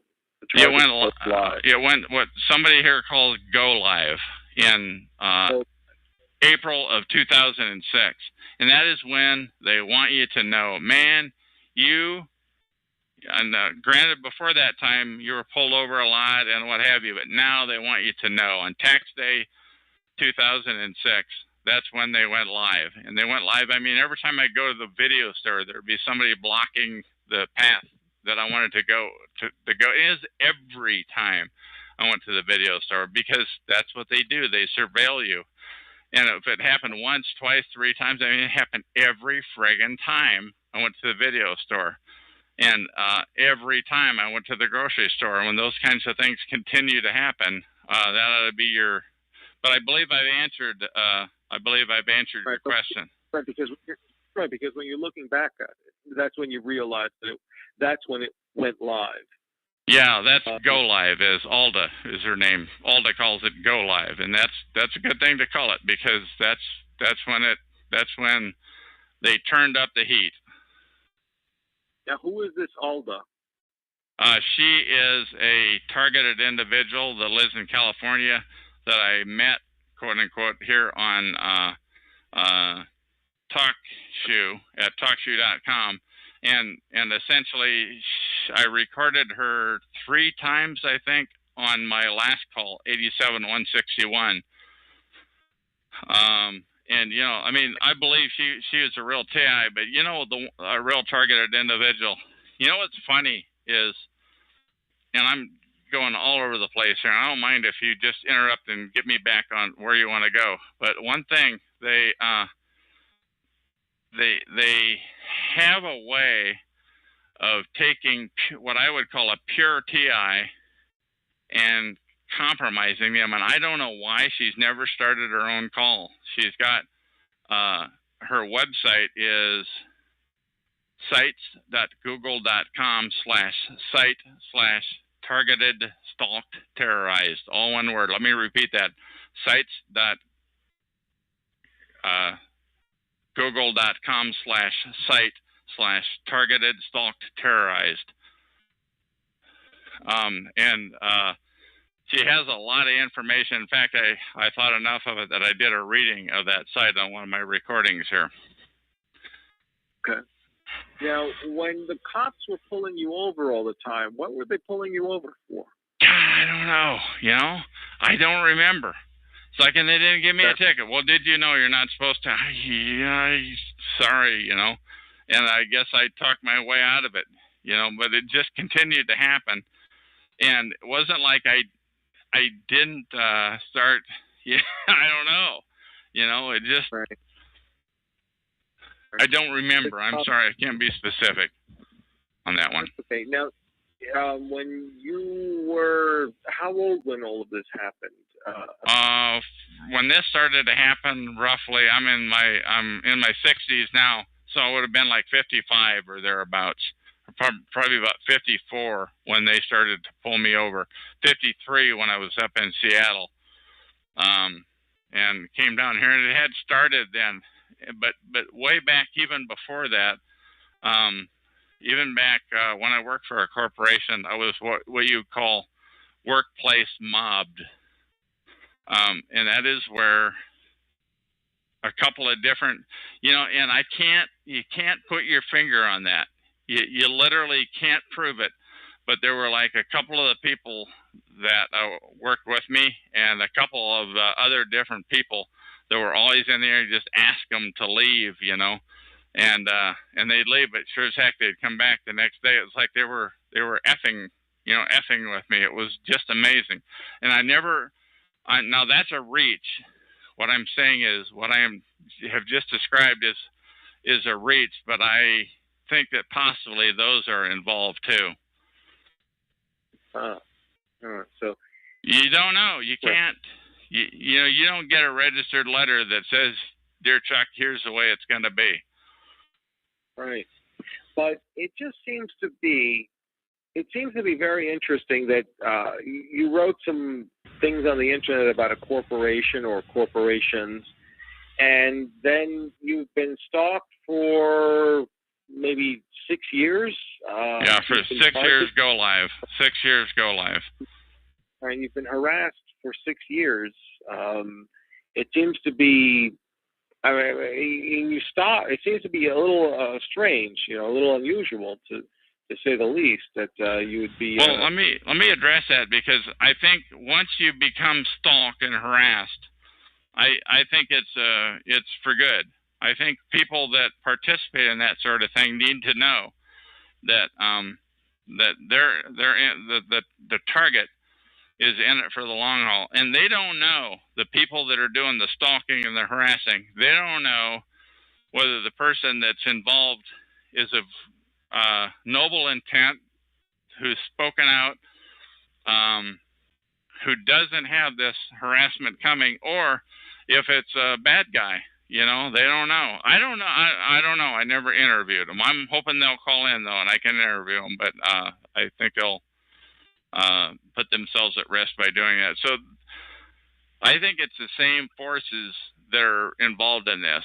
The same forces are involved, whether they're payback victim or payback targets being paid back, and I mean being paid back, or somebody who they have a legitimate concern about.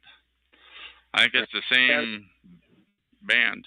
So it has stopped, and how long has it stopped? How long has this harassment stopped? I would say for the last month, since I've gone live now with my new show. I really never thought that it would. It never entered my mind that it might stop. I don't have any. I have no illusions that it's not going to start up again, because it had stopped three times while it was going on.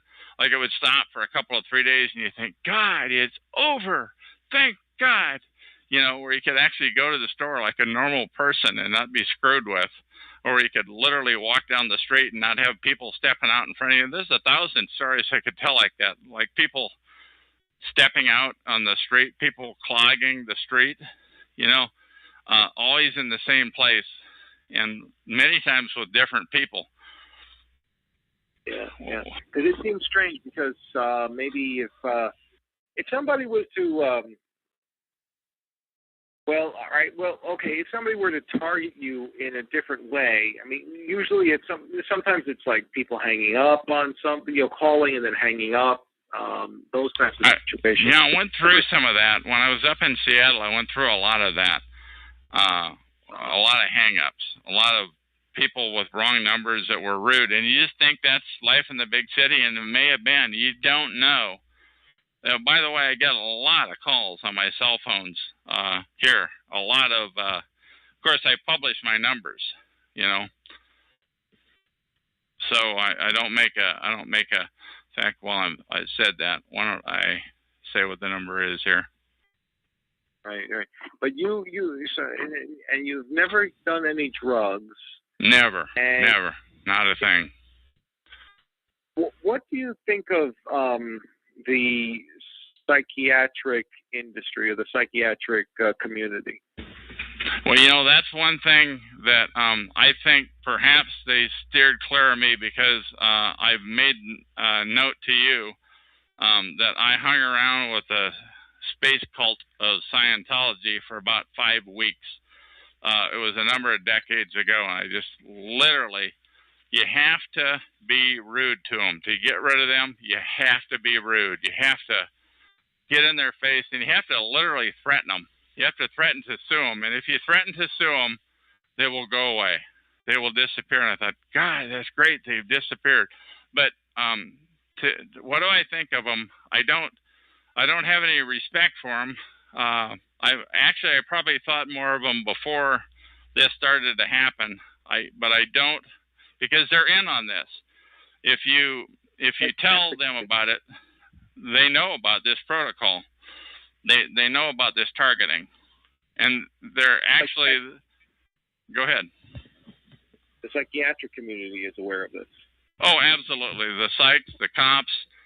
I saw an attorney about it when it first started to happen in 2006. I saw a couple, 3, 4, 5 attorneys, and they don't know it. And I found out, well, there's different kinds of attorneys. So I stopped in to see this one attorney, and he took and I put my business card down on the desk, and he spun it around and he looked at it, and he as soon as he saw my name come up on the screen, I guessed because it was facing at him. He literally got sweat beads on his forehead, and that's the one thing to keep in mind. This protocol of harassment and stalking drives people to their knees. Another one, I mean, he literally started yelling at the top of his lungs as soon as he saw my name on that screen. As soon as I showed him my card and with my name on it, he came unglued and he started walking around. He literally had sweat beads on his forehead. Smoothest attorney, and the reason I finally picked him was I realized, oh, you need a criminal defense attorney. You know, not that I have a lot of cash to throw at somebody like that, but he said, I suggest you see a you need to see a psychiatrist. And he started walking, pacing like as I've said before, like a schoolboy, back and forth. Another one, I talked to somebody, I talked to a healthcare worker that just on a routine visit for myself. And yeah. Hello. Sorry about that. I have to turn this phone down. But go ahead. No. Go ahead. Somebody just tried to messing with me. They're calling, trying to interrupt this call. What do you say?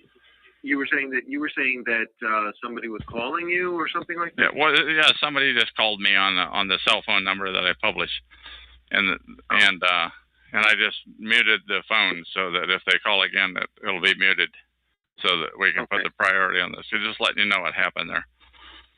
Okay. But you were saying about the psychiatric community. Now, the psychiatric community is aware of this TI protocol? Oh, absolutely. Absolutely. The cops are aware. The psychs are aware. The healthcare worker that I saw, they're aware. She was the healthcare worker that I talked to, and I said, I'm being harassed. And by the time I saw her, I had actually wised up to the term gang stalking. And what I didn't realize at the time was you don't want to mention this to healthcare workers, or they'll have you committed. They will have you committed if you claim to have this type of thing happen to you. They will do whatever they need to do to have you put away. And I didn't know that at the time, so that meeting would have been right around May of. A little shortly after May of 2010, when I discovered that. Now that I think about it, where I discovered this term on the internet. Right. Have you ever? I mean, have you ever come close to being committed?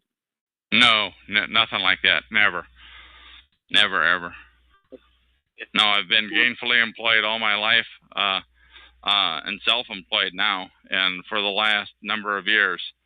So no, it's never been an issue. But I understand that a lot of people have had that type of thing happen. But I think what they do, I think they're just gonna harass the living crap out of you.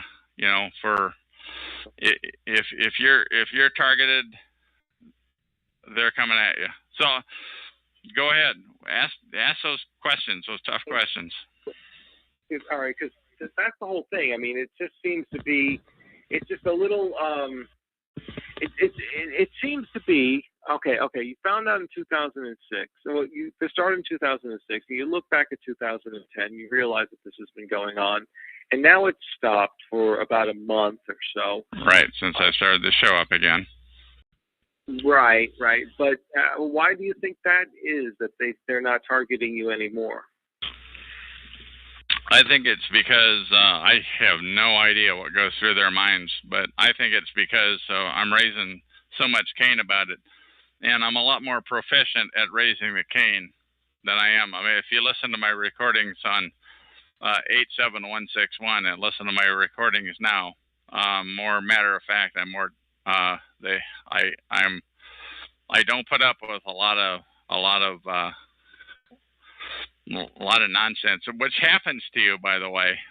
There is a literal army of people that don't want the word about organized stalking to get out. There's a literal army of people. And by the way, here on TalkShoe, they center around Freedom SCHS. They center, and what they do, they crazy talk. They talk about wild, crazy, unachievable,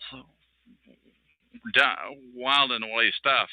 But I don't encounter any of that. I just have encountered people, boots on ground people that have been involved in the harassment. Yeah, and now that you have not had this targeting for harassment for a month, but there's no real way that you can see that it's going to end. But yeah, I would have to say I have had some same time entry and exit. I have had some from my abode here, where I'm living. I have had some as each time when I come, or not each time, but many times when I come or go. There's always thinking, whatever you wrote about this corporation, whatever corporation or corporations it was, I mean, this must have been some sort of a scandalous thing that you were publishing about them. Yeah, it was absolutely true. It is absolutely true, and it's in plain sight. And anybody that has their head where the sun don't shine, I mean, anybody that is looking for it can see it. And I'm so sorry that I'm not gonna say who it is right now. Right. But what kind? Yeah, but it was in retail. We understand that much. But I mean, what kind of things were you alleging about this retail corporation? They're shysters. They put up signs that are intentionally fraudulent. They put up signs that can be taken two ways. They're so well worded, and that you assume it to be this, but in fact, it's that. I don't know how to say it any more clear than I just said it. That there's ways to write a sign that sound pure. Go ahead. Like a bait and switch. They bring you in for something, they advertise one deal, and then they bring you in, and then they say, well, that deal is over, but here's something else. Or they put it up early and take it down late. I haven't read that write-up in a long time, but it was like 6 or 8 different things that they do that are all different. They're all scandalous. In each one, and that's one of them, was to put it up late or take it down early. Put it up before it starts and leave it up after it finishes, and that way, when it gets up to the checkout register, it rings up at such a price, and they're not looking. The customer, and they're going so fast. They're going so fast that the customer is not really paying attention. And you don't really notice it until you get out of the store. But when you get out of the store, it's too late. Oh, well, that's okay. It was only $1 or $2 per item that I bought, so never mind. And the next time, it's the same thing. Wow. Yeah. But it just seems. Yeah. Okay. It just seems that that's just something that a lot of people have complained about over the years. It doesn't seem to be anything so scandalous that would require you to be targeted and harassed for like 6 years. Yeah, I don't know whether a lot of people are going to write a web page up on it, though, and improve it every time they hear about it. I don't know of a lot of people who are going to put so much effort into outing what they're doing. Right. And did you name any names? I mean, besides the corporation itself, did you? No, I did not. Maybe because that's not pertinent, is because the people that are there are doing their job. They're just working their 9 to 5 or whatever it is that they're working, and it's not their fault. In fact, they kind of are half apologetic. This isn't the first time they've heard it. It's like, yeah. Right, I'm thinking about the people within the corporation who may have created this scandal and created this scheme. Well, I'm saying it's like up at the head office. Right. Well, I'm thinking that maybe you may have named names on that level. No, I never named names because I never wanted to get sued. It's just, they're going to deal with this, and I do really do. Sued, you got harassed for 6 years. I mean, it probably would have been better if you got sued. Because at least if you got sued, you would have been. Well, they wouldn't have anything to sue me on because I was telling the truth. You know, what I'm saying is this couldn't have been the first time they heard it.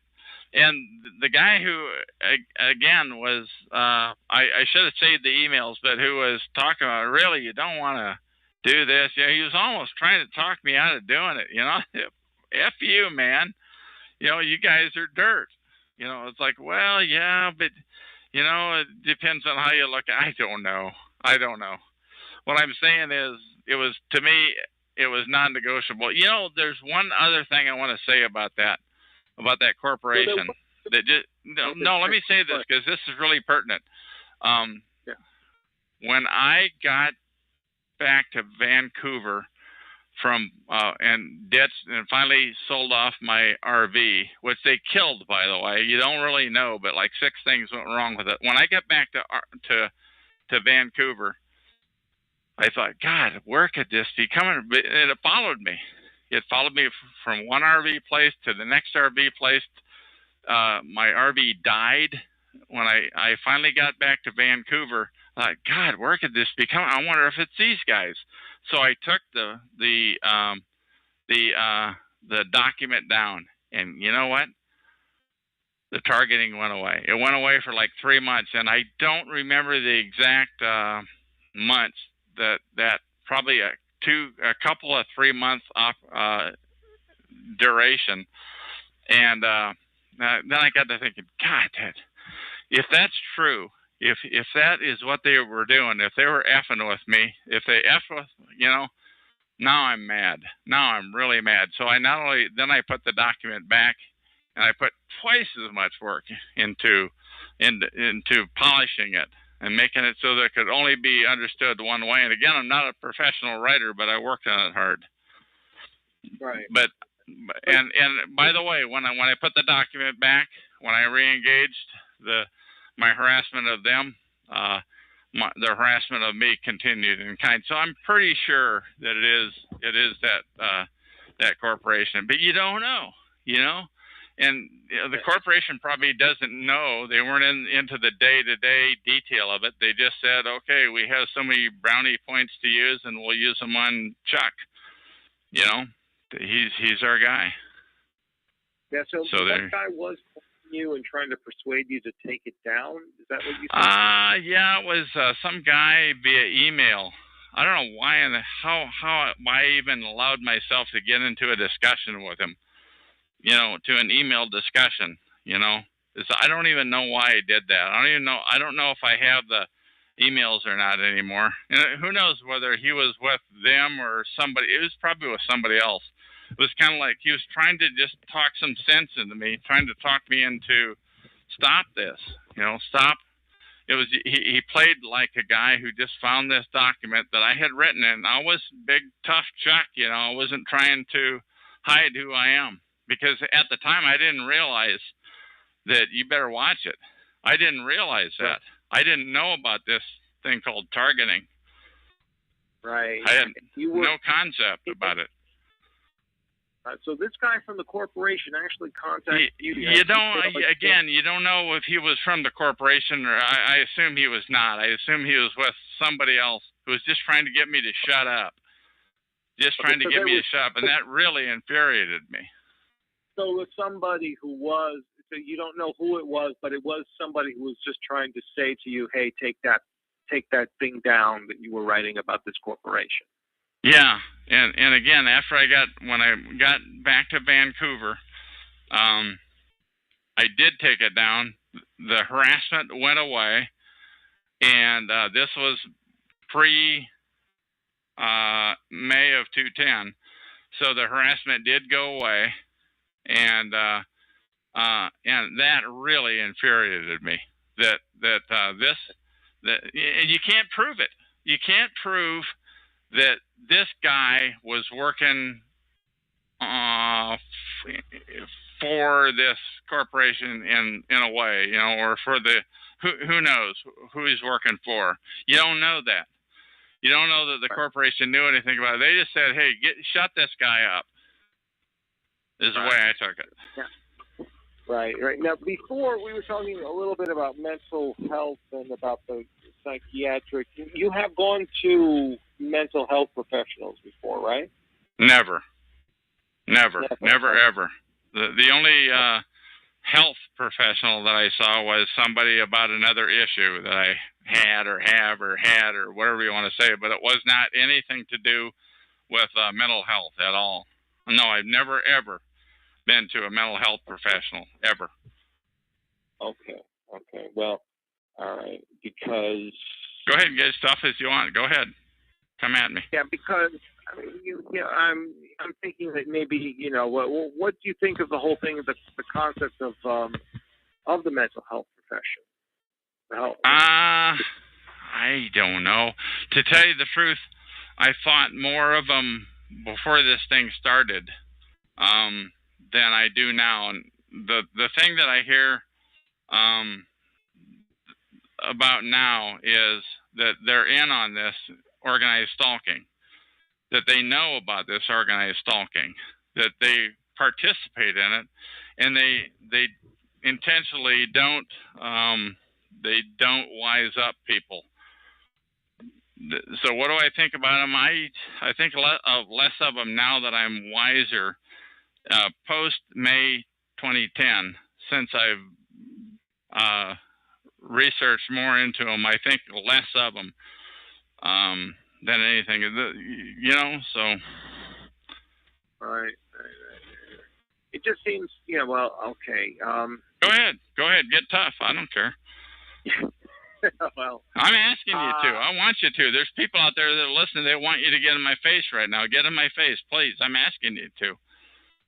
Yeah, because the thing is, it's like, I mean, if you've never gone to a mental health professional and you are somewhat scared of them, or you believe that they're in on the whole thing. I mean, normally people, if they have a situation like this, they would seek some sort of outside help on this, and you're unable to because of the situation that you're in. Yeah, I guess so. I don't have an issue with it. I've never seen them. I'm gonna do my best never to have to see them. What I can tell you though is, if anybody who Googles the term gang stalking or organized stalking, that is going to be one thing that they're going to find. That if you speak to a mental health professional, their objective is to get you thrown into the funny farm. That's what I've heard. So I would have no reason to talk to them. What was interesting though is when I did mention.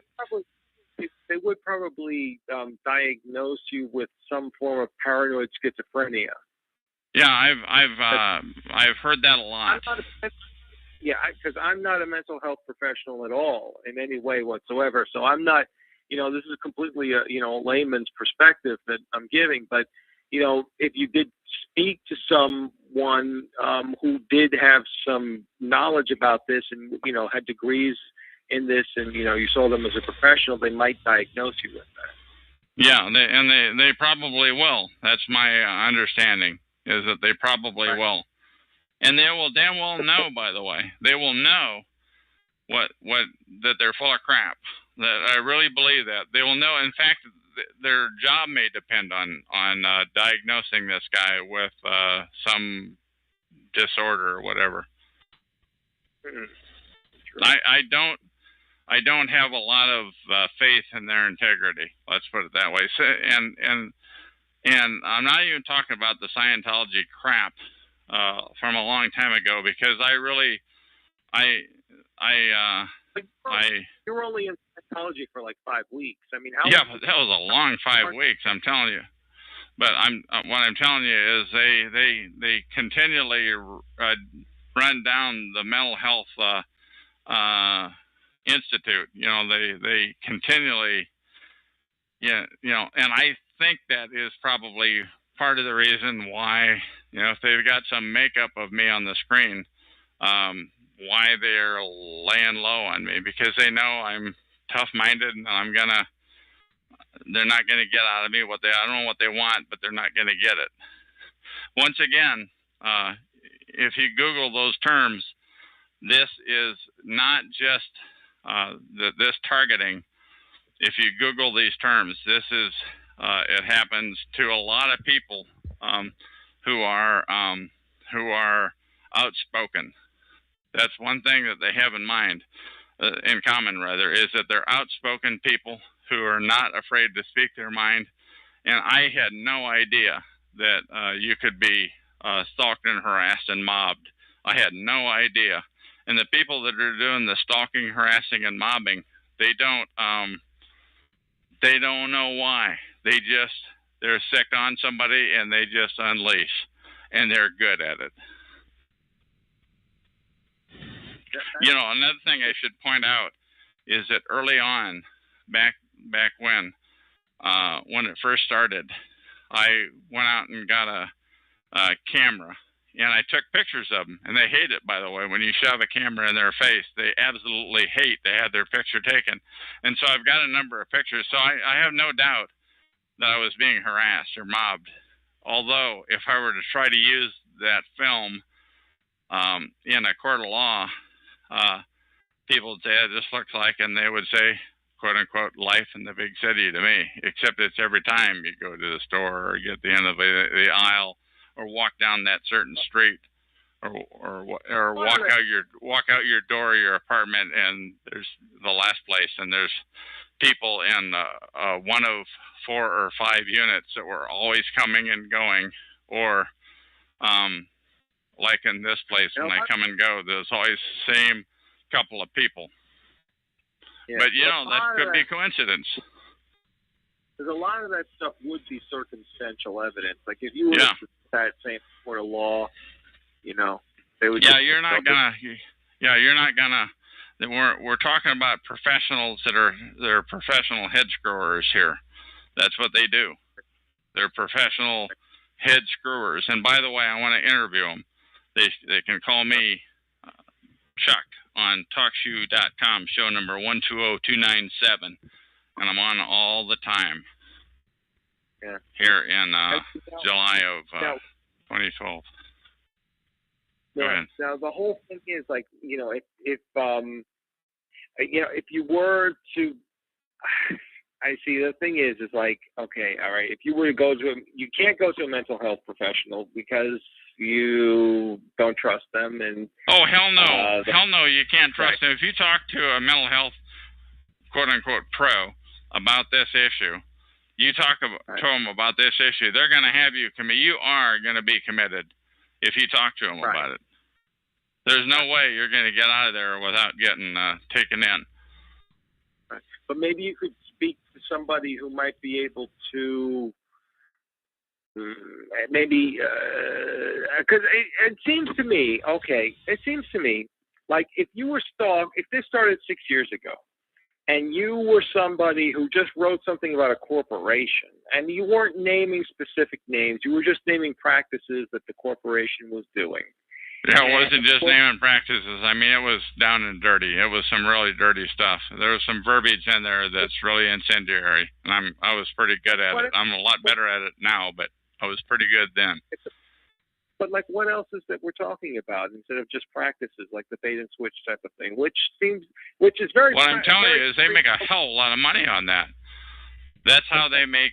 That could be the difference in bottom line profit. I don't know. I have no idea. I'm telling you, it was huge. I'm telling you, anytime they ran a sale item, it was a scam. I'm telling you, it wasn't just some bait and switch. I mean, it was big money, big dinero. Okay. And so for that reason, that's why they had to silence you. It was payback time. I guess, I guess it was payback time. I don't know. You can't prove that either. You really can't prove anything. What I'm telling you, though, is gang stalking is real, and it is huge. And, God darn it. Keep going, though. Because I could understand, like, some gang stalking going on for a specific time for somebody who is outspoken about a specific issue. And maybe what I'm saying is there's no specific time about it. What I'm saying is it happens. It happens when it starts to happen. It happens. As I believe it now that I've studied up into this for almost 2 years that I've been aware now. It happens for life. They're literally going to F you to death. That's what they do. One thing I do want to say something on police and, on publicintelligence.net. On publicintelligence.net. I wish I knew I'm going to read this real quick. publicintelligence.net/FBI-suspicious-activities-reporting-flyers. Let me say it again real quick. publicintelligence.net. FBI suspicious activity reporting flyers, and put a dash in between each one of those words, and you will find there's like 20 to 25 different types of flyers? Situations. Pardon me? Okay. 25. Yeah, let's not get into it right now. But yeah, there's 25 different flyers that are out there, and I can only assume that there's a ton more that people are stalked and harassed and mobbed. You know, what I'm telling you is just look that up and make up your own mind. It's not just me. This is something that I just found out about in the last 4 or so days ago. Interesting. Because, yeah, that will be something to check out and maybe talk to you a little bit more about later. But, you know, I don't know. It just seems to be, you know, I mean, if you can't get the help, but then you're just. I mean, you know, let me say that about the help. All avenues, when this happens to you, when you are a TI, a targeted individual, all avenues to help are cut off. You cannot get help, and not only that, they cut off your relationships with in my case, with my girlfriend, with friends, you're essentially, you cannot make friendships. When you're standing there on a street corner and you're striking up a conversation with a stranger, it's like you're literally, now I don't blame you for raising your eyebrows on this, because this does sound a little bit wacky, so it's up to you. And it's up to the people that are listening to this MP3 file, which, by the way, once again, is in the public domain, what you're saying and I'm saying, for all eternity. So they're going to be listening to this 100 years from now and deciding on whether this type of thing happens. Right. When you're being harassed, it's it is. Go ahead. It is a tough situation, because normally the type of operation that you're talking about would only be normally associated with governments targeting specific political activists and that type of thing. But in this situation, we're talking about a corporation that's targeting somebody who was just talking about corporation with deep pockets, yeah. Deep pockets, yeah. So this is something that, you know, and you're talking about their business practices. What I'm saying is there is an infrastructure in this country, in this world, actually, because you literally can't. I moved from one city to another in Oregon in my RV. When I moved across the state line, across the Columbia River, back up here to Vancouver, it followed me. When I went from one apartment building to the next and to the one I'm at now, it follows you. All you're going to do by moving is deplete your financial reserves. Maybe what you're talking about is a concept more than more than anything else, you know? Well, what do you mean by that concept?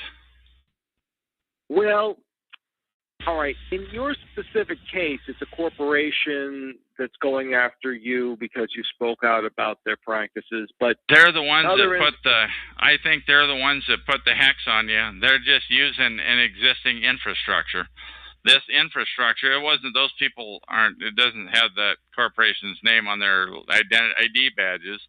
It's just the people. When I go from one area of town to another, when I've gone, rather, from one area of town to another, the harassment has followed me. When I've gone down to Portland. Right, but this could be something that can be applied not only to your case, but to other people's cases as well. Political activists, police activists, what have you. People who are generally outspoken about issues. Yeah, I think when you're in a certain area of town, the chances of me being in a certain area of town and a political activist and a police activist, what have you, the chances of it being the people in this quote unquote gang or whatever you want to call it being the same people are pretty significant. But the other thing that I want to say is that I have seen, like, I have sensed like 6 different types of people that were involved depending on where you're at. That if you're on Main Street in Vancouver, or if you're down in Portland on the Max, or if you're on, literally another time I talked about, if I'm on I-205 going across the bridge and you're mobbed by cars. I mean, there's different types of people that are involved in it, depending on where you are. So what are the 6 types of people? The 6 types of people. One would be the kind that was down on Main Street in Vancouver. A lot of unemployed people, probably. Another type would be people in my last apartment building in the hallway that are fairly well-to-do because it was a nice joint. Another type would be people that looked like they were working stiffs. I mean, they had plaid shirts on at a bus stop where I was at. They didn't look, they looked employed. They didn't look homeless, I'll tell you that. Another one was when I moved my RV from where it first kicked off, the go live, if you will, when I moved it, and my landlord flipped on a dime, got really angry with me all of a sudden. God, what is this all about? I haven't said anything. And it was a landlord from hell. So I moved out. I moved to the next place. And RVs are fairly easy to move somebody in. So they moved 2 in next to me within a month, Same time entry and exit, same thing again.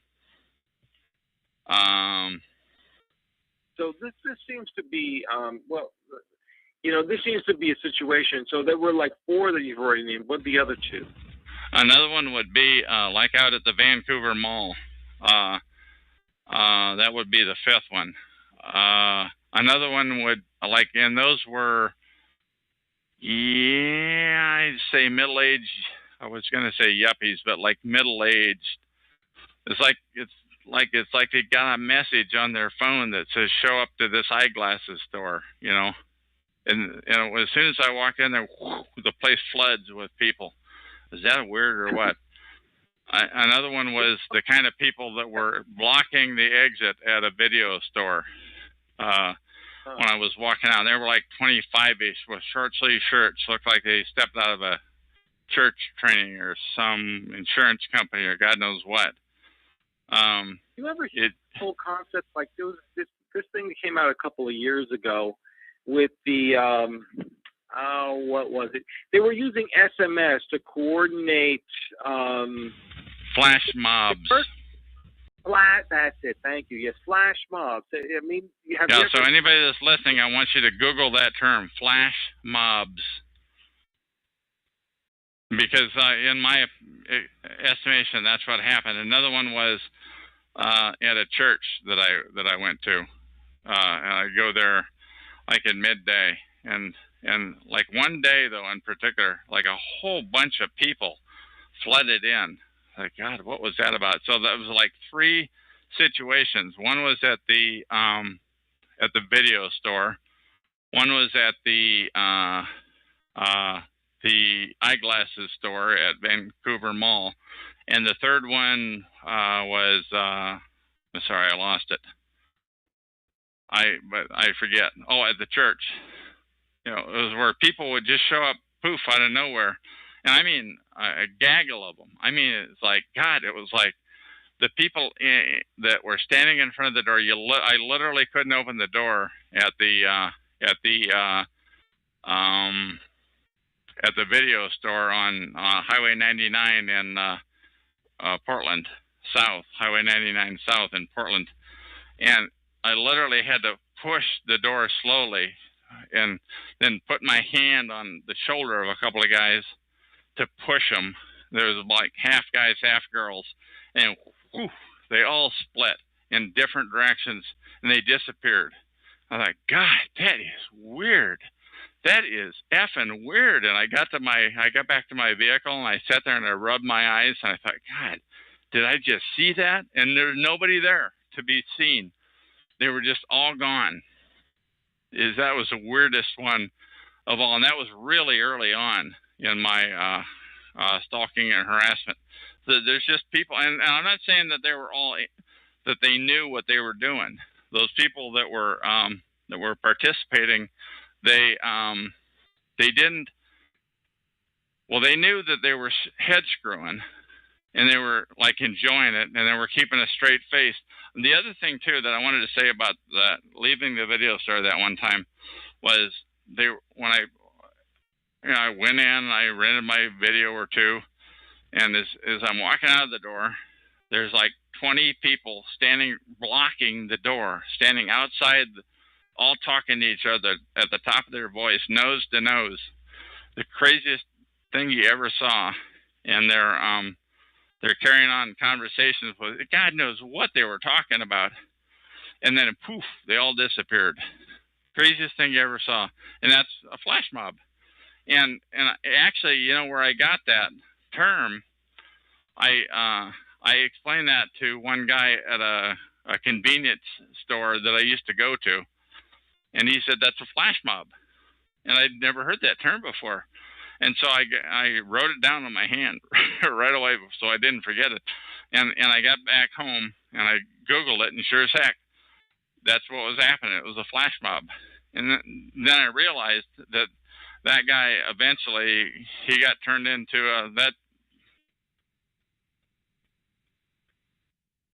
testing 1 2 news guy.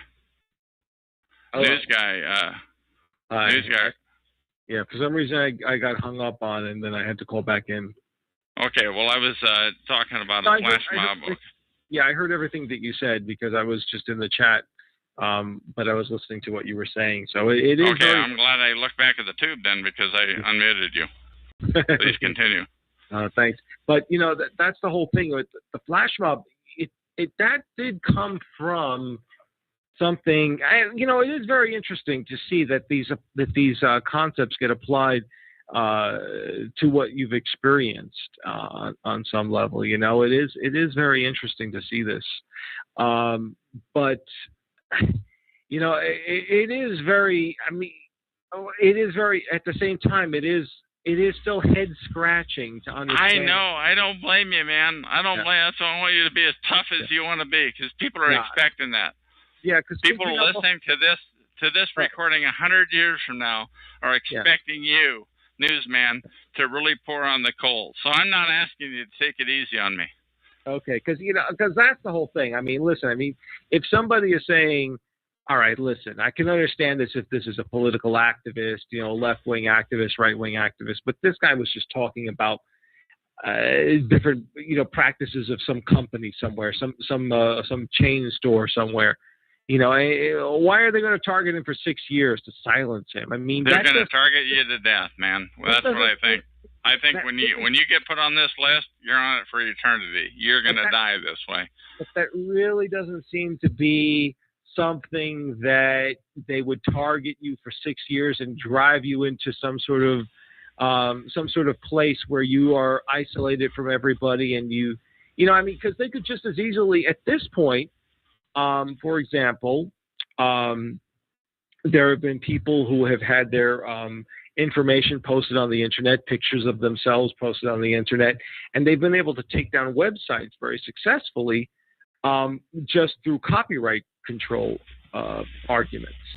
And so what they could do, I mean, you know, so there are different mechanisms for these corporations to just silence you without having to drive you into some sort of, you know, some sort of place where you're isolated. I don't know what it would be. I was not going to shut up.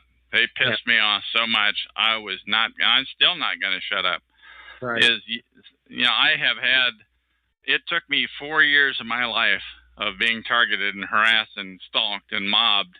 It took me 4 years to finally catch on to the term gang stalking. Google that term, organized stalking. It took me so long, and I'm not just going to shut up about it. Most people would. And by the way, I think a lot of people do shut up about it. And a lot of people have showed up here on TalkShoe.com on these shows, and they show up on like the skank calls on Freedom SCHS, and they talk about it, and they get mobbed. They get driven away with crazy talk. These people over there, they start talking unachievable nonsense, crazy talk, and they're driven away. And I decided no crazy talk on my call.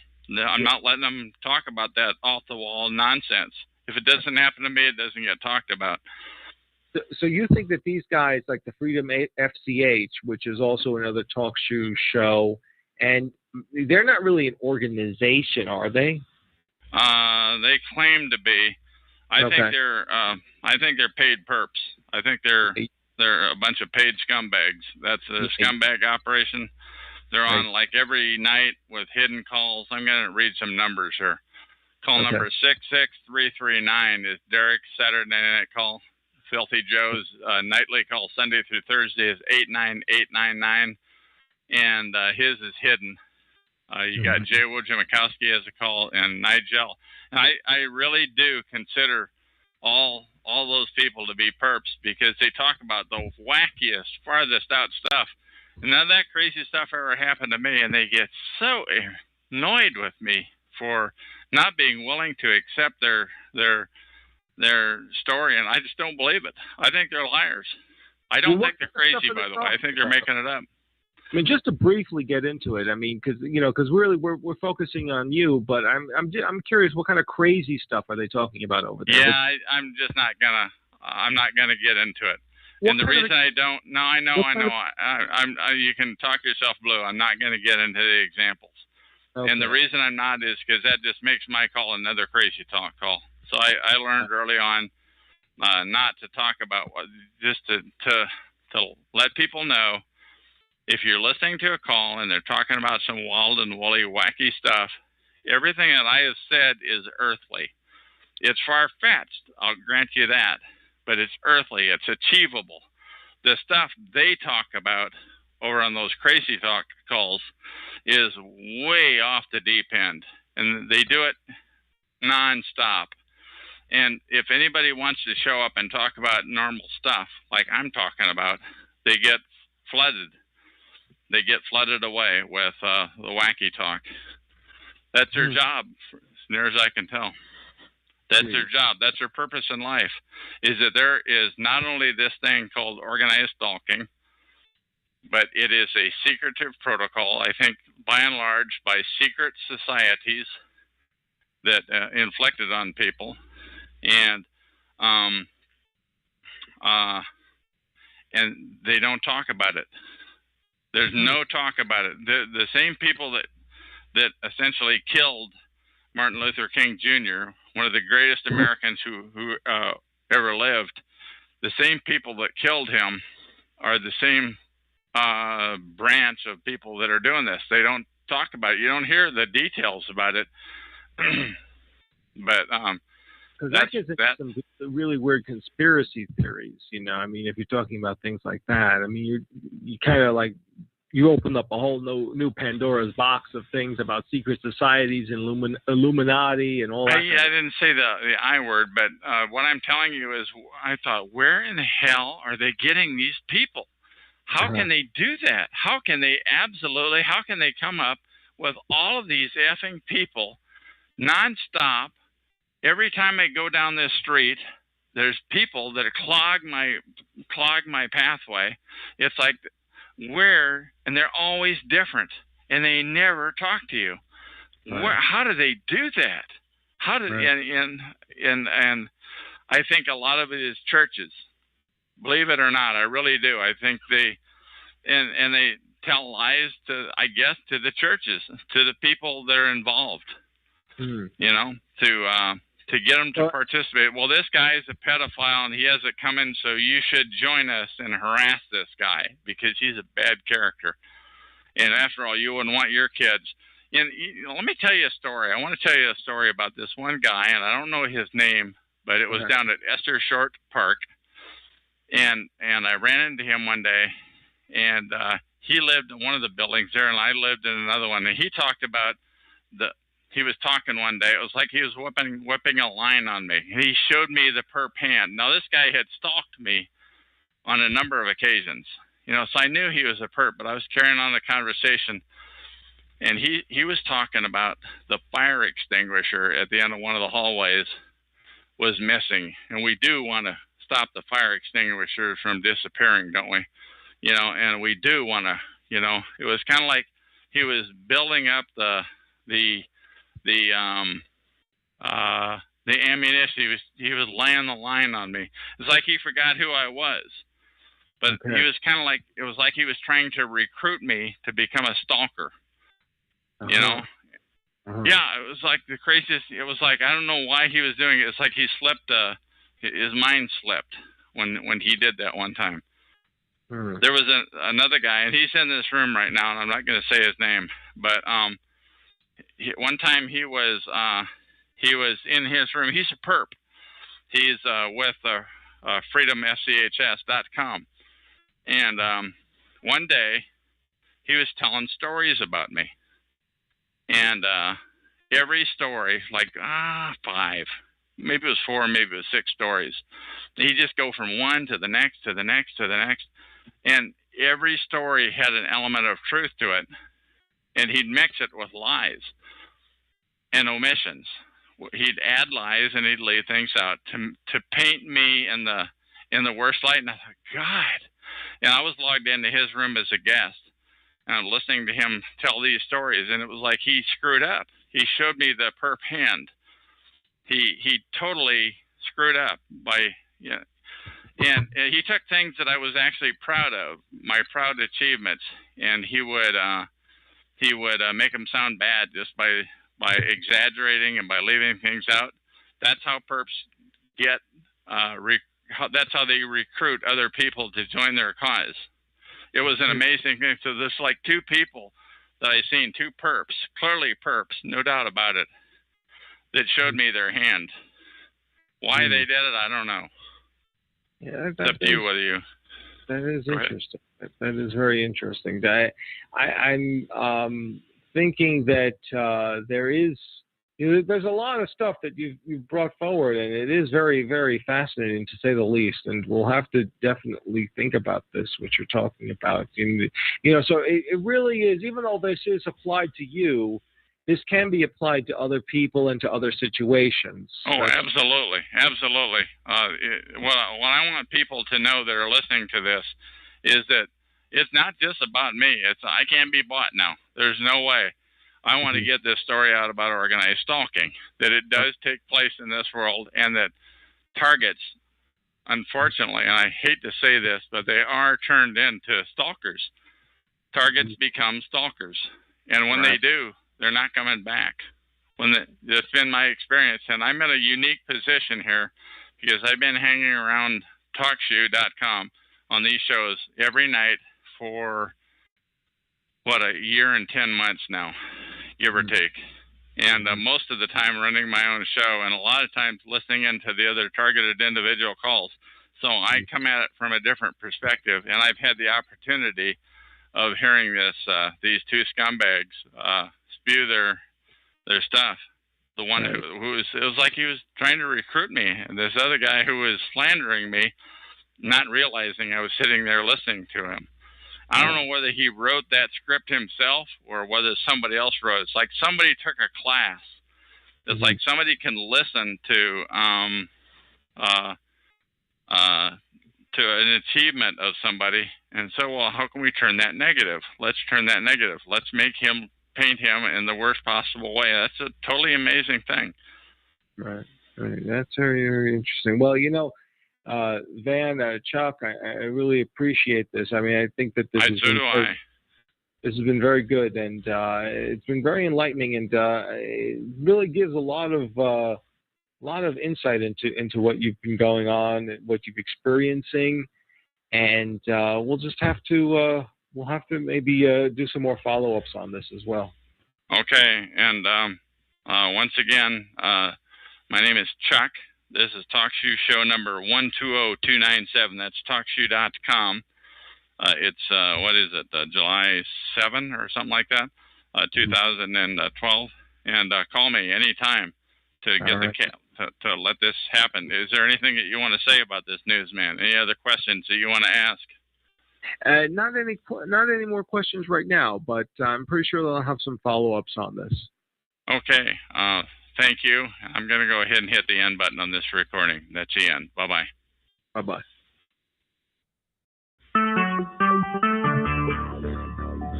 Talk shoes. Recorded live. Hello, my name is Chuck, nickname Van of Vancouver, Washington, USA. Welcome to TalkShoe.com, show number 120297. This call is being recorded, and anything said will go into the public domain. Thus, everyone is entitled and encouraged to copy and republish any or all of this MP3 recording file. You do not need permission. No notification or attribution is necessary. To find more of these public domain audios, go to the top right corner of any TalkShoe.com screen and search for search for Vancouver or show number 120297, or click the purple top left live now button to see if the show is presently underway. The time out here on the West Coast is about 7:03 p.m. Pacific Daylight Time. Today is Wednesday, July 18, 2012. This is episode number 3014. Okay, now here's the deal. I'm going to do a chat room reading. This is not going to be very polished, but that's what you've learned to live with here. Here's what happened. First of all, my objective is onefold: to get the word out about organized stalking. And part of what happens on these TalkShoe calls, TalkShoe.com calls, is we get a lot of perps that come and go in the room, and in fact, they dominate the room. Anyway, one of those people who I call a perp does not consider himself to be. When I asked him, "Ant, are you a perp?" and the ant farm wants you dead replies, "No, I'm a TI, a schmuck who is a TI. It just comes natural." TI in Idaho asked him, "But why be like them?" "I used to be an internet troll as a teen," Ant says. "Ant, where did you learn how to do what you just did? You logged in as just because, but it was your voice." He replies, "I figured it out on my own, Chuck. I will not tell the secret, or else Nimbusters will use it." TI in Idaho says, "Come on, why don't you come out into the light?" I reply, and I said, "I bet you were a smart one too, Ant. I never said you weren't smart. You're just a dirtbag." "Like someone closed my neck," he goes. "They know the secret." And now you see two ants on the screen. Two ant farm wants you dead on the screen, which is totally unusual. I do not know how to do it, by the way. The top one is 3,054,116. The bottom one, you, Ant, is 2,931,198, and that shows that you have two shows. So you were an internet troll. How did you do that? Ant replies, "It is the cool thing to do on the internet when you're a teen. Everyone that does try to do it, although he is, as I recall now, in his late 20s now. Are you being sure that everything you are typing is going into the public domain? Are you?" And he says, "Well, I don't know. I don't want to be displayed on the website that shows up in Google." I said, "Ant, I repeated myself, will you put everything you're typing now into the public domain so that I can publish this for all eternity?" "Go ahead," he says. I say, "Thank you. This is very, very powerful spoof that you've caught on to. How many people have you pretended to be?" "I don't know. I don't normally do it," he said. "I stopped doing it a long time ago. But when I figured it out, I would impersonate just because." That's a user here. "Just because," as a joke. And I replied, so you just did it a minute ago to show TEI in Idaho, TEA Idaho, number 3.30,057,642, that two logins were possible on the TalkShoe.com system. Yes. And how many times have you impersonated me, Vancouver? And he said never. And who else have you impersonated? And he replied, Ant replied, I don't remember. This is, I think, one time I impersonated Chrissy or Derek. Note that they are from freedomschs.com, who I guess are not friends of Ant's, but I would doubt that.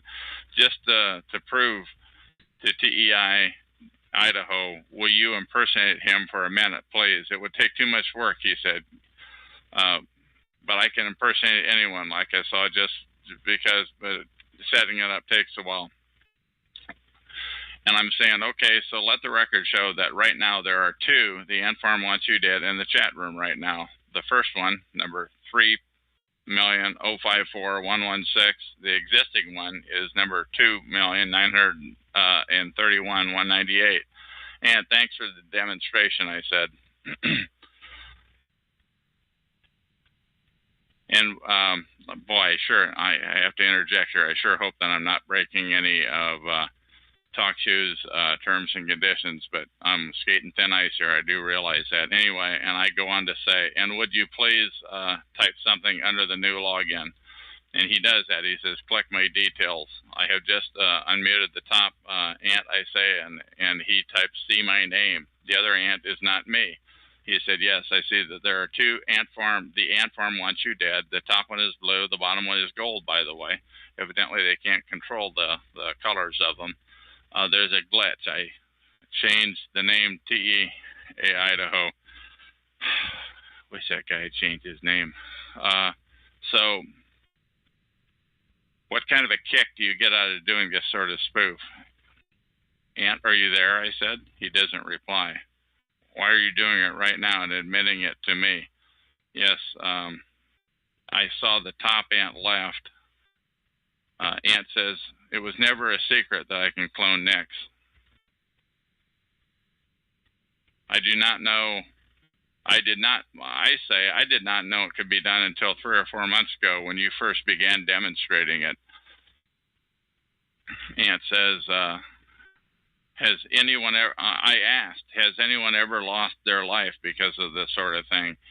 Ant, what is the worst thing that has ever happened? Ant, are you there? I said.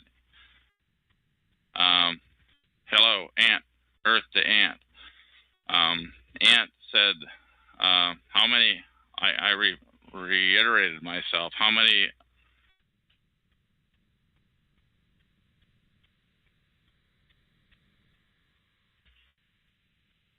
other talk shows do you have the ability to do this? In fact, no one is doing my trolling.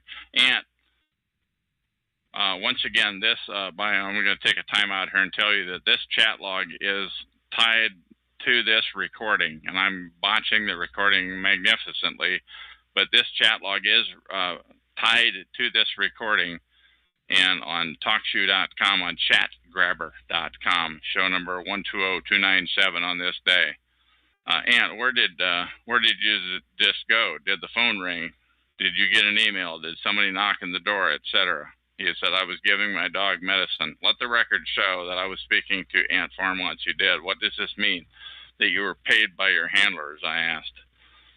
Ant, who is him? I am not following your conversation. Let the record show that my ability, he says, let the record show that my ability to clone Nicks does not involve anything illegal or hacking and is merely a flaw in the design of TalkShoe. Ant makes that statement. And I typed in, let the record show that guest number 6 through 11 just showed up in the room, as so often happens once something interesting starts to happen around here. But once again, what do you mean when you said they handed him cash for a job well done, please? I say to Boise, the TI in Idaho, you are jumping right into the thick of it here. I hope you appreciate the magnitude of what you are witnessing. And I say, Ant, do you consider yourself a perp? And he says, no. I said, what kind of a kick do you get out of pulling such a prank? If I become compromised, he replies, I'd kill myself just for fun. To your question. I said, what do you mean by if I become compromised? He said, he replied, if they tried to control what I say, the perps, I would kill myself. Wow. I'm just reading what's in the log, folks. Ant, where did you learn to duplicate other logins on the TalkShoe.com system? He says, I figured it out intuitively. How many other people know how to do it? And he says, I don't know, but at least one. Today, I first witnessed someone else doing it. It took me more than a year to catch on to it. I said, how long have you had this ability? I don't remember. He said, I'm thinking to myself, in what room did you witness somebody else doing it, please? And he said, in here, the ant clone. Really? Somebody was cloning you earlier today. Is that what you're saying? Are you saying somebody is screwing with you? He said, yes. And do you have any idea who that person might be? And he said, no, it's probably a nimbuster. So once again, how many other people do you think have this ability on the TalkShoe.com system? He said, there's no telling. I said, referring to the fact that I type fast, I said to guests 6 to 13, eat your heart out. I took typing 2 times way back when. That's why I do have the ability to type pretty fast. And have you ever done this spoofing on behalf of another person or another organization? And he replied, no. I said, Ant, do you consider yourself a perp? And he said, no. I'm going to open up a chat now, I said, for guests 6 through 13. Any funny stuff, and I'll quickly mute. I'll be right back, said Ant. I'm getting a Coke. For the record, I'm chat room interviewing, and I said this to the new people that showed up. Ant Farm wants you dead, number 2,931,198. Here comes the URL, and the URL is in there, and it'll be in the chat log. Could you recap what's going on here, Chuck? Said guest 10 who showed up. I said, I'll recap the chat log in the public domain. It's number, but people who are listening to this recording right now already know what's going on. Pray tell guests 6 through 13, where are you from? How did you hear about this interesting discussion that is going on? Where is the URL at? But nobody answered. It just came from TalkShoe randomly, said guest 10, but the rest of them didn't answer. For the record, the entire discussion is in the public domain. I said, Ant consented to it earlier in this chat log, and anything you type will go into the public domain. Please know that. My name is Chuck, pseudonym of on TalkShoe of Chuck of Vancouver, WAUS. I'm a TI, a targeted individual. I have been aggressively harassed for 6 years.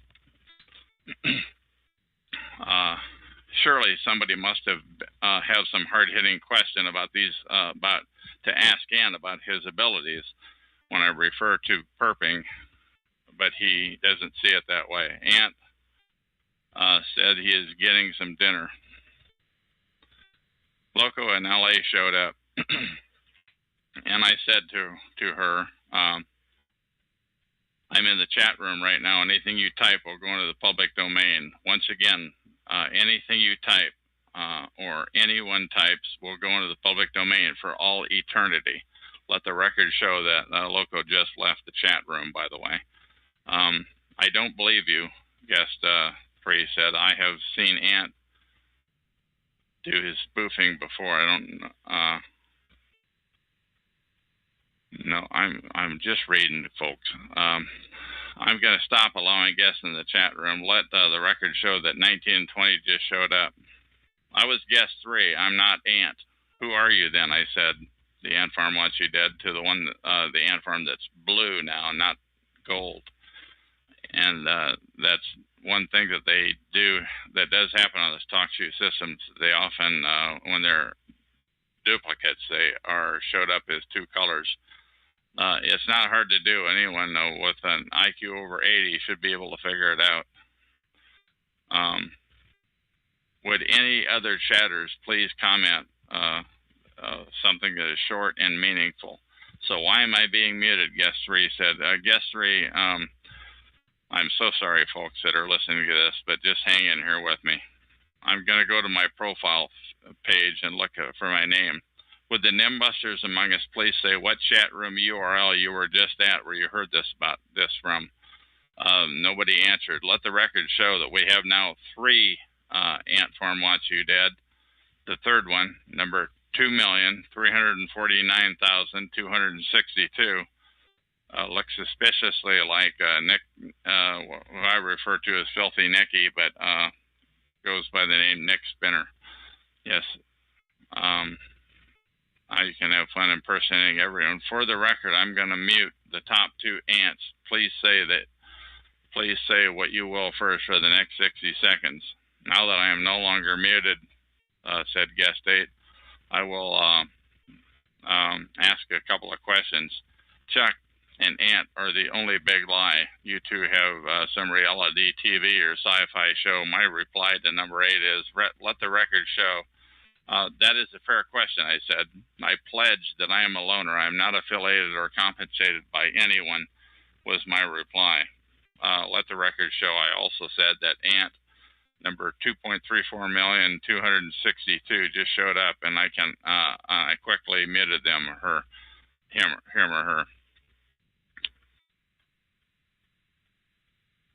Tap Q showed up, who I did an interview with. I think it was number 3006 or 3007.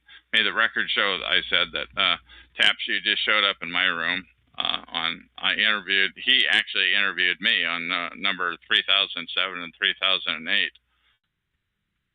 He said he watched an interesting video on the cult of Scientology, that they're sure to have the targeting system down to a T. And I said, I'd like to hear about that sometime, but right now something else is going on. Please do bring back that in the future. I will do that, he said, and he laughed.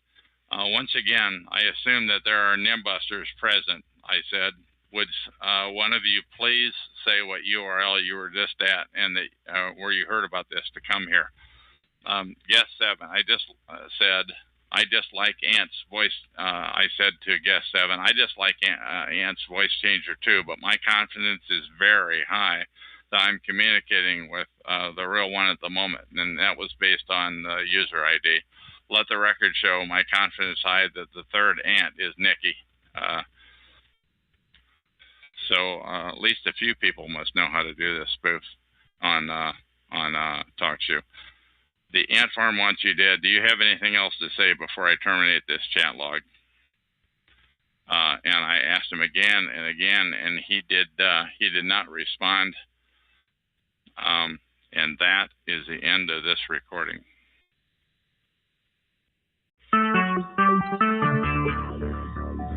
TalkShoe. Recorded live. Hello, my name is Chuck, nickname Van of Vancouver, Washington, USA. Welcome to TalkShoe call number 120297. This call is being recorded, and anything said will go into the public domain. Thus, everyone is entitled and encouraged to copy or republish any or all of this MP3 recording file. You do not need permission. No notification or attribution is necessary. To find more of these public domain audios, go to the top right corner of any TalkShoe.call screen and search for Vancouver or show number 120297, or click on the top left Live Now button to see if the show is presently underway. The time out here on the West Coast is about 7:30 p.m. Pacific Standard Time, Pacific Daylight Time rather, on Monday, July 30, 2012. This is episode number 3015. I have on the call right now. I'm sorry, why don't you identify what pseudonym you want to go with, and how are you tonight, please? Oh, I'm fine, Chuck. You can call me Snuffers. Okay, this is Snuffers then. Now, how long have you been a target, and can you tell us how it all started out, please? Well, I think I've been a target my whole life, but I know that I've been a target since approximately 1998. That's when I really figured out stuff weird was going on, but I had no idea about gang stalking until last summer, probably August, September, I finally kind of got the word and then started looking things up on the internet and stuff and found out that this was something serious going on everywhere. Been going on since 1998, and here it is, at least, and here it is, 2012, 14 years later, and you found it out a year ago. How did you find it out, please? Well, I just finally started typing stuff into the computer about being followed by strangers and stuff like that. And then I caught onto the phrase targeted individual. And then that's what got me off into the whole gang stalking, targeted individual, learning about it. I had no idea this was going on with people all over the place. You know, I just thought, okay, I got families that are into some crap, and, you know, I'm probably on somebody's S list because of that.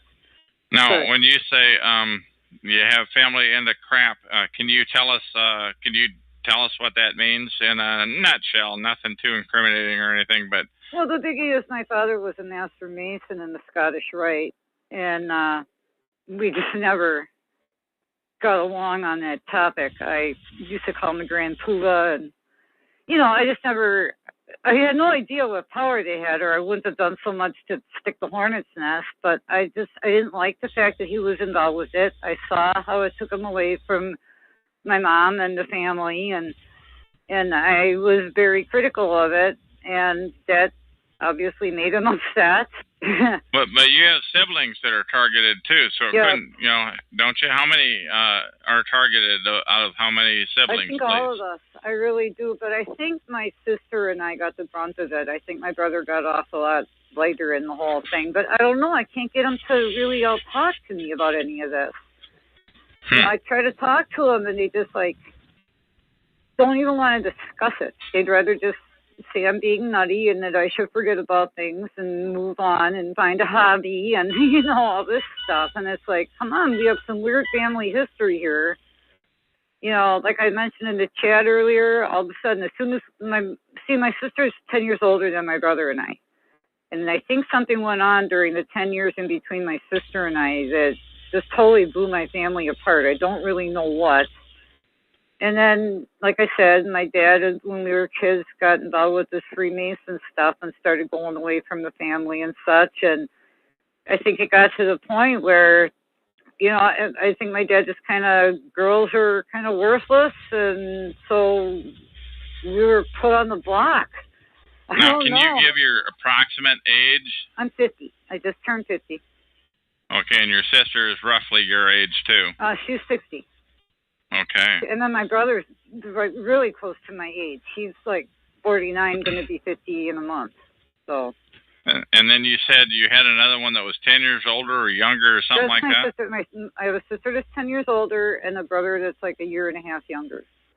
And are they targeted? What do you say about that? My sister for sure, definitely. My sister definitely from putting together things. She's been mobbed out of a couple of jobs.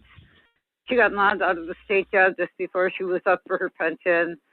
She was working a little food store job, and they set her up to get her kicked out of that. And she was working a little what, please? A little job in a food store. I'm very sorry if I sound slurry. I had jaw surgery. No, it's not. No problem. You had what kind of jaw? I had cancer in my jaw.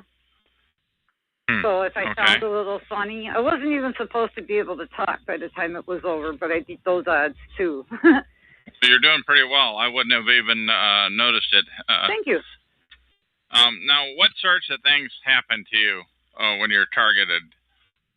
When? In the beginning or now? Now it's just like, now I just get basically mobbed and comments when I go out. I mean, it's definitely died down a lot since I've gotten back here. But I've died down a lot since I've gotten back here. It was way crazier in Las Vegas, and it was way crazier up north when I lived in an apartment up north. Yeah, so what sorts of things happened in Las Vegas? And did you live in the city thereof or out in the sticks? Or? No, I lived in the city. And what sorts of things happened in Las Vegas? And was that more than a year ago after you figured this all out, or what? that's what helped me figure this all out. I didn't know what was going on. In Vegas, I still had no idea that there was such a thing as gang stalking. I didn't know there was such a thing as gang stalking until after I got back down here. So even when I you was say up down north, here, you mean back in the Midwest. Right, and back down toward the city. I lived in a little town, village up north for 3 years, and that was really a nutty place. Very, very strange, old school Catholic cult kind of concept mixed in with a lot of Freemasonry, and then Catholic, I was there. Cult? Did you call that CULTS? CULTS, yes.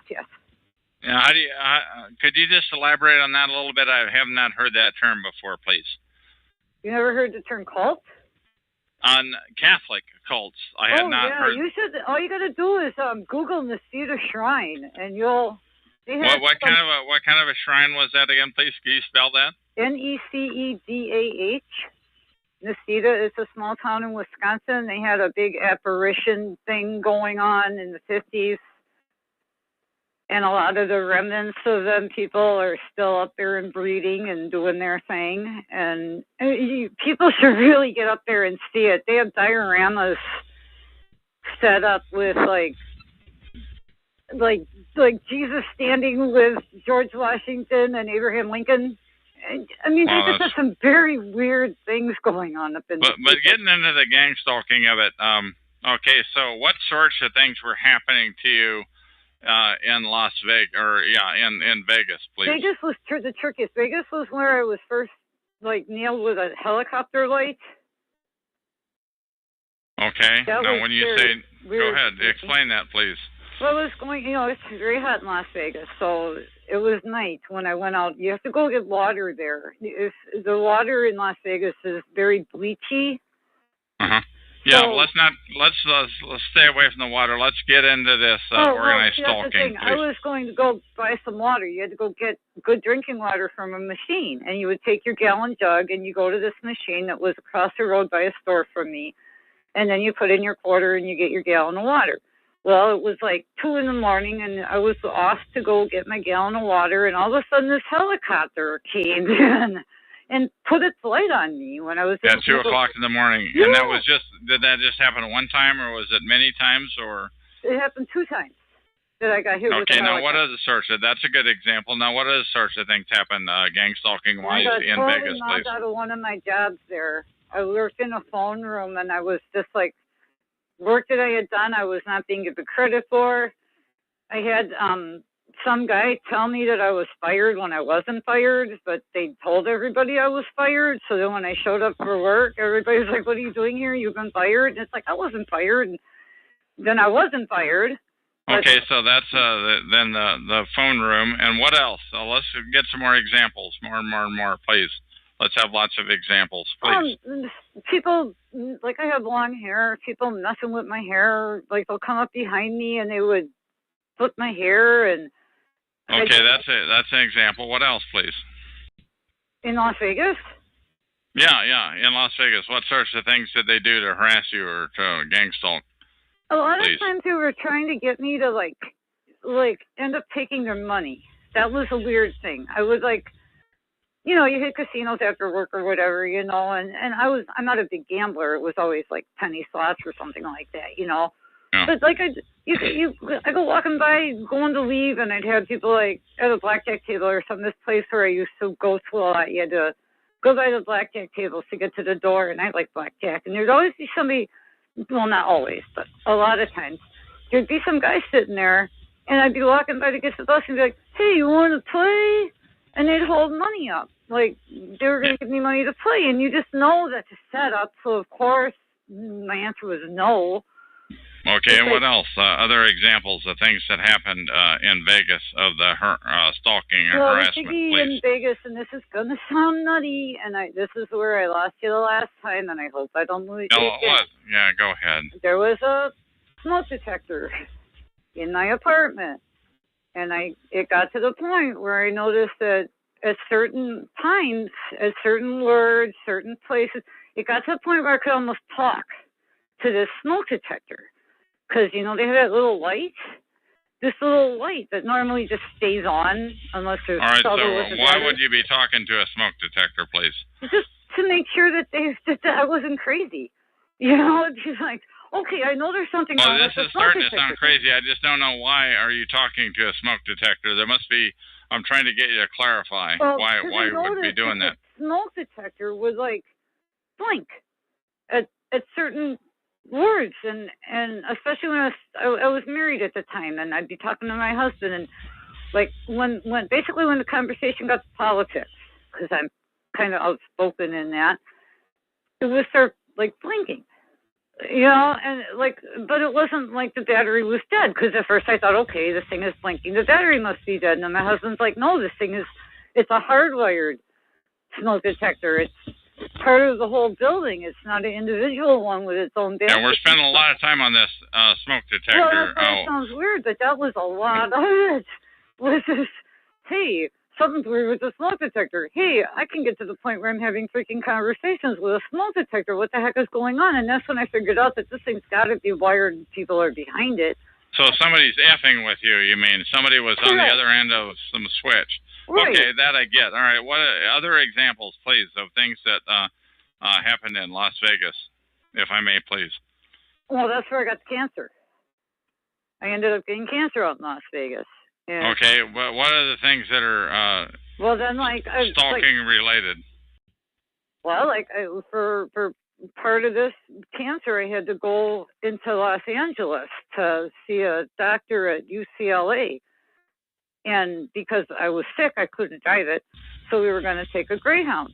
Okay, so then we get to Greyhound station, and 4 buses between Las Vegas and LA are canceled. No reason. There wasn't any, you know, sometimes mudslides or fires or something like that will stop traffic between. But that doesn't necessarily sound stalking related. I'm trying to get it was weird at the one time that I needed to get on those buses to hit a doctor's appointment. Okay, so what other examples? All right, so we got the buses. What other examples? I was getting so sick, then I just got out of Vegas. Okay, and then when we. But what else happened? I want to, while we're on, hang on, I need to cough. Okay. While we're in the town of Vegas, so what are the things that were stalking related, please?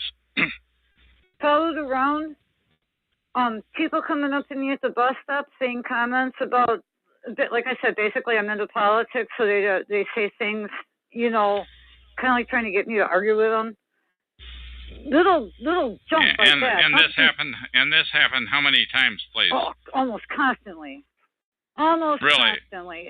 This has been going on for so long that. All right, so like you showed up at a bus stop, just waiting for a bus, and were they different every time, or the same person? Why? No, they were different. They're definitely different. There was only one person that was like a constant in this, and I didn't know it at the time until I ended up back up in Wisconsin up north, and the same guy that was bugging me in Vegas ended up being up north in this little podunk town, you know, that I really, you know, I mean, what the hell is the same guy that was in Las Vegas bugging me doing in this town in this state of Wisconsin? I mean, what are the odds, you know? Wow. Okay, no, that's a weird one.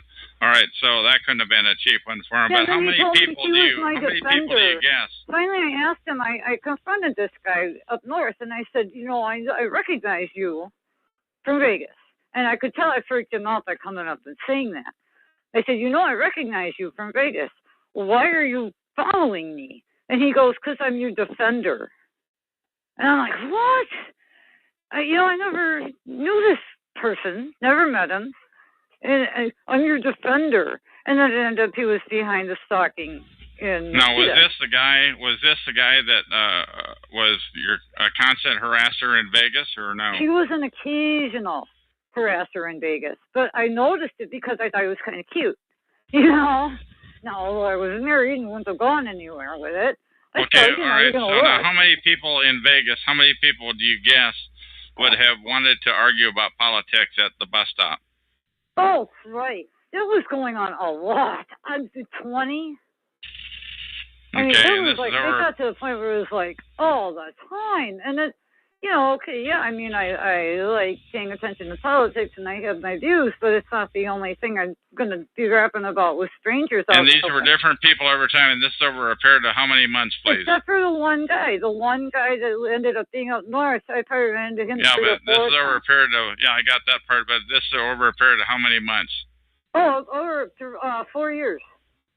Over 4 years, 20 people over 4 years, or was it all stacked mostly within it? No, it got progressively worse. When I first got there, it wasn't that bad. It was just a couple of weird things, like they took my cat, and I had to fight to get my cat back.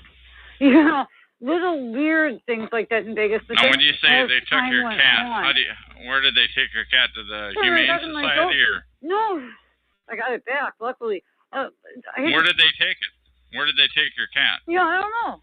I got her back, but she was a very old cat. I mean, she ended up dying not too long after. She was a very old cat, and I took her to Vegas because. So you don't really know that it was stalkers per se. That, I'm sorry to be so antagonistic, but you don't really know that it was stalkers per se that kidnapped your cat. Maybe the cat just decided.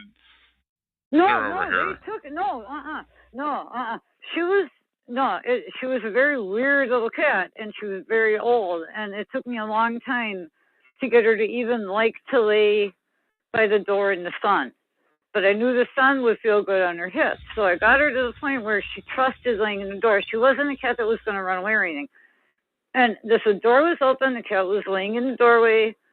Next thing I know, the cat's gone.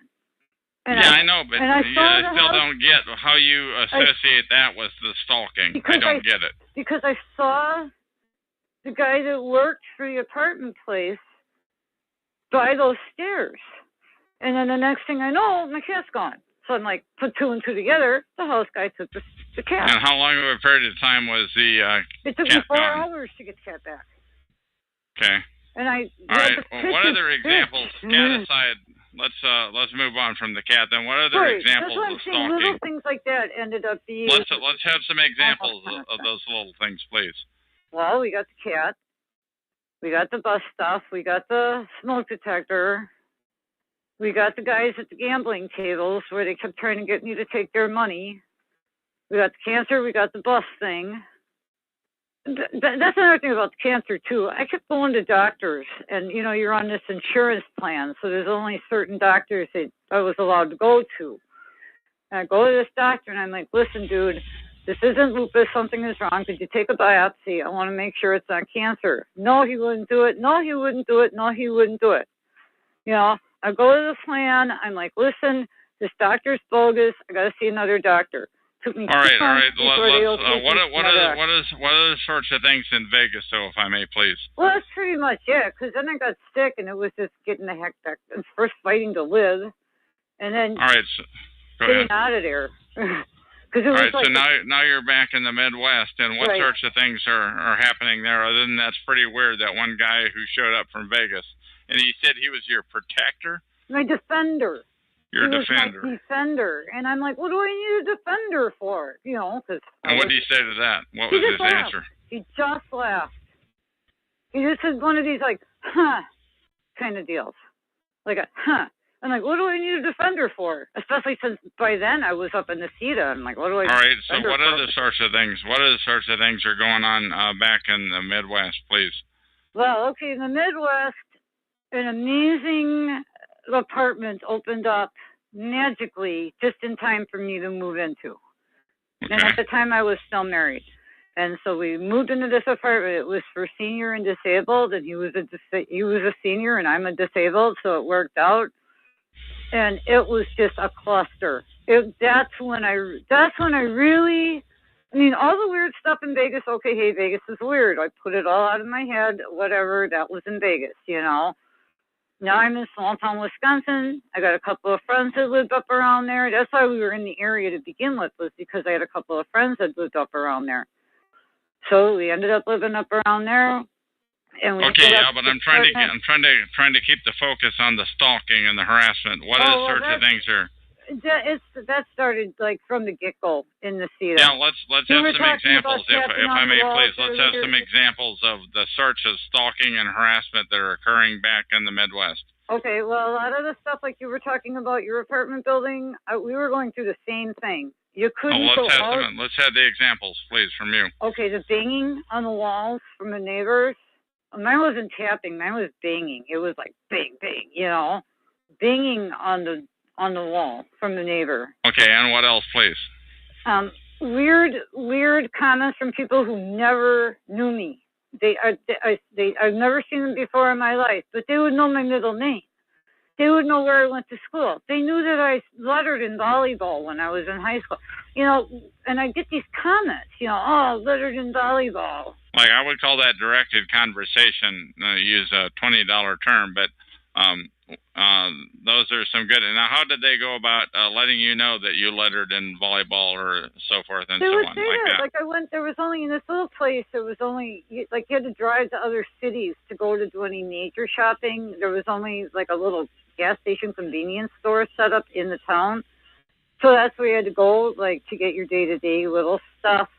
And then you had to go to a big city to do your big shopping. So I went into this gas station one time to get a couple packs of smokes.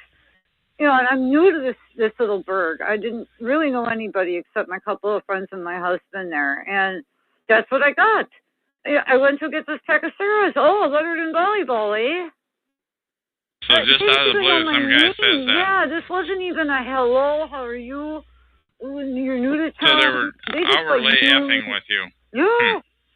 Well, how about another example or two? I'm sorry to be so pushy, but by the way, we may lose our connection. If we do, I'm sorry. But please, and that'll be the end of the show if we lose our connection. Like a loon here, but no, you're not. You're not. I'm glad I'm being so persistent, though. I'm pressing for a clarification. Well, it finally got to the point where they wanted to jail me. They ultimately want you to send a... Nacita, I wrote about this in your chat room here. And Nacita was also the place that, from the minute we got there, every night at the same time... Now, they only had one cop at the time in this town. They ended up now having... They might have a cop now, but by the time I left, they didn't have any police. But they only had one policeman there. Every night at the same time, that guy would be sitting by my car, in his car. He was in a police car, sitting in the parking lot, in front of my car. So, like, if I would have wanted to leave, I would have had to ask the policeman to move his car so I could go. Looking up at my apartment every night. It got to the point where I told my husband, I said, so he was not just parking his car out in front of your place, but he was also doing that and looking at your apartment. Yeah, he would park his car, it would be like blocking my car in. Like there was a parking space, and then he would pull up to where he would be behind my car that was in the parking space. Then he would get out of his car and stand by his car and be looking up at the window. Every night. And it got to the point where I was like, what the hell? I mean, it's not like we're doing anything. We talked quite a bit, and I took some notes as we were talking earlier, but you said your sister was mobbed out of her last two jobs. Why don't you cover that briefly, please? Yeah, well, she worked for the state, and I don't know the whole story about it because she will not talk to me about a lot of this stuff. She doesn't want to. I don't know whether she doesn't believe it or she just doesn't want to deal with it, but she just won't talk to me about it. I also think that she's I think she kind of turncoated in on me now, but that's beside the point. She worked for the state of Wisconsin for... You mean she's become a perp, you mean? Yeah, I think so.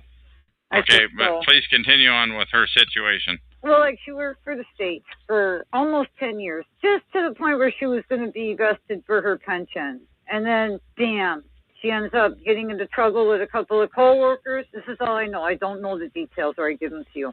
All I know is she ends up magically, all of a sudden, getting into trouble with coworkers, and she's out of her job. And just magically, no. But you said she lost her last two jobs. What about the other job, please? The last one, she worked at a food store. Okay, we live here because my mom is elderly, so she was taking care of my mom, and then I moved back to kind of help her out because it's too much for one person. Yeah. But so she was working part-time because she was taking care of my mom. My dad was still alive at the time, and she would work like 4 hours or 3 or 4 days a week just for some tin money, nothing major. Sure. So what about her job perping? Well, all of a sudden, she had this guy, one of these stock guys, the guys that put the bags, food in the bags and stuff, like stockers, not a stalker, but he could have been. Stock, S-T-O-C-K, he was a stalker. Right, he was a stalker. And he started, knitting on her, you know. He started like haggling her or something. I don't know the whole details, but I know that it was getting very much stressful for her. And I tried warning her then that, hey, there's people that do this for a reason, and don't let them get to you, and yada, yada, yada, you know, trying to give her the pep talk. And what was their reply to that? Well, she kind of went along with it then. She was like, yeah, I can't let them get to me. I need some money, you know, I got to have this job, gets me out of the house a little bit, yada, yada. I don't know the whole story, but what ended up going on, and her story and their story are all different, so who's to know? But what ended up is apparently she touched this stock guy, and she used that saying that she assaulted him, and so she ended up getting fired for assaulting a fellow employee. Wow, okay. But she didn't now, assault him. I mean, she didn't, like, go and beat anybody up or no, of course like, not. Now, you had made the comment earlier when we talked. Do you think teens are doing this stalking on vacation? Why don't you tell us why you feel that way, please? Well, the last couple of times up here, they have these double coupon days, you know. So you go shopping on double coupon days to get double coupons. So they know when people are going to be shopping. At least they know when I'm going to be shopping, you know. And I was 2 times ago. It was this kid. It was like a gang of kids. So it was like 3 or 4 of them. And they walked by, and I heard the one guy said, "That's her. She's on drugs." As I was looking at cat food. I'm like, okay. How in the hell would this guy know if you're on drugs or not? Did you know this guy? No, never saw. I don't have anything to do with kids in this town. I mean, I raised mine, and I don't have any friends with kids or anything. I don't have anything to do with the kids in this town, you know? Yeah. And, yeah. So, and then, 4 kids come up. One of them says something derogatory about you. She's on drugs. Okay, what else about and kids? The next thing I know, one or two of them, there was 2 boys and 2 girls, and I guess the boys were trying to show off or whatever. They were picking on me or whatever. This one would be like, okay, like I go down the aisle, he'd stay at the front of the aisle, and then like stand there and look at me, and then if I looked at him or looked his way, he couldn't duck in, like duck away, you know? Like just wanting me to see him and then ducking away. And that lasted the whole rest of that store trip. So that was that store trip. Now, this is just one time at the store? Was this a number of times at the store? This last time I went to the store, it was 2 teenage girls. And no matter where I went, they would be there giggling. Just giggling, not saying anything, you know, to me or about me that I could hear. Okay, now, this is 2 incidents in a store. Any other incidents in the store, please? Yeah, totally. One time I made the mistake of saying out loud that I was going to go and get some smoke. Man, I got up there, and normally we're like you were talking with somebody on the phone saying that, or my sister. See, my mom's got this EDT thing. She's got a what? Oh, EDT. Electronic. So I always treat well, what does EDT stand for, please? EDT. It's one of those senior things where they push a button and they're connected to people that'll call 911 or something for. Oh, okay. So your mom's got that. All right. Right. So now. And there's this box on a table, on the kitchen table, that's constantly, you know, they're connected. So I always assume that this place is wired. So I very much try not to ever. The place that your mom lives at. Right, and I do too. Yeah. Okay. There's 3 of us at the homestead. And all right. So I always figure this place is wired, so I try not to ever state my intent. Plus the fact, like I said, I don't necessarily trust my sister anymore, you know? Sure. So I try not to let people know what I'm doing or where I'm going. Well, all right, I now, made go the ahead. mistake of saying I'm going to go get cigarettes. Man, the next thing I know, I go to go get cigarettes. Not only are there 4 cop cars in the parking lot, just kind of watching me, you know, but I go in the store and there's already like 3 or 4 customers max. There was like 20 people in there. All of them buying like 1 can. Nobody getting gas. So I would call that like a flash mob, perhaps. Yeah. Give me, how about some other examples like that? What else? Boy, the mailbox, when I first moved down here, the mailbox was plowed out. Somebody took out the mailbox. They plowed out? Yeah, they plowed it down. They like knocked down the mailbox. Oh, okay. We had to get a metal rod and stick it in cement so it wouldn't happen again, you know. And how many times did you have to do that to the mailbox? Did it happen again after that, or no? No, we did it right. All right, what first else time. happened then? Stalking related or harassment, please. The very last thing is just like last week or so, out on the front porch where they got to come up the driveway to get to. It's not like we're right on the street. I have some herbs growing in plants, in pots, you know. Uh-huh. All of them, they weren't killed, but they were all like uprooted. They were like, it's like they grabbed the plant and just pulled them up out of the dirt and then left them be there. So, and these were your plants that you had put your time and effort into planting, and somebody ruined them. Yeah, well, they tried. I mean, I got them in the dirt. I keep my eye open on stuff around here because sure. of all So that. what other sorts of harassment have you been involved with or has been used against you? Well, I had, I could go into the fact that my son has apparently mated with one of them. So mated? You mean, in other words, he became he's boyfriend, intimate girlfriend? and has my grandchild, and I don't. And this girl went off on me physically. And the charges were. It was a very weird, long story. I went there to help them out because, okay, they now have 2 kids. And after the first one came, when the second one was coming, they didn't have anywhere to go. So I'm like, yeah, okay, I was down here, but I'm not. So, but you said your son had mated or became her boyfriend. How do you know that she was a perp? And why don't you tell us about that, please? Well, because she started off, she's been very much lying from the get-go. Little things. Like when I went to go live with them, they wanted to know if I was going to bring my cat. And I said, no, there shouldn't be really cats around with her being very pregnant. You know, it's not good for pregnant women, cat waste. Yeah. And with a crawling baby, you know, you don't want them by litter boxes. I said, no, my cat's going to stay here by Grandma's house, and, you know, I'll come visit him. You know, he's not going to come live with you guys. Well, then she gave me this big, long story about how she's got a cat that she really, really loves and really, really wants to have live very. But the perping, I'm trying to get you to talk about the perping. Well, that's a key thing. It's like, because then when I ended up, perping? Well, okay, here's what happened with that. I was living with them, helping them out. The new baby was 10 days old. It was a Friday night. They were having a couple of people over. I knew one of my son's friends. They had some beers. I asked for a beer. He gave it to me, and apparently that set her off. Because the minute those people left, she started physically assaulting me. And I couldn't do anything because she was holding your my daughter-in-law. Your daughter-in-law starts assaulting you. Right. With the baby in her arms. So I couldn't fight back, or I would have hit the child. Right, of course. My son had to leave work. He came to help me out. The cops were totally in on it with her. And how do you know the cops were in on it with her? Because I'm the one that ended up getting charged for disorderly conduct. Although they dropped all charges when I wouldn't take any kind of deal because I wasn't guilty.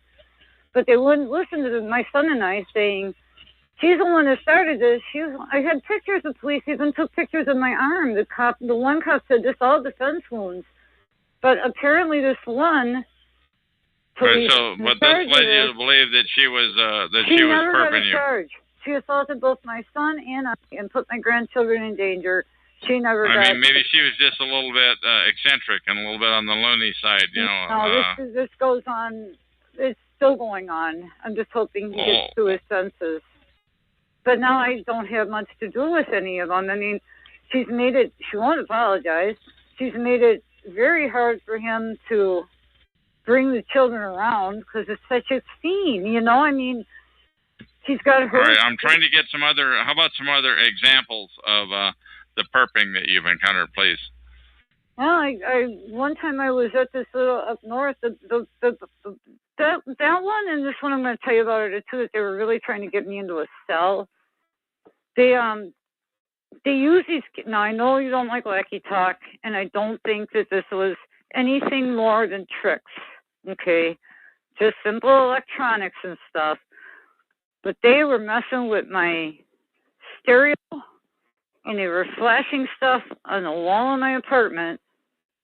weird, I don't know if I should say this out loud, man, weird scenes of homosexual oral sex being performed in still life. And they're flashing, like they have some kind of a gizmo that they're flashing that on your wall. Yeah, like a movie. And I was like, they're trying to drive me nuts. Well, I don't think that's wacky talk. It's certainly doable. I mean, it's wacky in that the perps do that sort of thing, but that's doable. What other sorts of examples have they done to you, please? Well, the last biggie when they tried to put me in a cell was I would go to this pub once in a while with my hubby there, and sometimes without, you know, it was a little place. You could come and go. It wasn't any big deal, you know, but to go shoot a game of pool. Well, last time up there, the whole place was packed, which instantly I thought was very weird. And I could go into the whole cast of characters of people in that bar, too. There was some weirdos there, too. But the whole place was packed, which was very strange. And this girl came up, and apparently she was claiming that I had insulted her months prior. I'm like, oh, okay. You're very mad at me. She came up like screaming at me, you know. So some girl that you never met, or did you know her? Had you seen her in this place before? Or? Yeah, no, I had seen her. I knew her. I mean, we weren't friends or anything, but, you know, and we didn't talk. We weren't friendly, but we weren't unfriendly, you know. Well, apparently we had shot pool some time back, and I said she sucked. And that's what she was saying to me. I'm like, well, if I said it, I'm sorry. If you took offense, I'm sorry, but you know what? When I screw up, I say I but let's get into the perping. She said, okay, I accept your apology. All right, cool. Okay, I go to the bathroom, to the bar. I come back out. She's standing there. She clocks me straight upside my face. With everybody there, like they were all on red alert. Like I knew if I hit her back, I was going to get jumped or arrested. You know, it was like the whole place was packed on purpose. This was all a setup. She cracks me upside my head. I was like, what? You know, I did go make a stance like I was going to pop her back, but then the lady behind the bar, like, stopped that one quick, you know? All right, so what other examples of perping that I would call it? Boy, that's all I can come up with. I mean, if you want to count in a few strange phone calls, I've gotten a few weird calls where they play music, like a song. And it's not the same song, so it's not like there's any meaning to it, you know? Are you getting any directed conversation at this new location you're at in the Midwest? Only at the store when that kid was like, that's her, she's on drugs. You know, like that. But other than that, not really. But like I said, they've got me to the point where I pretty much don't do much. You know, got you to a point where what again, please? Where I don't do much. I don't go out much. I don't do much. You know? Now, why do you not go out much and do much, please? Well, I don't like this crap. I don't like the fact of thinking that everywhere I'm going, every time I'm out someplace, somebody's keeping their eye on me. You know?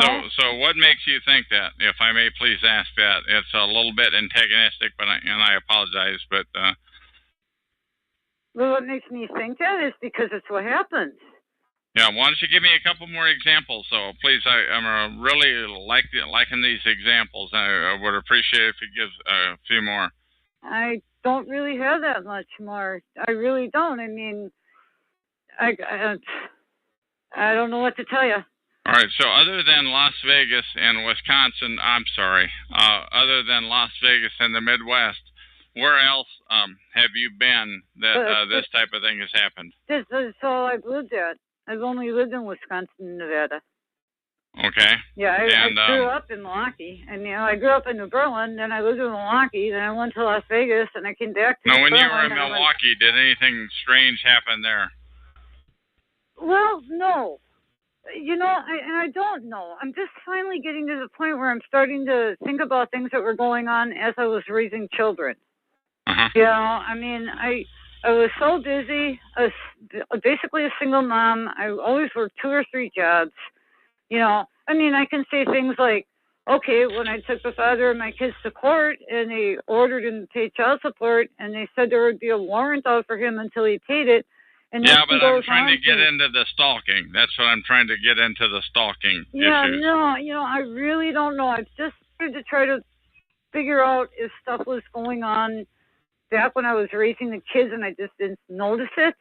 And you can't, are you saying that you can think of such events or no? I can think of weird situations, but not outright stalking. Not where I had people, maybe it's because I just don't notice, you know?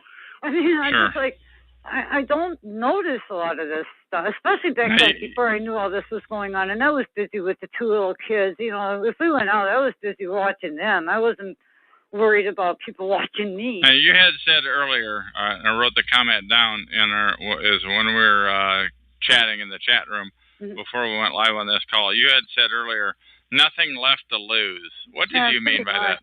Well, you know, I think my oldest son is in on it now. Now, what makes you think that? Now, keeping in mind that this call is going in the public domain, so I don't think you want to be too identifying. But I know. I've talked to him about this too. It's just all of a sudden the basic disrespect, the broken promises. I understand that some people do some of this stuff for just to keep the frustration level going, and I kind of think that's what's going on. There's absolutely no reason for him to be being like he is, and it just started recently. I mean, he's 31 years old. We've had an awesome relationship, and then all of a sudden it's twisted to where it's getting kind of weird. I'm not liking it. But that happens with a lot of parents and their children. What would make you think that it's stalking related? You know, I can't tell you. So maybe I shouldn't even go there. I just have this feeling that something is asking the kind of question people are expecting me to ask. I'm doing my best. Oh, okay. And earlier we talked about, you brought up the issue of blackmail, and all I wrote down was blackmail. Do you recall what that was in relation to? Oh, they were talking about perps. I said, you know, how you got to be insane to be a perp. Which I agree with. I think you got to be nuts to be a perp and do this to people. But I said, well, I think a lot of perps, from what I've heard, I don't know if this is true. I don't know any perps. I'm not a perp, but that they get blackmailed into doing it. Now, where did you hear that, if I may please ask? Yeah, I don't know. Just off the internet somewhere. Somewhere along the travels, yeah. Okay. Just somewhere in one of them sites. So perps may be blackmailed, do you think? And how many? With that whole Freemason angle in my family, I mean, that could be a huge possibility because I know for a fact that that's how they work. Okay. All right. We're getting ready to terminate this interview. Do you have anything else that you want to say before we call this thing to a close? Well, just number one, I want to thank you for doing what you're doing. I think it's very brave.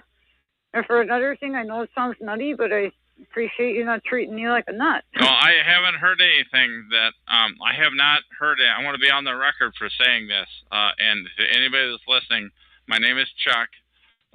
This is TalkShoe.com, show number 120297. It's July 30, 2012. And I have not heard anything that you have said on this interview that sounds far-fetched, because this is a far-fetched issue. But I have not heard anything that sounds nutty, per se. I appreciate that, because it sounds nutty to me. Yeah, well, I mean, it is. It's a far-fetched issue, but on whether people are stalking. So, what advice do you have to give to potential stalking victims, such as yourself, please? I'll tell you, the biggest thing that's gotten me through all of it is to try to.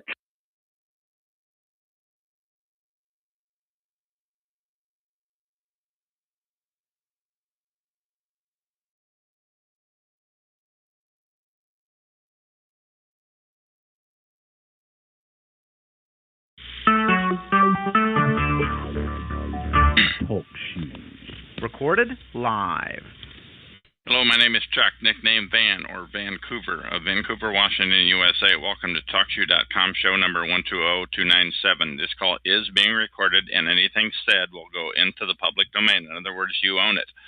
Everyone is entitled and encouraged to copy and republish any or all of this MP3 recording file. You do not need permission. No notification or attribution is necessary.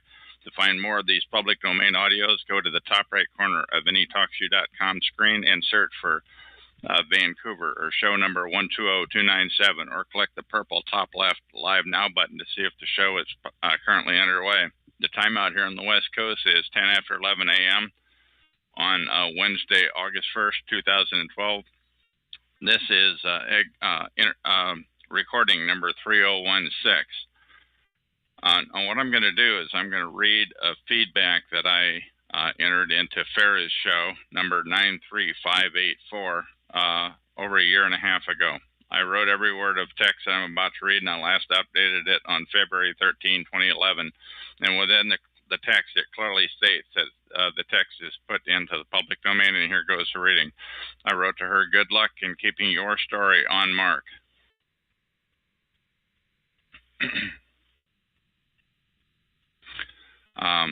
I would listen to your first two messages, and I would classify what is happening to you as gang stalking. Good luck keeping the gangs in this community at TalkShoe who flood every call with crazy-sounding talk. When I say at TalkShoe, I'm talking about the TalkShoe TI calls, by the way. A small army will gang up on anybody who challenges any piece of their nonstop crazy talk, although they may fabricate other reasons for the attack. Early on, knowledgeable and rational-sounding people will attempt to con you out of personal information, such as forcing their name onto you, even though you didn't want or ask for it, and then acting as though that entitles them to pressure your info for them, or else this complete stranger calls you paranoid and acts surprised if you don't provide it. Whatever you do, don't give your name out until you know what you're doing here, by the way. This is a con job by a perp, and there will be many more to come. Some perps are easy to spot right off. Others are extremely skilled and patient. They won't slip up or become obvious for months. I was shocked by the amount of time, skill, and gang size, the team size, and seamless organization that they expended into building my confidence. And con is capitalized, by the way. You will continually hear advice that you should spend your time on less effective activities, which don't get gang the word about gang stalking out as well. But I believe in the open talk resources that are displayed in the recordings that last forever and not just heard by the few people who were listening in when it was said. You get more bang for the buck and infinitely more coverage in the same amount of time when you record, like I'm doing now. The resources that the dark side expends here is in order to derail and distort the gang stalking message seems immense. On top of continual head screwing, part of the PSYOP, spelled PSYOP, part of what they do is intended to divert your attention away from getting the word out about gang stalking. Some perps will befriend you and become your new best pal, partly to extract information which will later be used against you. The perp gang's job is also to keep you repeating yourself in order to wear you down. You can use this opportunity to improve your game, but be sure to record the subject matter before you get tired of it, so that TIs can, targeted individuals, TIs can benefit from the wisdom of your recordings for years to come. Some people estimate that 40 to 90% of the TIs perps are TIs, perps, and TIs who have become perps, who hang around this so-called community, are in on it. Many arrived here as legitimate sounding TI, but they now snitch. In other words, they sold out, and they're now perping for the dark side, and there's no turning back. I wrote that a year and a half ago, and I feel even more strongly about it now. They did it in order to lessen the targeting on their family, who they mention in many conversations. I feel for the children of these TIs turned perp, but I care more about wising up everyone about gang stalking. Occasionally, a TI who has sounded rational all along suddenly joins the dark side and begins participating in their new obligation, low-level perp.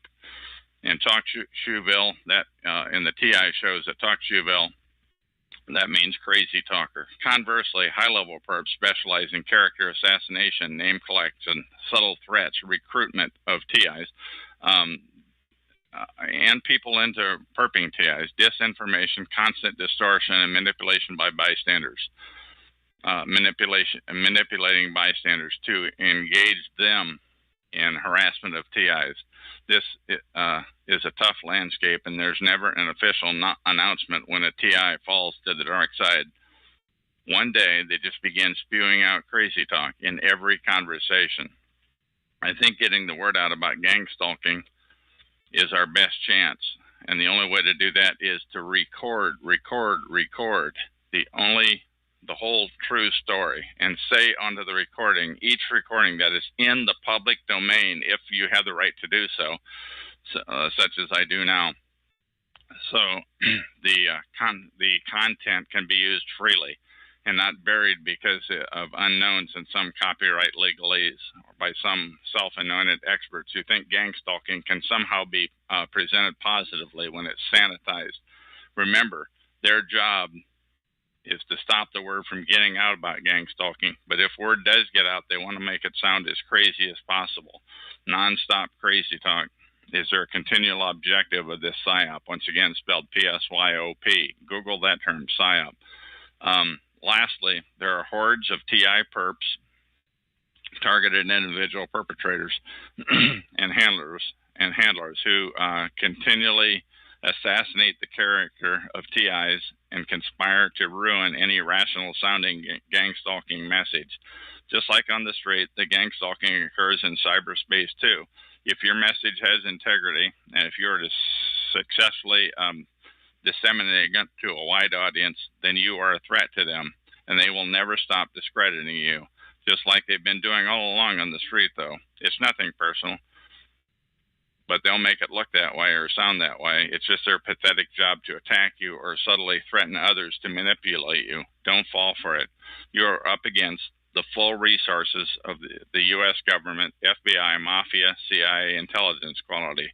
Whatever you want, the perps want the opposite. Every loss for you is a victory for them, and vice versa. Good luck getting your story, keeping it on mark, and disseminating it wisely. I am placing this text in the public domain, Vancouver. Okay, now read, search for, once again, Talk to You show number 87161, which is a disabled call, or this call right now, which is number 127290, and either one of those numbers in the top right corner of the screen. And that is the end of this recording.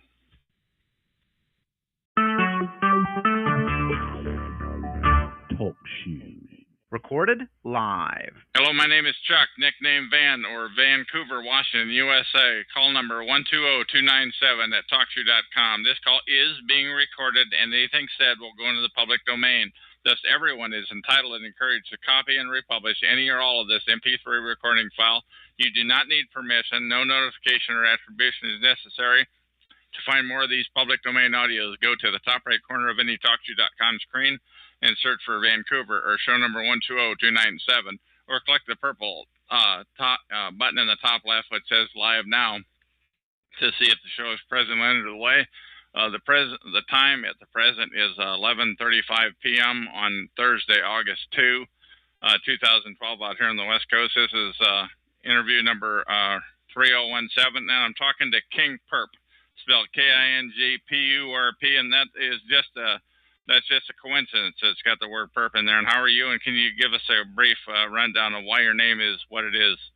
All right. Yep, my name is King Perp because I'm from the North Star State, Minnesota, and there's a football team, the Vikings, and we're the Kings, and we're purple, so Purple Pride, King Perp. Okay, so it's just a coincidence. All right, now, we had talked about bots, and that was the one that really got me going. I've been taking notes while we were talking, but why don't you tell us about these bots, and now you're 19 years old, and tell us about your what's been happening to you perping wise.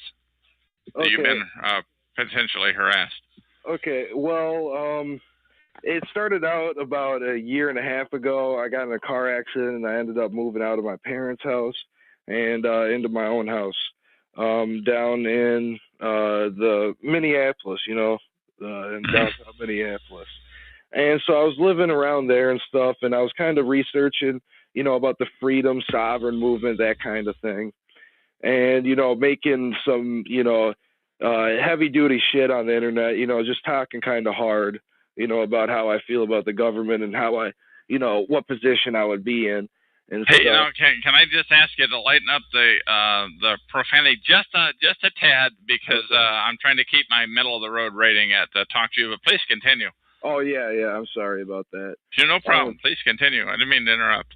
Yeah. And so, I'm living down there and just doing my research, and, I'm a big guns rights guy or whatever, I believe people should be allowed to have guns and whatnot to be able to protect themselves. So you're a guns rights guy, you're outspoken, you're not a government fan. No. And you've been outspoken about it on the internet. In what way have you been outspoken, please?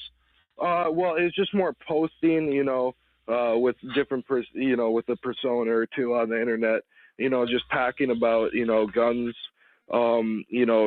Patrick Henry style revolution, stuff like that might have been a possibility, back in, maybe 4 or 5 years ago. Stuff like that is when I, first started talking about it. Really? And, so you started this when you were like 13, 14 years old? Yeah, I was pretty young when I got into politics and stuff. Okay. And what else? Go ahead. I mean, I was just living my life and stuff. And what really interested me one day is when I came home and there was marks on my door, looking like someone, broke in or whatnot. But, the door was still locked and stuff, so I went in and I looked around and nothing was missing, and I didn't really think anything of it. Okay. And then about maybe a month later, I come home after being gone for like 20 minutes, 30 minutes, and my door's kicked in, and I'm like, oh my, what's missing? Is all my stuff stolen? And so I go look around and nothing's taken, and that really takes me aback. Because I'm like thinking if somebody, broke into my house to steal stuff, they would have stole something, because there was some valuables in there and whatnot. Didn't you say you had a lot of money laying around there or something? Yeah, I had money laying in there that would easily be found. So, but they didn't take that money. They just were giving you a wake-up call, or what? What do you think? Yeah, that's what I really think it was saying, hey, we know, who you are. We can do this when we want to. And just kind of more letting me know and trying to tell me to shut the fuck up. Excuse my language again. No problem. Shut up, is what they're trying to get me to do. And so, I kind of backed off then on the internet and was kind of more, playing the back burner. But that's really when, the COINTELPRO that I posted a link to on the chat, it really struck a chord with me with seeing how the forums were being manipulated. Because I really liked using forums to just talk about different stuff, learn new techniques for, like I was big into jet skiing and paintballing and stuff like that. Yeah, but you mentioned that they were manipulated and that annoyed you. Can you tell me in what way the forums were manipulated? Well, it was definitely to control certain, political persuasions per se, it'd be like, let's say you make a 2-3 paragraph, thing outlining your position on a certain subject. It would just be flaming with just nonsense, just absolute nonsense. Gibberish, a gibberish reply to what you said. Yeah, barely coherent. Like, doesn't even make sense what they're trying to say. And it's almost like they're trying to bait you into reacting and into, getting them. They're trying to get you into their type of thing. And it's always trying to distract from the message you're trying to get out. So do you think that these were people that were doing it? Or you mentioned the concept bot or robot. What say you, please? Well, this is why I think it's really software and not, humans behind it for the most part, is because the amount of manpower it would take to do something of this operation on the computer would just be massive. And that's why I think, I've played video games and there's something called a macro. Okay. And a macro is just doing repeated motions on a computer, it just keeps going through a cycle, So all I think they developed this program that can take what you say, will pick up keywords and then respond, and then try and control the conversation, or like a lot of forums you can only see 10 posts at a time. So they would try and if you make a post and let's say thread is 190 pages, and you make this big long post showing how their position is bullshit, they'll just spam a bunch quick, boom, on to the next thing. So your whole entire thing is not even seen. So you're pushed to the second page. You're not on the main page that most people would see. So they exactly. Yeah, they'll even try and get you on the fourth or the fifth page. Is really the goal, is to get you just completely out of sight. And that's why they'll just spam pointless topics, pointless threads. And another thing that they really do try and focus on is the moderator positions and the administrator positions. What do you mean by that? What do you mean by that? Oh! You mean they're trying to spam or bot the moderator? Is that what you're saying? Well, no. What I'm saying is you have the moderators or admins that are in charge of a specific website or forum. What they'll try and do is they'll try and get large post counts. So they'll get certain accounts that will get large post numbers, so then they can get moderator or administrator status, and then they can actually boot people off and ban them from the website. Oh, so you get people that are well-spoken or that are outspoken or that have a particular viewpoint, and you get them booted. Yeah, they just go out and ban them. And that's now, have you seen that? Has that happened to you or have you seen that happen to others who? Yeah, that's happened. Those have happened to friends of mine who are outspoken, on the internet, who are really focused on, blowing through a lot of the bullshit. They just wanted to get through it, and show what's going on, and those people would get banned, and it'd just be for really, really pointless stuff. Like they'd say it'd be for, attacking a user or something with, or like threatening them or something like that, and it's not. And it's just like they're banned off, and that's that. Okay, so. And you had used the concept of they discredit people. Now, how did they do that on these forums, please? I mean, it'll be more just like saying, oh, you have, where's your proof? It's more like just they pick certain words. Like, let's say you write 5 paragraphs, right? They'll take 2 sentences out of that, and then just go off on that, say, oh, this is, you're just complete bullshit, and have maybe 5, 6, 7, 8 accounts all agree, boom, boom, boom, boom, boom. So it looks like the majority is against this person. And so they're trying to go with the almost group mentality. That's how they discredit. They discredit you because they get 5, 6, 7 people who are essentially all bots, right? Yep. Just fake accounts, not a real person. What else did they do like that? And also, while you're on that mission, talk about COINTELPRO aspect of all this. Whatever you take, whatever spin you put on that. I mean, that's really kind of what I'm going over right now is the COINTELPRO. I mean, they have a lot of different techniques out there that they do. But I mean, okay, but that's all right. No, but anyway, so you're 19 years old. You've been doing this since you were 13 or 14, and so back when you were a kid living at home, and then you got into the freedom movement. Why don't you tell us about that, please? Well, I actually got involved with the court system when I was like 16, and I got brought through it for some small little misdemeanor, I think, of disorderly conduct. And so I got to see the system and how it worked, and how I knew I should have got off of how it was presented to me in school and on TV and whatnot.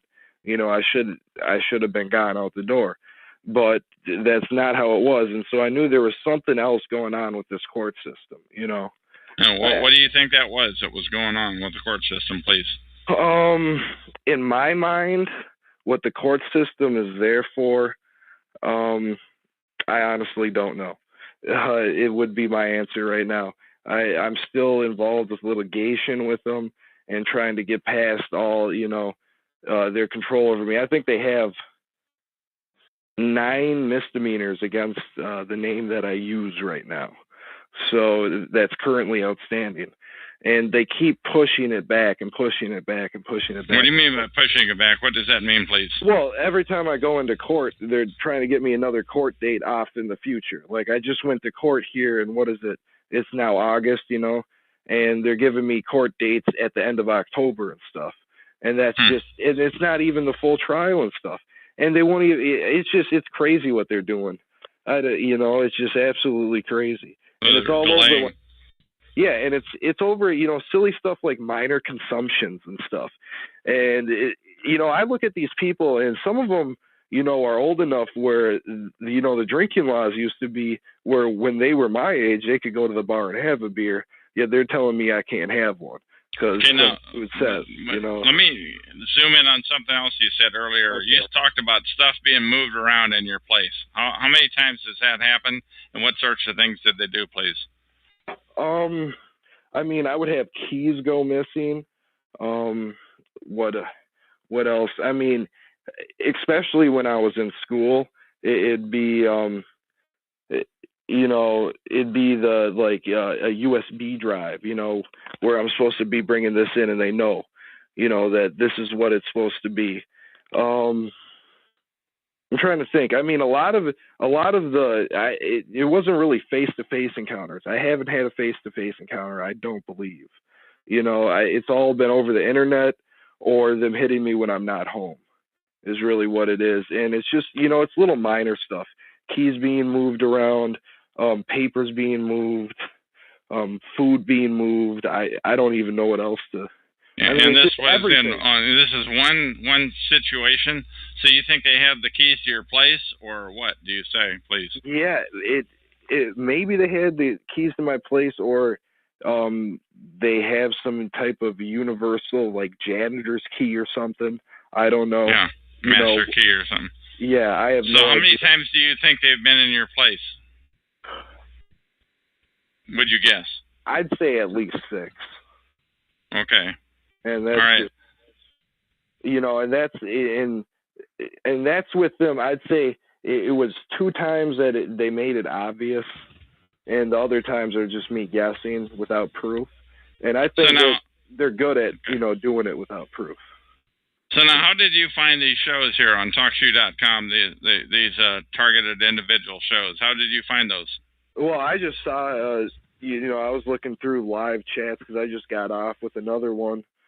Dealing with, claims and stuff like that with court. And I was just kind of bored, and I saw the targeted individual, and I thought this really intrigued me and interested me because of what goes on with the forums, and then plus my door being kicked in too and that kind of stuff. So.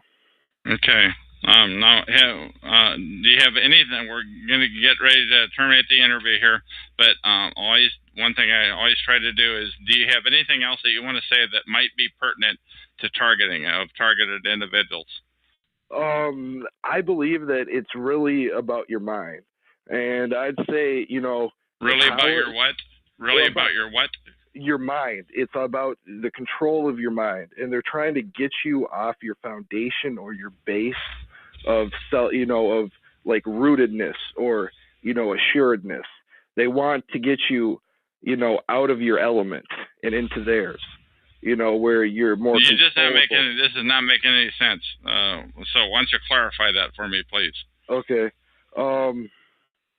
It's almost like the true power really rests in the individual that they're targeting. Okay. And that's why they use these certain techniques, I believe, is because they really don't want to step up to assassination. Once they, you look at Breitbart, right? Everybody knows Breitbart was assassinated. Everybody does. If you know who Breitbart is and what he was doing. They don't want to be assassinating how much. Why don't you just tell us real brief, so that we don't get off on that tangent. Why don't you just tell us real brief what it was he is and what he was doing? He was just he was working on a new documentary, kind of outlining how the government works and a lot of stuff. You can just go Google him, Andrew Breitbart. Look up his whole story. BRIGHTBART. I think it's BREIT, Bart, BART. So, okay, all right. So that's enough on him. What else do you want to say then? Anything else before we end off this interview, please? regarding the issue of targeting and targeted individuals. This is really what I want to drive across. Okay, is when I almost feel like I'm having a hard time coming out and saying it, but the power really lies in the individual that they're targeting, and they don't want you to know the amount of power that you have inside. There's a lot of controls in the system as it is, and I believe that. Why don't you clarify that? They don't want us to know what power we have. Why don't you clarify on that? Because I don't quite get it. Please expound. I mean, we're born with an imagination, which is immense. This just like when you're a little child, you can dream these beautiful, beautiful things, and they try and take that out of you through the schooling system and whatnot. And it's about, I think, connecting with that inner imagination. Yeah, I don't know, man. I'm about ready to terminate the interview. I have no clue where we're going with this. Oh, okay. What the hell does that have to do? I'm just asking you for whatever you think. It almost sounds like you've turned into a perp. Honest to God, right now, it almost sounds like that because I have no clue what you're talking about. Oh, I'm talking. It's like when you go into court. You don't get a lawyer and just give all your power away. Do you see what I'm saying? Yeah. Like, it's not about letting them have the power and let them control your lives through what they're doing to you. You control your life. They're going to do what they're going to do. Like you were explaining to me before, what are you going to do? Just punch everybody? I don't know. Yeah, you can't punch everybody. I made the statement that you can't punch everybody who is in on the organized stalking, but you have indicated that you've had that happen on the street, maybe. Yeah, I think in the grocery stores, maybe, but I don't really go out much more. I really don't go out much, and if I'm going to go out, it's to a friend's house. It's not, really public places. So I don't know. I'm more the internet guy, that's more my domain, you could say. So. Okay, so like King Perp, what else do you have to say before we hit the terminate button on this interview? I just say, good luck to everybody, and hopefully we can solve this issue and bring out these people who are committing these acts out into the open. And, that's what I would like the whole thing to be, a big light shine on it and actually blow up, and blow up in their faces. So if it's really what's happening. All right, and that's the end of this interview. Talk shoes. Recorded live. Hello, my name is Chuck, nickname Van of Vancouver, Washington, USA. Welcome to TalkShoe call number 120297. This call is being recorded, and anything said will go into the public domain. Thus, everyone is entitled and encouraged to make a copy and republish any or all of this MP3 recording file. You do not need permission. No notification or attribution is necessary. To find more of these public domain audios, go to the top right corner of any TalkShoe.com screen and search for Vancouver or show number 120297, or click the purple top left Live Now button to see if the show is presently underway. The time out here on the West Coast is about 5 minutes after 1 a.m.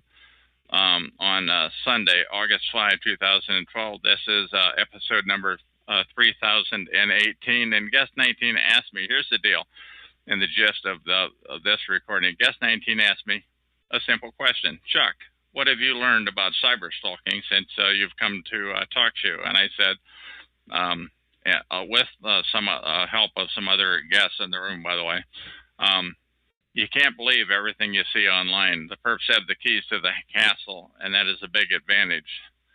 I've learned that 75 to 90% of the supposed TIs here are TIs turned into TI perps, and they will never own up to it, and they will act head-effingly hurt if you say it. I've learned that all normal avenues of help are plugged with scumbags, such as Freedom SCHS, who are great actors and getting better quarterly. It's almost as though they have quarterly performance evaluations to make sure that they do improve. they improve their subterfuge. This is a great question. What have you learned? And that should be asked of other pure TIs, because perps are forbidden to be honest about anything that will help real TIs. Perps will never admit that some TIs are turned into perps, like many of them did. Real TIs who have not sold out want to disseminate progress regularly. Any real TI who wants to get the word out would not have secrets, as it would only deprive other real TIs who are non-perps of the same. To put it another way, now we're not talking about where the keys to the house are and things like that. We're talking about the big picture stuff like they're in this paragraph that I'm reading right here. To put it another way, by keeping big picture secrets from perps, you also keep those secrets from other non-perp TIs. So you should, I say, just sing out loudly and often. Any TI, another thing I learned is any TI who has dependents or assets or something to lose, or if they're starving, will possibly sell out other TIs at the first chance of eliminating their own targeting. Perps are killers. Yes, that's right. That's what I said. Maybe call them slow killers if you want, but they're killers nonetheless. They're killers of TIs. I've learned that perps have no soul. I do not know how else to put it. Even in church, sadists will screw with TIs, even and head screw TIs while pretending to be covertly unaware. Perps just mess with TIs all the time, and that is the end of this recording. Talk show. Recorded live. Hello, my name is Chuck, nickname Van, of Vancouver, Washington, USA. Welcome to TalkShoeShow.com, show number 120297. This call is being recorded, and anything said will go into the public domain. Thus, everyone is entitled and encouraged to copy and republish any or all of this MP3 recording file. You do not need permission. No notification or attribution is necessary. To find more of these public domain audios, go to the top right corner of any TalkShoe.com screen and search for Vancouver or show number 120297, or click on the purple top left Live Now button to see if this show is presently underway. The time out here on the west coast of the U.S. is about 1:10 a.m. in the morning of Monday, August 6th, 2012. This is episode number 3019. Okay, now this is the text that I entered into TalkShoe call number 89899, episode number 759, dated Sunday, August 5, 2012. That's just yesterday. That call is put on by illegitimate false front organization known as freedomschs.com, which stands for Freedom from Covert Harassment and Surveillance. I visited their TalkShoe call, which I often do. But when the moderator, Joe, acted surprised that only 30 people were in his chat room, I couldn't help it. I felt compelled to speak out. What follows is the text that I entered into that call, in which I clearly designated 2 or 3 times the text that I entered as texts that are in the public domain. I was logged in as a guest. Now I realize that Joe was probably baiting me, but I typed at the end of the chat room a number of times. Hey, Joe, I said, you stinking piece of filth. The reason there are only 30 people here is because this is a hidden call at TalkShoe.com. Then I explained the concept of hidden to those people who were in the chat room at that time, but who may not have been aware of what hidden meant. I continued typing into the chat room. On most TalkShoe.call screens, click the Live Now button on the top left corner of the screen, and you will not see the show that you are in listed, because Stinking Joe has the hidden flag set on the call. Joe and FSCHS do not want to get the word out about gang stalking. This is a filthy operation, I said. I continued on. Dirty FSCHS, freedomschs.com, has this call hidden because they do not want to get the word out about gang stalking. They are killers, just like Ant, who is another shill who was in the room at the time. Ant uses voice changers, so I would never record him, but I did a chat room reading, much like this one a few days ago on my call number 120297, episode number 3014. But anyway, continuing on with this call, I said, click the Live Now button on the top left of the screen, and you will not see this call listed because the stinking freedomschs.com has the hidden flag set on the call. And by the way, I'm pretty sure that Freedom SCHS scumbags have many, many other hidden calls that are all TI related and all hidden, but you don't know what they are. Now, I've been hanging around the targeted individual, the TI rooms at TalkShoe.com nearly every night for 2 years as of this month. And believe me, Joe knows the crap that he's pulling, so don't let his accent fool you. He knows he doesn't do anything by mistake. Then I said, Joe Dixon, the moderator of this call, 89899, has just admitted, and by the way, he had that name, was his login name, has just admitted that he's put the hidden flag set on this call so that it would not appear on the Live Now button when it was clicked. However, FSCHS was not being taped, so there's no proof that he said that. But he claimed it was for the ears of the poor children that might be listening in during these late hours. I'm not buying it. They're burying the concept of targeted individual on purpose. Now, I hope you understand the significance of what I just said. Joe of freedomschs.com clearly admitted that they intentionally have hidden calls, such as the one that he was on, which means they do not try to get the word out about gang stalking, and of course it's for the poor children. I spoke to another person in the room who I will only refer to as A.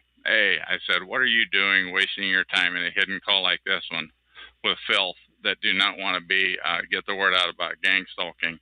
By the way, Google that term, organized stalking and gang stalking. But A ignored me. I asked again, A, why do you ignore me? You have I asked such a logical question. Why do you hang out in a hidden room where they hide the word to get out about gang stalking or organized stalking? I say Freedom SCHS is a killer operation. They could be getting the word out about the slow killing and gang stalking of targeted individuals, because that is, in fact, what happens to them. But no, the killers at freedomschs.com have a large organization that does not want to get the word out about this atrocity. I continued on, typing into the chat room. When Judgment Day comes, you will have to answer to God on why you spent so much time not getting the word out about the slow killing of targeted individuals. DirtyFreedomSCHS.com has this call, number 89899, live 5 nights a week, Sunday through Thursday night, plus many other shows where they corral people into not getting the word out about gang stalking. But these people hang out with each other and just repeat the same thing over and over. Now, why might that be? But if they aren't an illicit perp operation, it was at this point that I decided it didn't look like Joe was going to mute me, as he has done so many times before. So I typed in the following statement. I typed this into the chat room. Everything I have typed into the chat room, I am placing into the public domain for the eternity of mankind. It is free for all to republish. When targeted individuals are gang stalked, they are intentionally killed by the perps, deprived of employment, kept isolated loners, especially isolated from each other. Guest 7 said, stop flooding the chat, Van. You never stop, do you? You do not practice what you preach. Now, I have to admit that there is some truth to what Guest 7 said, that on my talk show, number 120297, the one that I'm doing this recording on right now, I do ask flooders in the chat room not to flood, or I mute them. On the other hand, if somebody comes into the chat room and they show some pure intent and they're not spamming a bunch of crud, I would probably mute everybody else, assuming they're a fast typer. And the reason I would mute everybody else, because when the typing starts getting good, the flooders just flood. It's just amazing. It's like an amazing protocol. Anyway, in this case, this was a rare opportunity to speak to Joe's audience where Joe was not going to mute me, and I was going to make the most of it. So I continued. This is on TalkShoe call number 89899. Which is a chat room operated by freedomschs.com, a false front operation. They are slow killers of TIs, targeted individuals.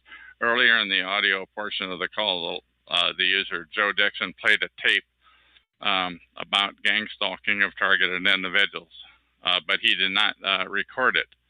The reason Joe didn't tape the call was because freedomschs.com does not want to get the word out about the gang stalking of TIs. Once again, Freedom SCHS is what some people call a false front. They exist to divert the attention of others to get the word out. I continued into the chat room. Now I realize that many of the participants in these hidden calls, they do not know the calls are hidden to the public at large, even though they're in them. And I just kind of think everybody would know, but it's not so. Some people are just in it for months at a time and don't realize the call's hidden because they just click on an email they got. In other words, nobody else can see or hear the information because the dirtbags at freedomschs.com don't wise up participants to the chat room about it. Many of the participants of these calls do not know they're hidden from the view of public. These people just talk to each other over and over again. The participants of the Freedom SCHS administered calls just spin their wheels. They do not get the word out about gang stalking. Now, to be honest, I think the vast majority of the participants in FSCHS's rooms are secret society filth and TIs who have been turned into perps. Now, think about that.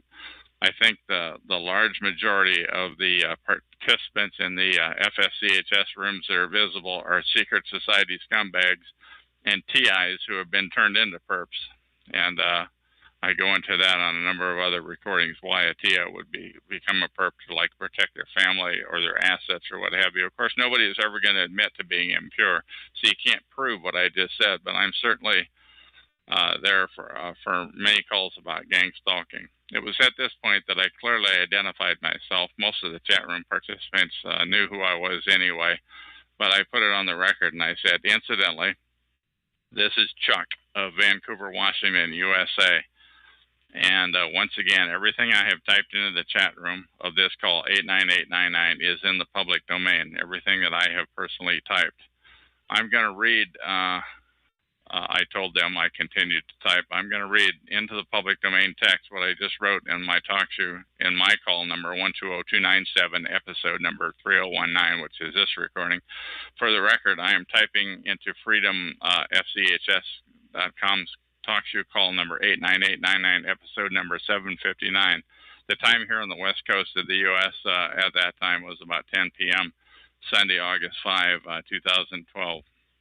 But once again, I specifically stated that my text was in the public domain, which means everyone owns it for all time. I continued to type into the chat room. To the moderator of this freedomschs.com call, number 89899, he is logged in as Joe Dixon, and I want to thank him for allowing me to type this text in unrestricted. However, I waited until after a quarter after midnight to start my recording that I'm doing right now on Sunday, October 6th, 2012. My call, number 120297, is only about gang stalking. None of the wacky sounding false front crazy talk about the Freedom SCHS puts on their calls. I don't accept any of that. And for the record, one way to tell if somebody is making this crap up is when they spew unearthly, unachievable talk that is laughable. If those are some of the elements, you know it's false front, it's crazy talk, it's intended to discredit. It is my assertion that the purpose of Freedom SCHS is to make up far-fetched, laughable crap, and that FCHS is what's known as a false front. I then said to Joe, thank you for allowing me to say my piece. I have no idea why you usually mute me, but you've allowed me access to the chat room this evening. Again, I want to say that I am no way compensated, expected, threatened, et cetera, to do this. I'm only doing it on my name. Goodbye, I said, and thank you for allowing me to say this. And that is the end of this recording.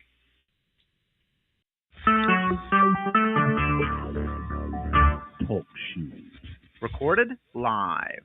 Hello, my name is Chuck, nickname Van of Vancouver, Washington, USA. Welcome to TalkShoe.com. Call number 120297. This call is being recorded, and anything said will go into the public domain. Thus, everyone is entitled and encouraged to copy and republish any or all of this MP3 recording file.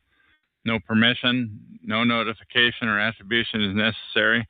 To find more of these public domain audios, go to the top right corner of any TalkShoe.com screen and search for Vancouver or show number 120297, or click the purple top left Live Now button to see if the show is presently underway. The time out here on the west coast of the U.S. is 9:35 p.m. on Thursday, August 9, 2012. This is episode number 3020. Okay, I'm going to tell you 3 stories of my own personal experience with attorneys, healthcare workers, and cops. A cop. All these professions should be considered trusted authority figures, and they are probably, but not if you're a TI, a targeted individual. I'll start off with my attorney story. There's 6 of them here. The first attorney was recommended by a church. The clergy admitted that he had been harassed, and I tried to get in touch with her, but she would not return my phone calls. I'm not even sure if she got the messages. By the way, this is scripted, and I'm reading it and I wrote it.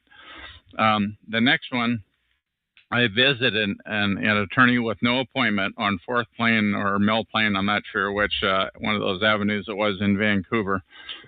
They advised me that they're a family practice.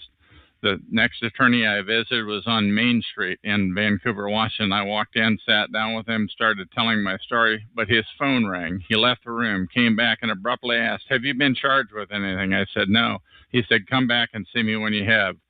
Now, am I dreaming, or did Perp follow me into that place and lay the negative narrative on him? Incidentally, this would be a perfect setup to film that type of an incident, although I would want to tread softly if you're dealing with attorneys, where the filmer happened to be sitting in the lobby a few minutes before my arrival.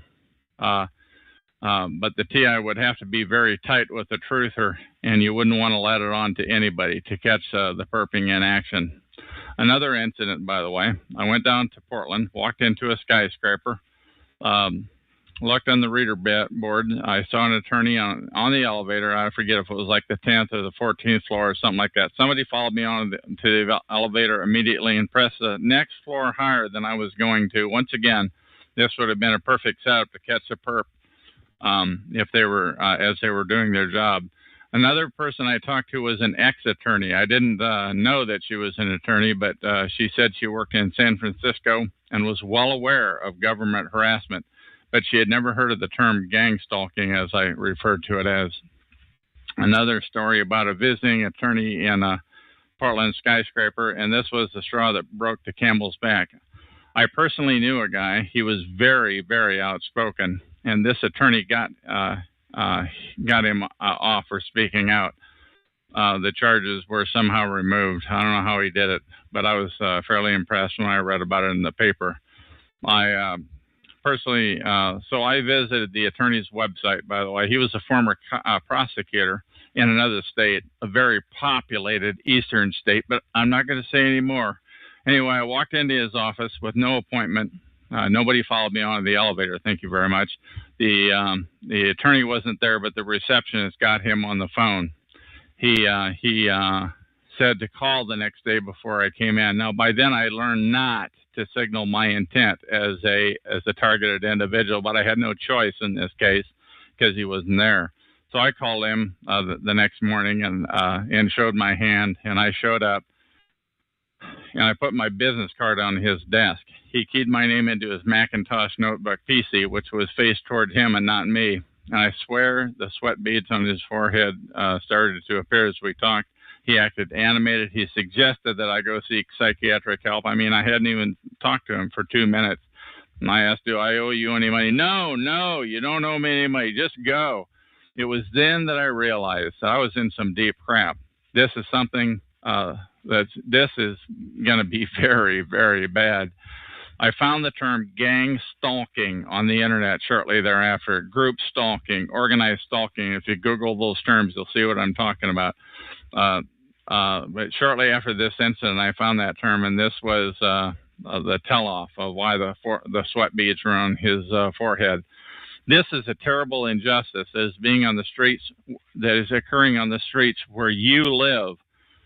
Some of the attorneys could have helped me, but they were silenced, in my opinion. They were handcuffed, and they were threatened. TIs, targeted individuals, are not to be wised up, or the attorney will be gang stalked too. And if you don't believe me, ask an attorney if they're silenced about stalking, and watch for the sweat beads on their foreheads as you do it. And don't tell them what you're doing. Also, I want to tell you my healthcare worker story.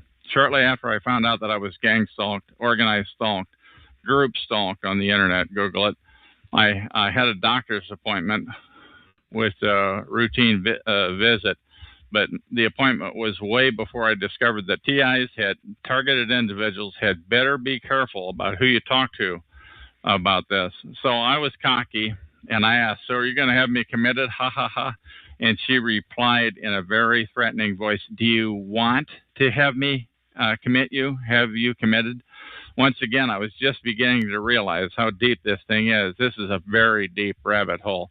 Lastly, I will mention cops. Never tell a cop you are being stalked. The only cop I ever spoke to about it with was my next door neighbor cop in the last place I lived. I realized that it was no accident he lived there, because he moved in after me and just happened to be out on the hallway as I came and went. I surmised very soon that there was surveillance in my apartment. Now, I don't think this is too far-fetched. I actually don't think he realized how involved it was until I told him. One time I told him about gang stalking, and he played dumb, and he wanted some examples. And I gave them to him of my harassment and stalking. And he said, "Well, that just sounds like life in the big city." But, that was the same exact quote that the sweaty Portland attorney used on me. That sounds just like life in the big city. Anyway, the cop said offhandedly that he knew somebody he'd like to set gang stalking on. I realized he was just talking. I hope he was just talking. But I continued to force myself on him every time he just happened to meet me in the hallway as I came home and left. And I was approached with the latest story. I always, when he would happen to be there in the hallway, it got to the point where he would just slam his door.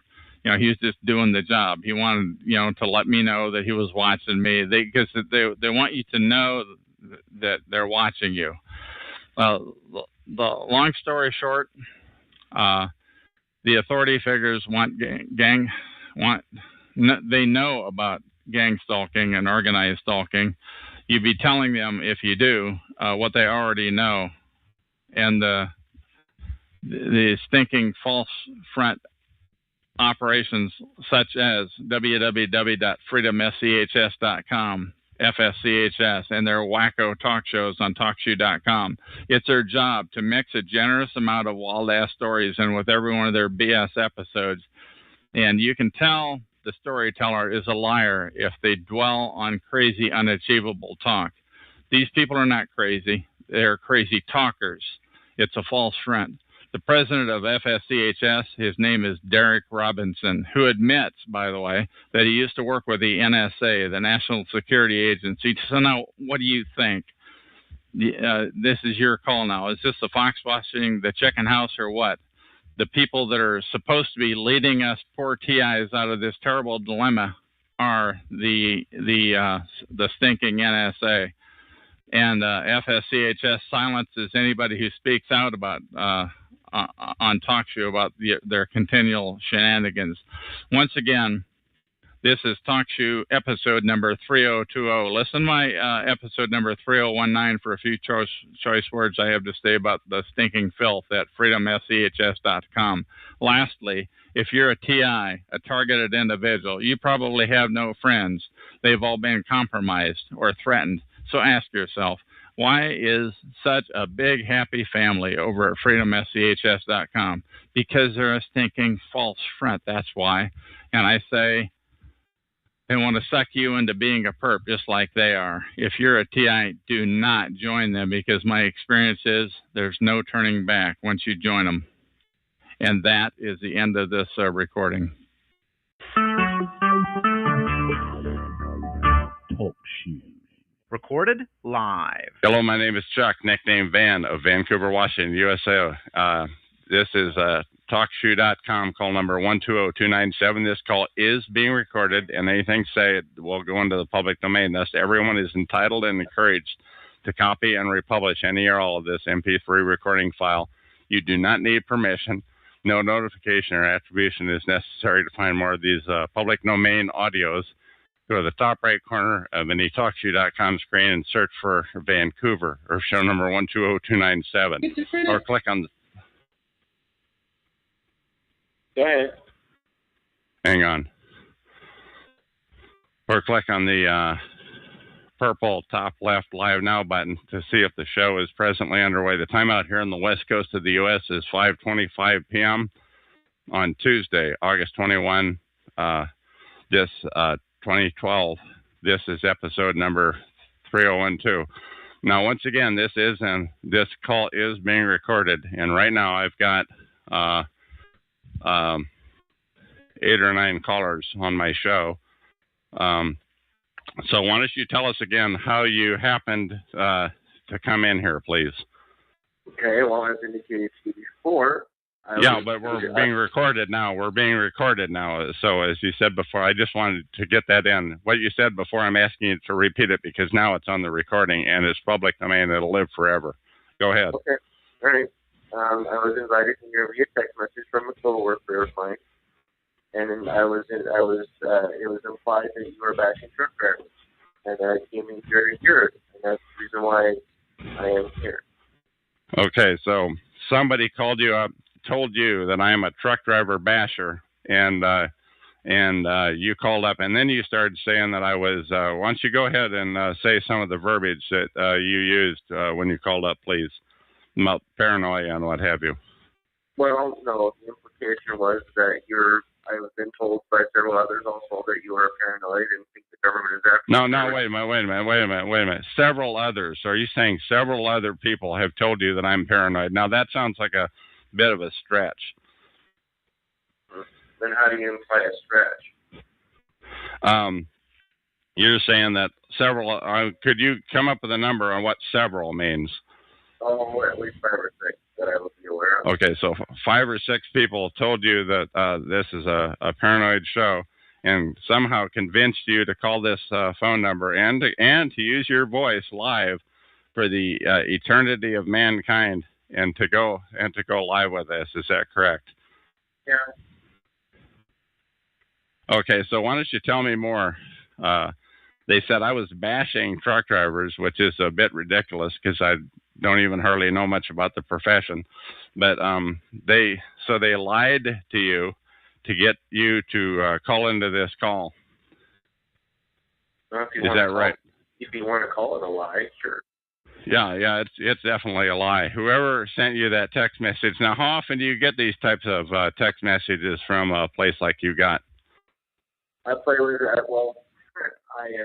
get text messages every day from the leaders that I deal with on a daily basis to go into a conference room, like I told you before, and we talk about different things within the trucking industry. And we don't have solutions to help each other. We have 300 years of combined experience to be able to help us troubleshoot and solve problems with the trucking industry. Okay, now does it very often involve the harassment of people, or is it just, as you say, it's 98% truck issues? Correct. Okay, so have you ever done this type of a thing before? Have you ever called in and started calling people paranoid or things like that? Have you ever done anything like that before? No. Okay, so I mean, do you participate in stalking of people out on the street? No. If I were ever accused of stalking someone and they asked me to leave them alone, I would. Right. Okay, I got that, but I'm asking not about leaving them alone, but I'm asking, do you participate in your daily travels as you're out and about? Do you participate in stalking of people, of harassing, of bumping into them, mobbing, things like that. Do you participate in anything like that? No, and I would consider that an extreme waste of my time and talent. Yeah, I would too. So I just wanted to know. So this will be a fairly short call, but right now we've got about, in this room, which is totally unusual, we've got like a dozen, 10 or a dozen callers. I've got them all muted, by the way. And for some reason, you were the one that I chose because you're in my state of Washington, USA. Is there anything else that you want to say to the people who are going to be listening to this recording a decade or a millennium from now? Well, just treat and respect truck drivers with a lot of dignity and respect because we do things that you can't imagine. Say that again, please. A little more clear. You were breaking up there. Please respect and give truck drivers the respect they deserve because of the hard work we do. That's the only thing I have to say. I agree with that for sure. Okay. Washington, anything else that you want to say before I terminate this call? I'm good. Okay. So that was somebody from my state of Washington. He's still on the line. That was somebody from my state of Washington. I'm Chuck. This is Talk Shoe Show number 120297 out here on the west coast of the U.S. And that is basically an example of what I would call organized stalking. And that is an example of how they duped that guy. They lied to him and told him that I bashed truckers, which is complete nonsense. I never bash truckers. I wouldn't do it. But they lied to him and got his participation in the stalking of myself, a targeted individual. Did I size that up about right there, Mr. Washington? Are you still there? Yes, Sam. I'm sorry. I was flushing the toilet, which I'm sure you probably didn't want to hear on your recording. Okay. So, yeah. Did I fairly well capture that about right? That No, I mean it could have been misinformation. You know, I can tell you that a lot of times that the text messages that I get are come down from 6 deep, and and by the time it get have your plate operator when you were younger, how the yeah, I remember that. I remember those days. Have those text messages that you've gotten as you're out driving on the road? I mean, you drive what, coast to coast here in the U.S. or? Yes, sir, I do.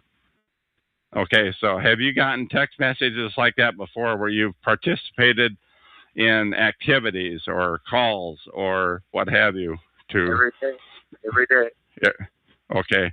So, and what can I have an example, please, of some of those other activities that you may have participated in, please?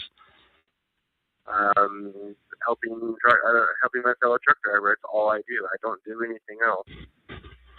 Okay, but in this case, you called a phone number, which is area code 724-444-7444, and then you entered call ID number 120297 #. That brought you up on my reader board, and I was talking to you. Have you ever done that sort of thing before? Just called in, kind of like a cold call. Have you ever participated in anything like that before? Oh, certainly. I've done that before lots of times. When I first started calling the truckers' conference and chat rooms, I used to sit and silence them, mute in the background, and listen. So you're just listening. I wasn't there to stalk them or berate them. I was just actually there to see what it was all about. Sure. Okay. But this is a bit of a different type of a call that you're on right now. I mean, go ahead. I understand that, and but the only thing I was concerned with is that I thought you were blatantly attacking truck drivers. Okay, so I got that, and I think the people that are listening to this got it. That what I'm telling you is you were used. You were used to participate in what is called organized stalking. That they actually used, and I'm watching 10 or a dozen different callers right now that are where I assume also used to call and participate in organized stalking. And I'm asking you, when you get back to the truck stop tonight, I assume most of you have internet when you're out and about on the road, or when you get home. Google the terms organized stalking. Google the term gang stalking, because that's what you're doing, right? I can imagine what you're referring to, because I imagine that any type of organized crime type of thing like you're referring to, they would have to have more than one person be able to arrange and to be able to publish something that would be able to have more than one person show up in order to stalk somebody. Because if you look at the definition of the word stalk, that means that you are intentionally following somebody, and we don't do that. Well, it's a different type of a stalk. It's a different type of a gang, if you will. I mean, this was highly unusual that so many of you showed up on the call. But once again, I don't want to make this call too long. I am going to go ahead and terminate the call, but not without giving you one last chance. Anything that you want to say, please. Well, unfortunately, one of my counterparts is telling me in a text message that this is a public room. So I can understand why, if you want it to be private, why you don't mark it as such. Say that again, please. Yes, this is a public room. I do, and the reason it's public is I am trying to get the word out about organized gang stalking or organized stalking. This is okay. So what you're telling me is that while you're talking to me on the phone, that you're receiving text messages on your a different cell phone or the same cell phone, or what's your setup there, please? Oh, I have a smartphone. It is capable of doing everything that you're referring to, including when I'm speaking on the phone, I can receive text messages and files and everything. So, I mean, it's not uncommon that when I'm doing a project for my fellow truck drivers, I can do all at once. I don't have to get off the phone and get off the computer and do all the other crap I can do all life from the comfort of my driver's chair. Okay, now just one last thing I want to ask. You do realize that you were used. Do you realize that you were used and duped and lied to? You know what? I get used every day for a price practical joke. You know what? I'm not talking. That's legitimate. I mean, if they're paying you X dollars to move X cargo from A to B, then that's not the kind of used. I'm talking about you were lied to. You were duped. How does that make you feel? I mean, to call this. I don't agree, but that's okay. If you want to feel that way, you go right ahead. All right. And once again, I do want to thank my fellow Washingtonian for calling in and for going live on this conference call. My name is Chuck, and that is the end of this recording.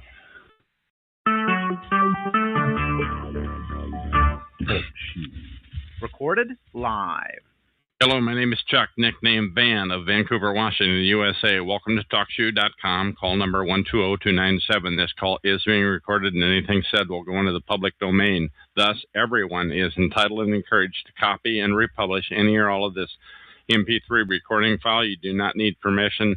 No notification or attribution is necessary. To find more of these public domain audios, go to the top right corner of any TalkShoe.com screen and search for Vancouver or show number 120297, or click on the top left purple Live Now button to see if the show is presently underway. The time out here on the west coast of the U.S.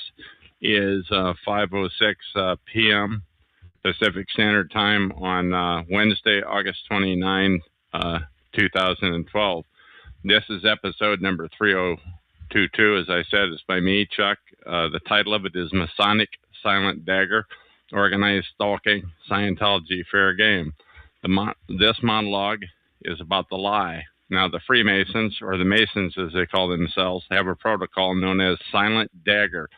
Sometimes it's called a secret dagger or a slow dagger, where they get targeted individuals to commit suicide by using their illicit Masonic lie protocol, where they tell lies to the community about the target over a period of years if necessary. You see, the Masons think it's really cool when they can get a targeted individual to suicide themselves. And if it doesn't work, ask yourself, will they kill them anyway? It's your call. Just listen to the rest of this first, though.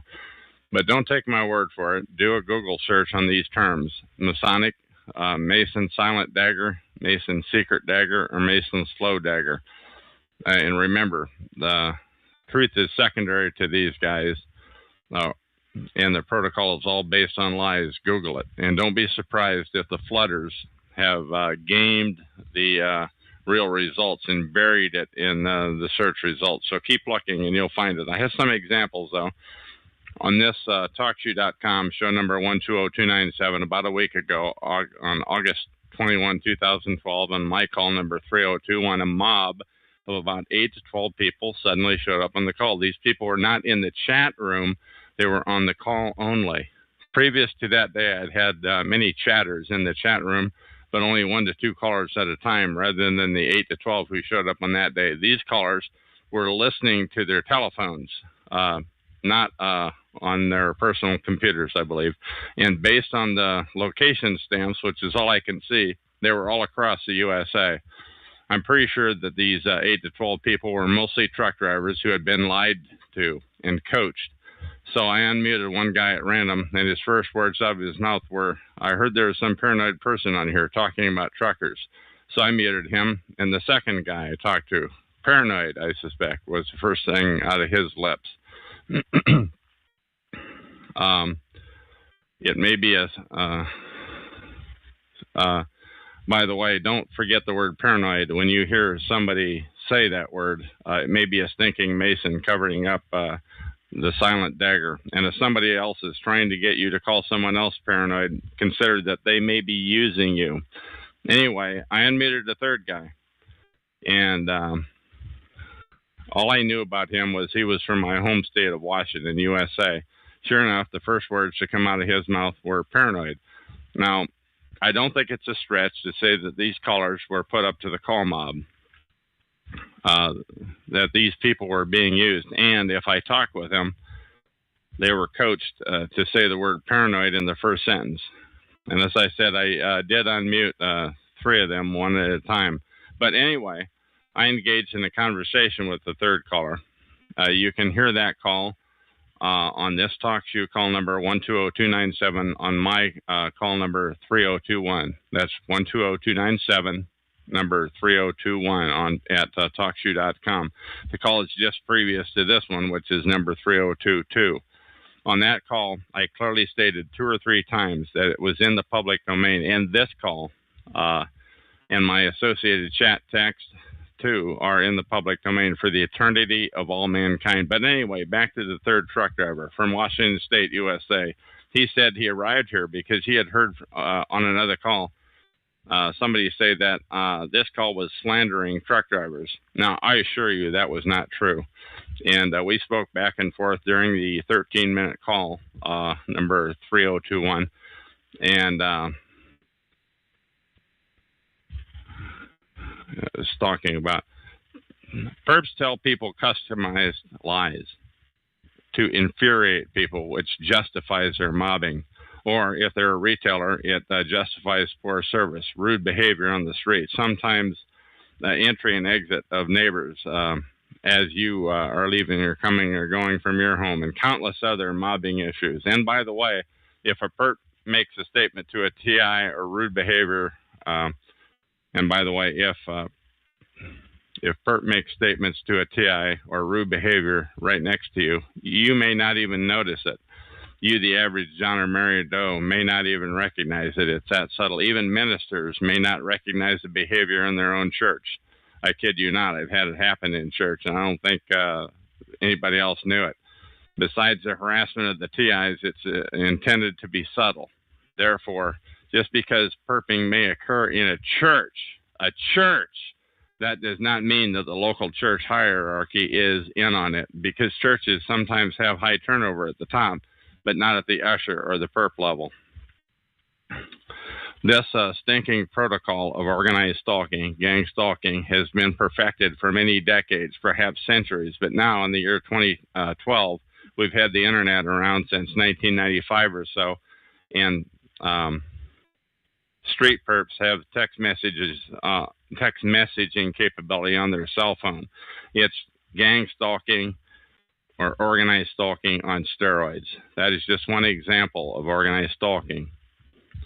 of gang stalking being duped of targeted individuals, people being duped into participating in harassing and stalking targets. Incidentally, I, Chuck, do hereby attest that my previous story and the one I'm about to tell you now is true and accurate. And I'm not exaggerating. I wrote every word I'm reading, and I hereby place it into the public domain. Use it as you see fit for all eternity. No attribution is necessary. But now I have a second story to tell you. This story is about a guy on TalkShoe. He calls himself Ant Farm. He has used many pseudonyms on TalkShoe, such as Anomic and others. His latest pseudonym, though, is Ant Farm, though. He is a stinking perp, meaning he's a perpetrator, a slow killer of targeted individuals, of TIs. Ant uses a voice changer when he speaks, which disguises his voice. So there may, in fact, be many people using that technology for all I know. But regarding organized stalking, he focuses on unearthly, crazy-sounding talk. It's unbelievable, unachievable. It's nonsense. That's why I know he's a perp and the many people that he talks to. His crazy talk is intended to discredit the TI issue. Incidentally, there are many TI calls on TalkShoe. Most are centered around freedomschs.com. They regularly take truth and mix it with unearthly sounding, wacky sounding nonsense. This is what's called a false front. Google that term. To keep people laughing and not believing the situation of targeted individuals. They are professional perps, a paid brigade. Anyway, one day, I was logged in as a guest, not myself, into Ant's chat room at TalkShoe.com on his show, and he was telling 4 to 5 derogatory stories about me. In each story, he had mixed some truth, some lies, some exaggerations, and he omitted some pertinent facts. Each story that Ant told had a shred of authenticity to it, but each story was clearly intended to demonize me. My ears were burning. Ant was making me out to be an unthinkably bad guy. On a couple of the stories, by the way, I was very proud of what he had distorted before he distorted it. And by the way, that doesn't matter to the perp filth such as Ant and the huge army like him. Perps have no soul. They are constantly telling lies about targeted individuals. Telling lies is their illicit job. I knew the real story, but on that day, Ant let me see into the soul of the perp machine using the Masonic silent, secret, slow dagger protocol. It seemed as though Ant was reading from a script, though, possibly one that a devious person had written. My ears were burning, but that's how the stinking perps demonize targeted individuals to other people. Super perps get otherwise good people to believe the lies about the TIs. They always lie in order to paint the target in a bad light, and somehow the stinking perps get neutral people to participate in perping of targeted individuals. Read my lips. I want to see a film on how they do that, like on YouTube, for example. Do the perps hypnotize their audience? How do they get people to blindly believe their lies? And believe they do. Sometimes these dupes look so mad that they have blood vessels bursting out of their forehead. How do the perps get them to believe the lies? I have to know that. I also think the perps tell customized lies to the person hearing them, like the first example, where the super perp was telling the audience of truck drivers he had lied to that I bashed truck drivers. Nothing could be further from the truth, but it didn't stop him from telling the lie. And he did such an effective job of telling that lie that he got 8 to 12 truck drivers flooding my room, ready to inflict revenge. All of that said, not every Mason would be in on it. The crime of silent, secret, slow dagger example, it would be disclosing. They wouldn't want to disclose that to talkative people, and they must have their share. They wouldn't want to wise them up on a crime so atrocious. After all, the Masons want everybody to think they're legitimate despite such outrages as what I am describing herein. But neither would low-level Masons be in a position to deny organized stalking either. So if a Mason is denying the practice online, denying that organized stalking exists, they are in a high-level Mason, an accomplished liar. But by the way, anytime the subject of stalking comes up in a chat room on the internet, or the subject on comes up on an internet phone call or in a chat room, a mob will deny it. They are dispatched from where, I don't know. I have to know that too. However, on my own talk sheet number 120297 that you're listening to right now, I immediately mute any such nonsense. I suspect, but I cannot prove, that this mob is what's called, much of this mob are called sock puppets, meaning that one person has many logins on standby to flood away any info that comes up, which is true, but which negatively impacts their illicit cause. Sock puppets are paid liars. They're flooders. So when somebody conveniently shows up to derail the conversation, to flood away the topic to another topic, anything else, as long as it's not what is being talked about. Lastly, don't forget, when you hear the word paranoid that they have brought up in a negative narrative, they may have brought up in a negative, they're fighting the perp's battle. Or they may be a stinking perp trying to get you so infuriated that you'll fight the battle for them. Lastly, 3 things. Number 1, organized gang stalking. Number 2, Masonic secret, silent or slow dagger. Scientology, fair game. These are all the same thing. I'm going to repeat that. Number 1, organized or gang stalking. Same thing. Masonic secret, silent or slow dagger. And Scientology, fair game. These are all the same thing. Attacking the credibility of a targeted individual, a TI. Once again, you can get all the text of all this on TalkShoe call number 120297. 120297, episode number 3022. That's the number that I'm going to put on it. Or at chatgrabber.com, search for 120297, episode number 3022. Also, the text of this, keep in mind that the text of this audio and the verbiage of it are in the public domain for the eternity of mankind. And that is the end of this recording.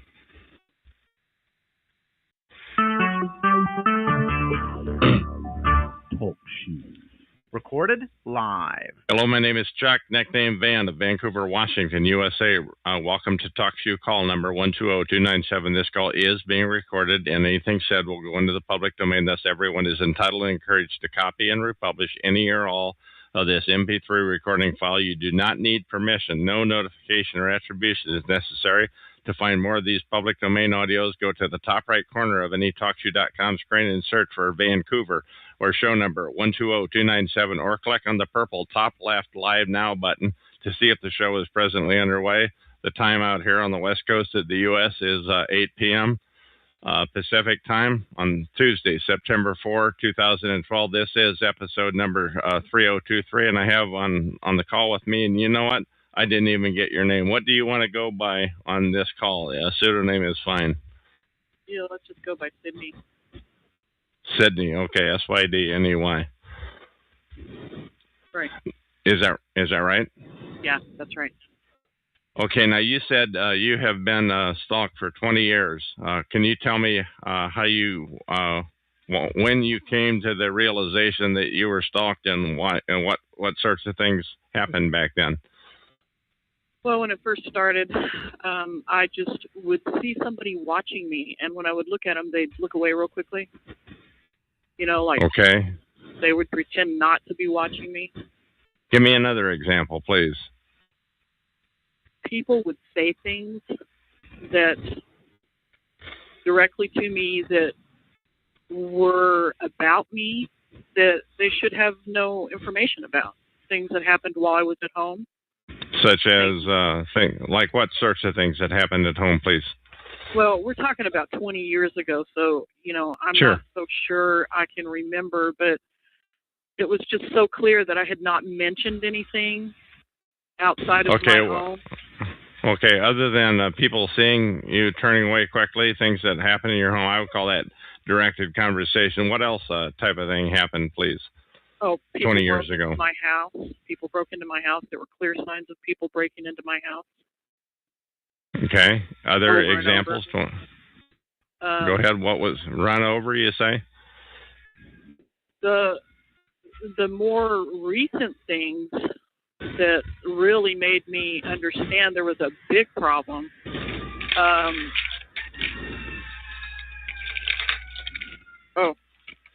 Go ahead. Go ahead. Yeah, I can hear you fine. I closed the window though. Go ahead, please. Let's keep the recording going here. The most recent things that happened were, I noticed somebody was breaking into my house repeatedly. And there was damage to the door. Slowly, every person I had contact with, whether it was by phone, whether they had been a long-time acquaintance, just acquaintances on the internet, one by one, every person from my life disappeared. The last people to disappear were my 3 brothers. They just all of a sudden quit speaking to me. Everybody in my life did that to me, except now my you say kids. this was fairly recently. What does that mean? In the last year? In the last month? A year and a half ago, almost 2 years ago, is when the last part of that happened, where I lost contact with my family. Okay, now when you say you lost contact with them, is that because you're living in another state, or what's the deal, please? I had a brother who I know was logged onto my computer because he kept saying things that showed me that he was tracking me by my phone, GPS, which he paid for, and by my computer, which he gave me. And I started mentioning it on the phone. I was going to take my computers in to have them looked at. I talked to my son and said, somebody's on this computer with me. My sister had said the same thing before she died. And she I said didn't believe her. People were on her phone, were on her computer with her? Yeah, she said, somebody's logged on here with me. Somebody's messing with my computer. I didn't But believe you her. didn't. Yeah, okay. And so when it started happening, how long ago was that? If I may. 2007. 5 years ago. Yeah, and so when I realized somebody was really on there, I talked to my son on the phone. I said, I'm going to bring these computers into you. I put them in my car, and I went everywhere with them in my car, and then when I got home, I would take them inside the house because I couldn't get to the computer guy yet, and I didn't want anybody to have access to him and remove whatever tracking stuff was on there. And so I finally, I took my daughter to get a blood test one day, and this woman was standing in the clinic, and she stood at the doorway and watched me the whole time and kept looking out into the parking lot. I didn't really think much about it. Were the computers in your car out in the parking lot, you mean? Is that what you're saying? That's what I'm saying. And then as we started walking out into the parking lot, I saw this woman run away from my car. This woman was somebody who I had seen on 3 other occasions, and in a stalking way. And I recognized her, and so I went, oh my God. What kind of way was she stalking you, please? Okay, this woman that was running from your car. I kept trying to change my phones because I knew I was being listened to. So one time I went into Target. I mean, I had these people following me all over the countryside. And I never told them where I was going. I would just haul ass and try to beat them somewhere. And everywhere I'd go, they'd be there. Now, when you say over the countryside, are you talking within a 20, 40-mile radius, or are you talking about 2, 3 states away? About that 20 to 40-mile radius. Okay. And they were there before you? Yeah, they were either there before me or they were right behind me the whole time. And at first it was the same cars over and over, and so I recognized them. I knew that it was happening, but I didn't really let on that it was happening. And then when I started letting on, they started changing more cars, and it got to be 15 or 20 cars at a time were with me. I called them my posse. So there were 15 to 20 cars that were tailing you at the same time? Yeah, absolutely. Wow. Some were in front, some were behind me. I had a couple of incidents where they tried to scare me by coming up on my bumper and, and they would glare at me, and it was just crazy stuff. So back to the lady that I recognized. When I saw her, I realized that this was the same person who had been stalking me. And so I took my computers. I tried to hide them in a box as I was moving stuff back and forth in and out of the house. And I thought maybe they wouldn't see what I was doing. I took them out. I unscrewed a bench in an RV. I put the computers in there. I screwed the top back on the bench. When I came back the next time I looked at them, the wood had been broken. Somebody had access to everything. When you came back, was that like 5 minutes later? Was it an hour and a half later? No, What? no, it was days later. Oh, days later. Okay, all right. I thought I had done a good job hiding them, but they, obviously they were watching me. So. Okay. Now, what other? You indicated earlier before we started this call they were steps ahead of you. Can you give me an example of what you mean by that? Yeah, every time I went anywhere, they would be there, and there would be somebody, like in the grocery store, this guy would be whispering, and I would look over at him, and he'd just grin at me, and everybody would be looking right at me. So he was messing with you. Oh, yeah. I would go to get gas, and my card would never work. If I was in this little town, my card would never work. Oh, your card, your gas card. Your car. I forget, was it your car or your card? Are you there? Shoot, we lost Southwest Ohio, the woman that we were talking to, Sydney, and hopefully she'll call back in. My name is Chuck. It's 8:09 p.m. Pacific time today on September 4, 2012. So we're waiting for Sydney to call back in. She was a sudden drop. After a short bit, I'm going to go ahead and terminate this call, but I hope I won't have to do that. Hopefully she'll call back in. Sydney, and I've just unmuted her on the PC here. I just realized I had her muted. So hopefully she'll see that she's been unmuted, or if she's listening to us on the speakers on her PC. We'll see. This is going to get to be kind of uninteresting, hearing me do my best to ad-lib in a situation like this, difficult as it may be. My name is Chuck. This is TalkShoe call number 120297. To call into this talk show, you can call area code 724-444-7444. When it prompts you for the call number, enter 120297 #, and then enter a £1 and it'll bring you right on my board, at which point I'll see you and unmute you.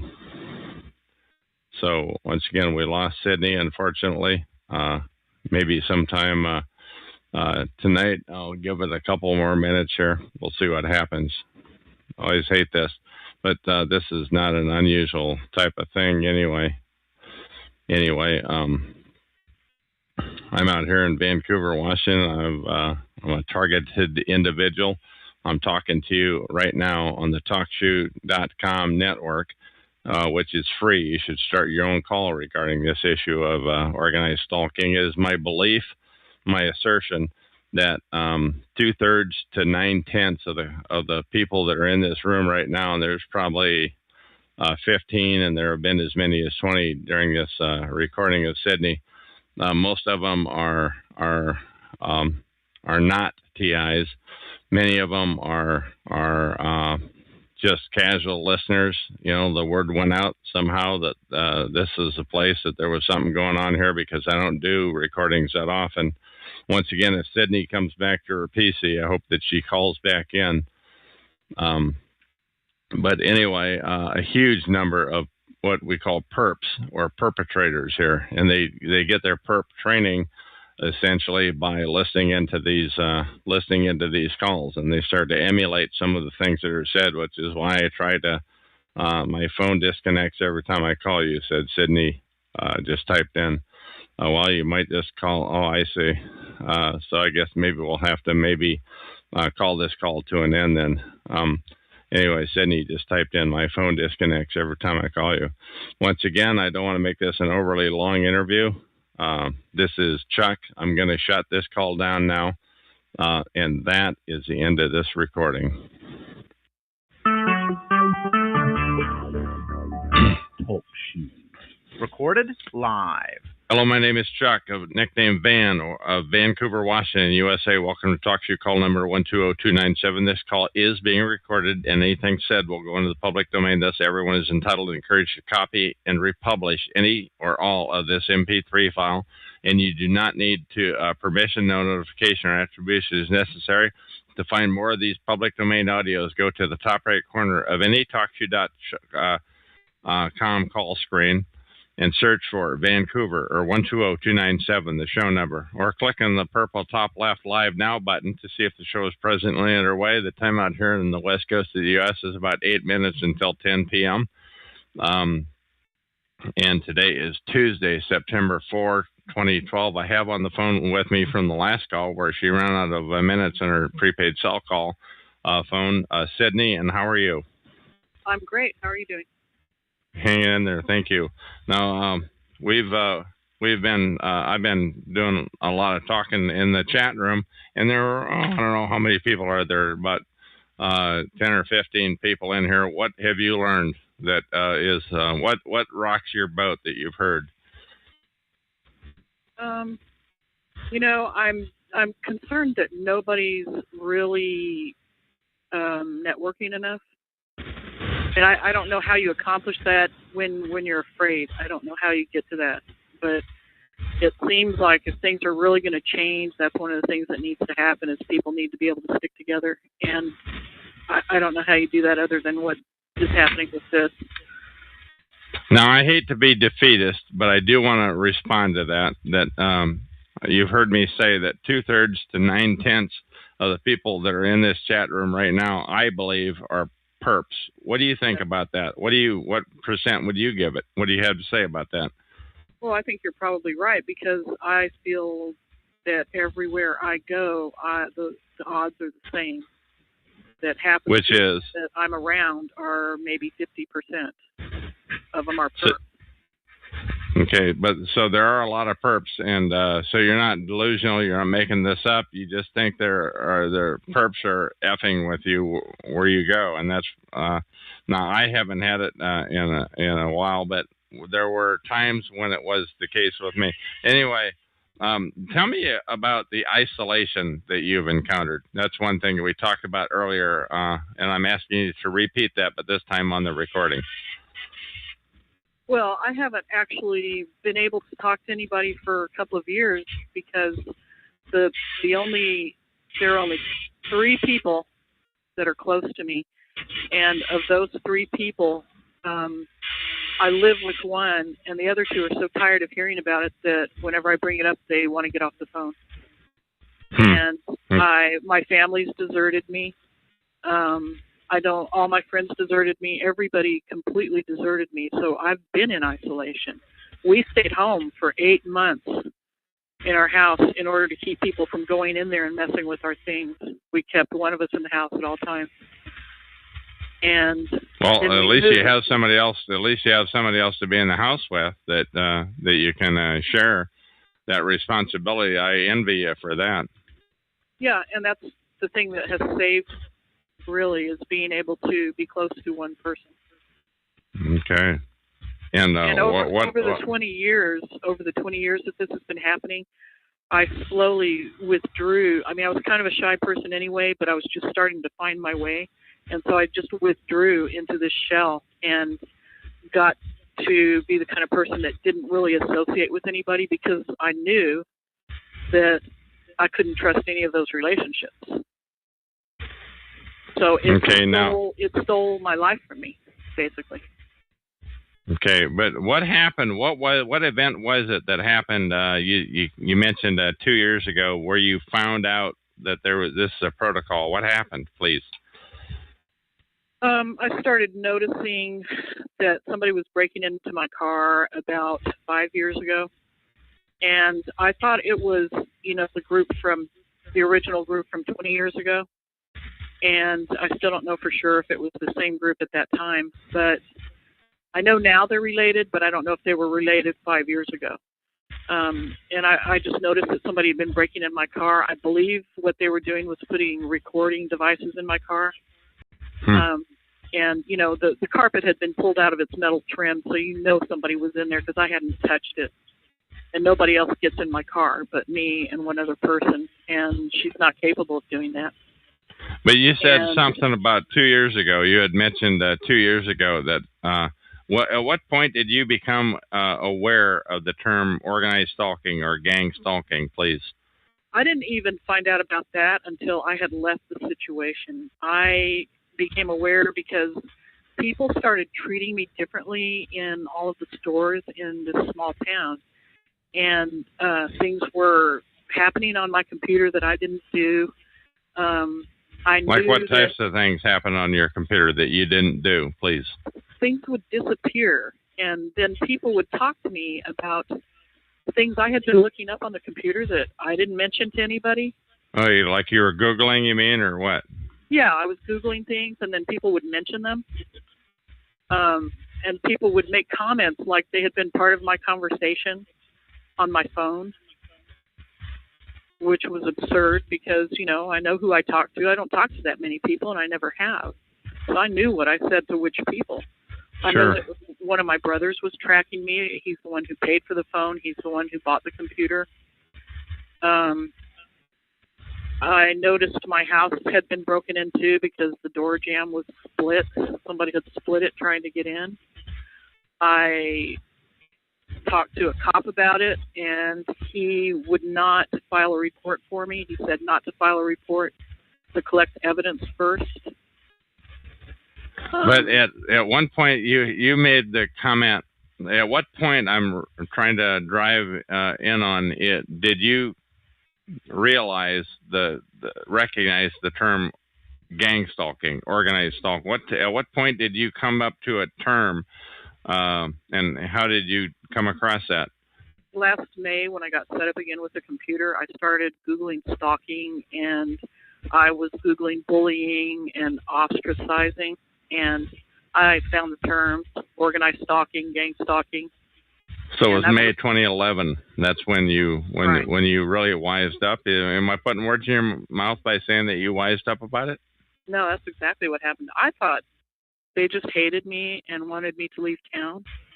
I didn't realize it was some sort of program, you know, some sort of agenda-based thing besides just trying to kick me out of town.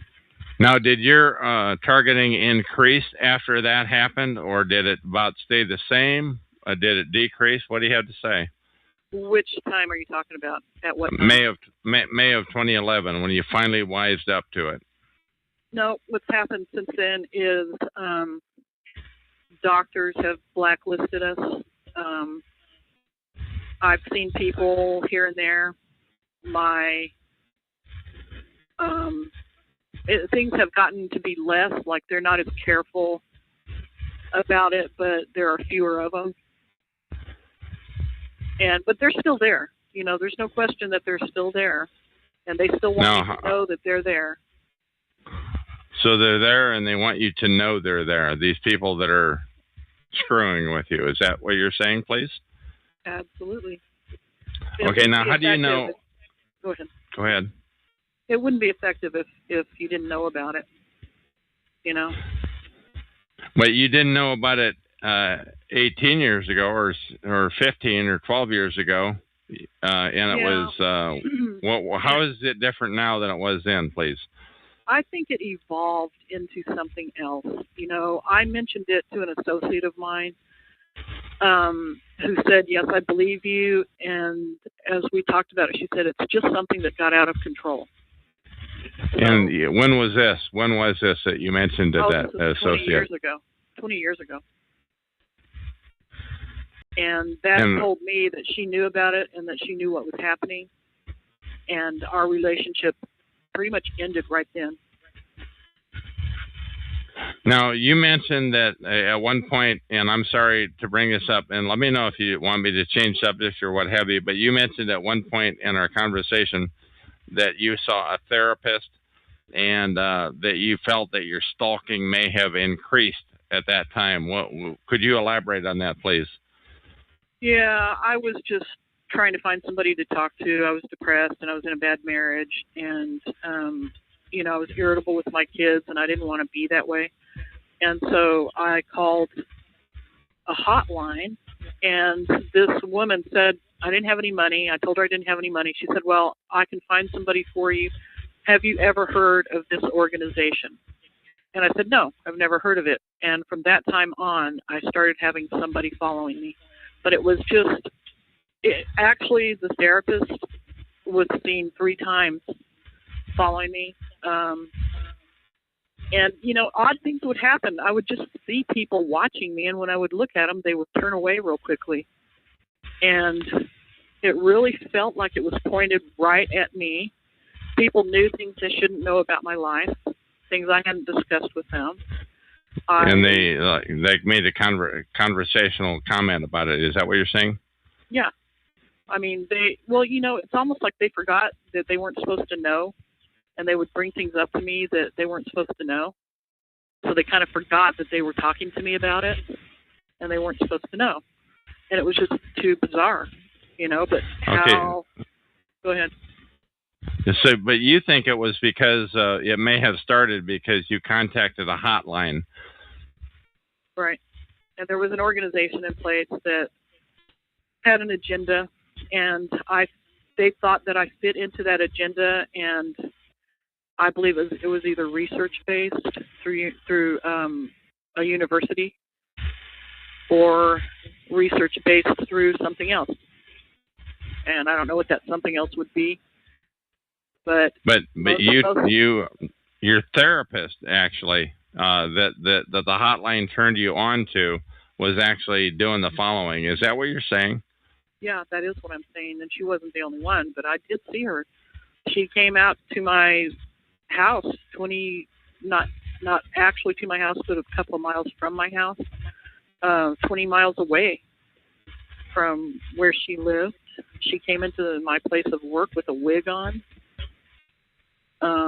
Really? And at the end of all of this, she was in the car that she had bought about 15 years ago and was right in line with the stalkers following me around. Tell me about, now I'm just bringing some ideas off of my list because I made some notes before. Tell me about, you found some porn on your PC and they framed you for it. What do you have to say about that, please? Oh, that wasn't me, but that was somebody else that said that. Oh, okay. Said they found it. All right. So a couple of years ago is when you finally put your finger on it about organized stalking.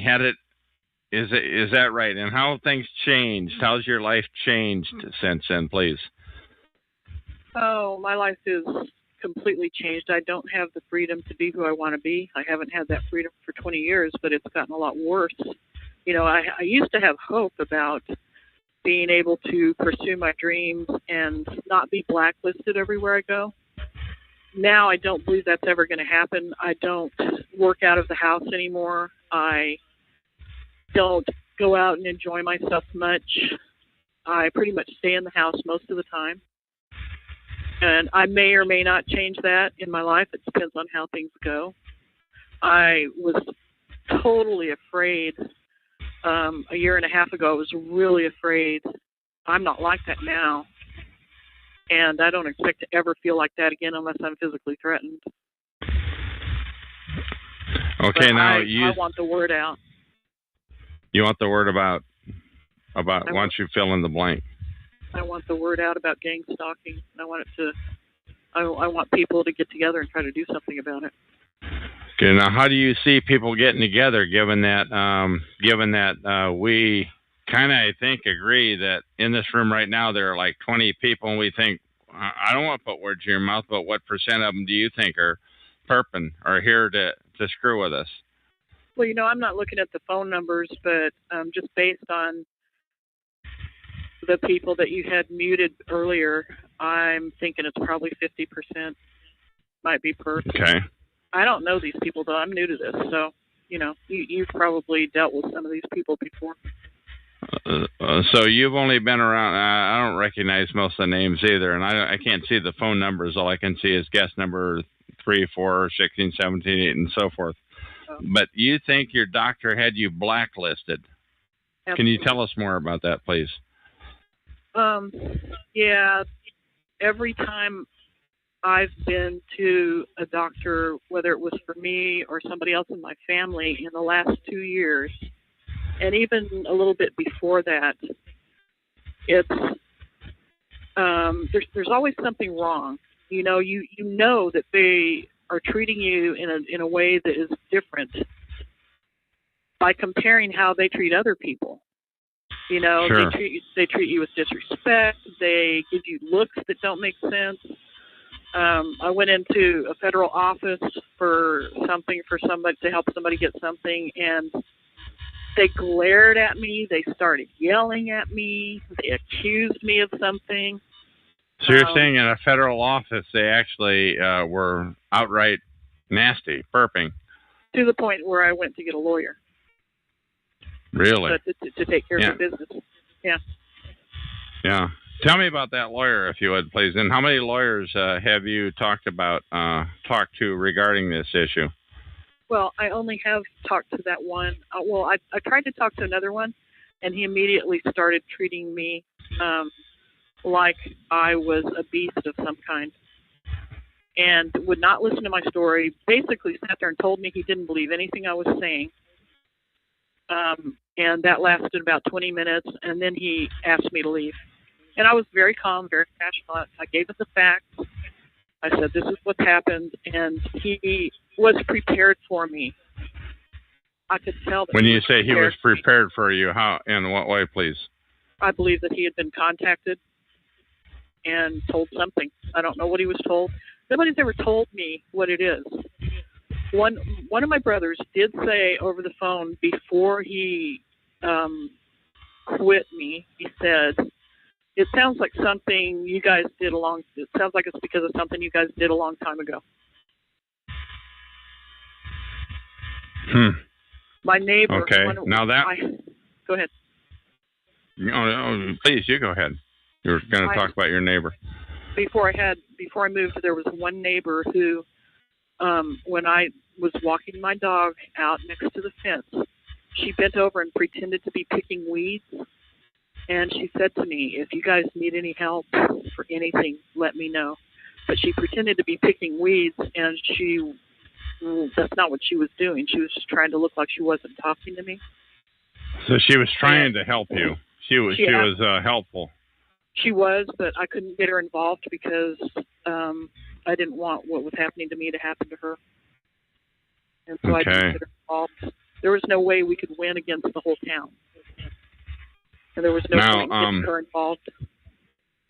Okay. Now the lawyer that you talked about was sounds like the first lawyer. What about the second lawyer regarding this service that you got, harassment in a federal office? Tell me about that lawyer, could you please?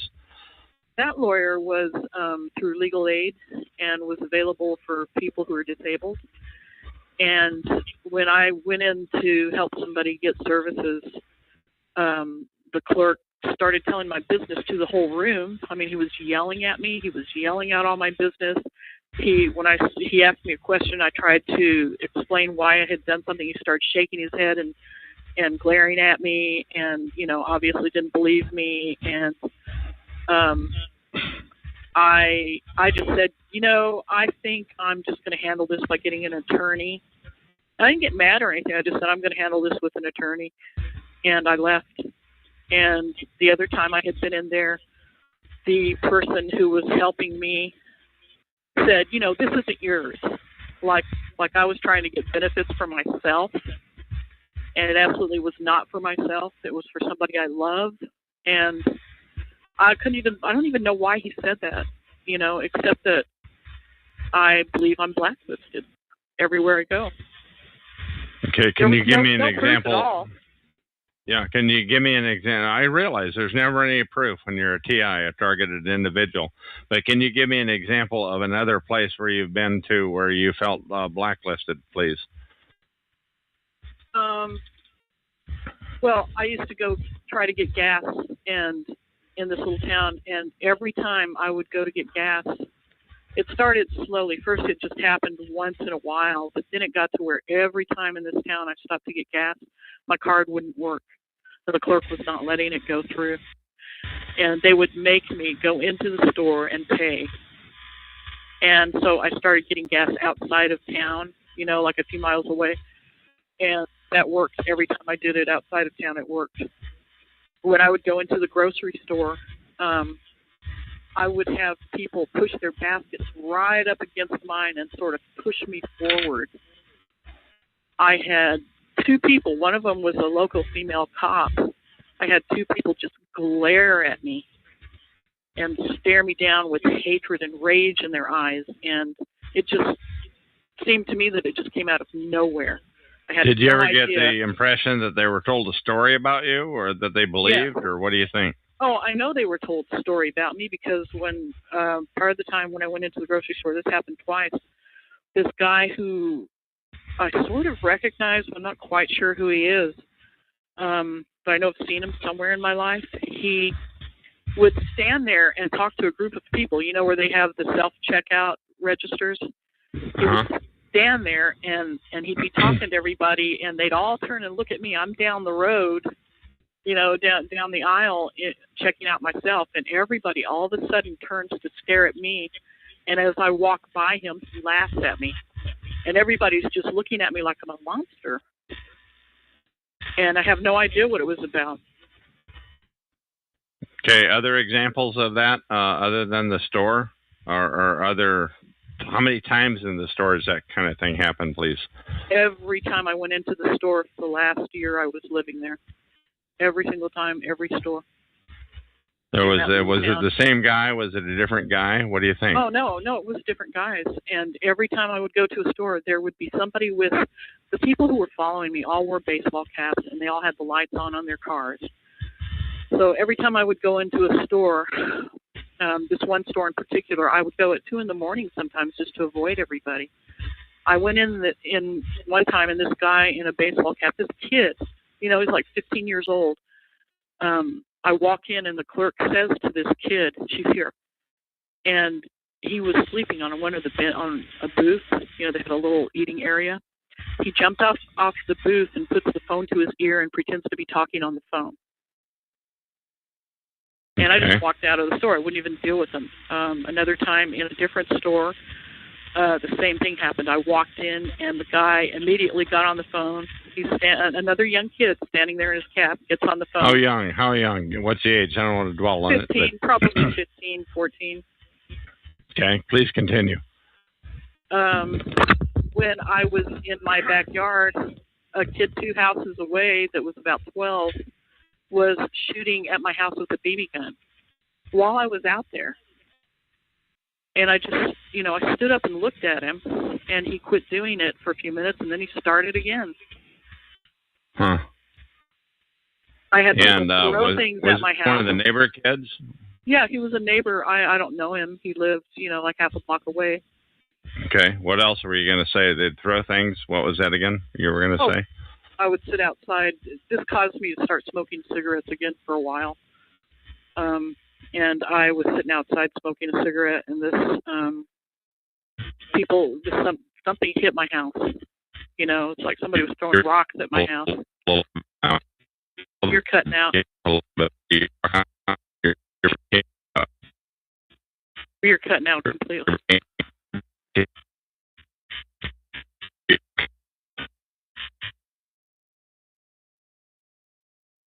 I guess I've lost you.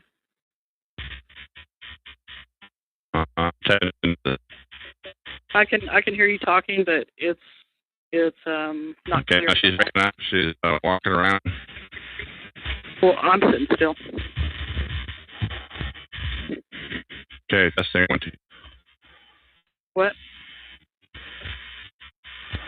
So now, are you there? Because we're losing our connection. I can hear you now. Okay, why don't you just repeat what you said in the last minute or so, because it was pretty choppy. Could you please repeat that? What's the last thing you heard? I don't know. Why don't you just repeat what you said? Somebody was throwing things at my house. I sat outside and was smoking.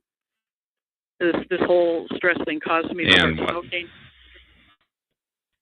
And people were hitting my house with rocks. Go ahead. No, you go ahead. You're doing great now. I can hear you fine. Please continue, though. So then at night, a lot of times I would hear things hit my front porch. I went outside, even in the dead of winter when it's freezing and there was snow and ice on the ground. Every time I went outside, somebody's light would come on across the lake at their house. They spotlighted me with this big, huge spotlight. They flashed it at me. And even if I was going somewhere at 2 a.m, which I did a lot of the time just to, get out of the house once in a while, I'd go for a drive by myself. At 2 a.m, I had a posse with me everywhere I went. How big was the posse? It varied. In the beginning, it was just 2 cars that would follow me, the same 2 cars everywhere.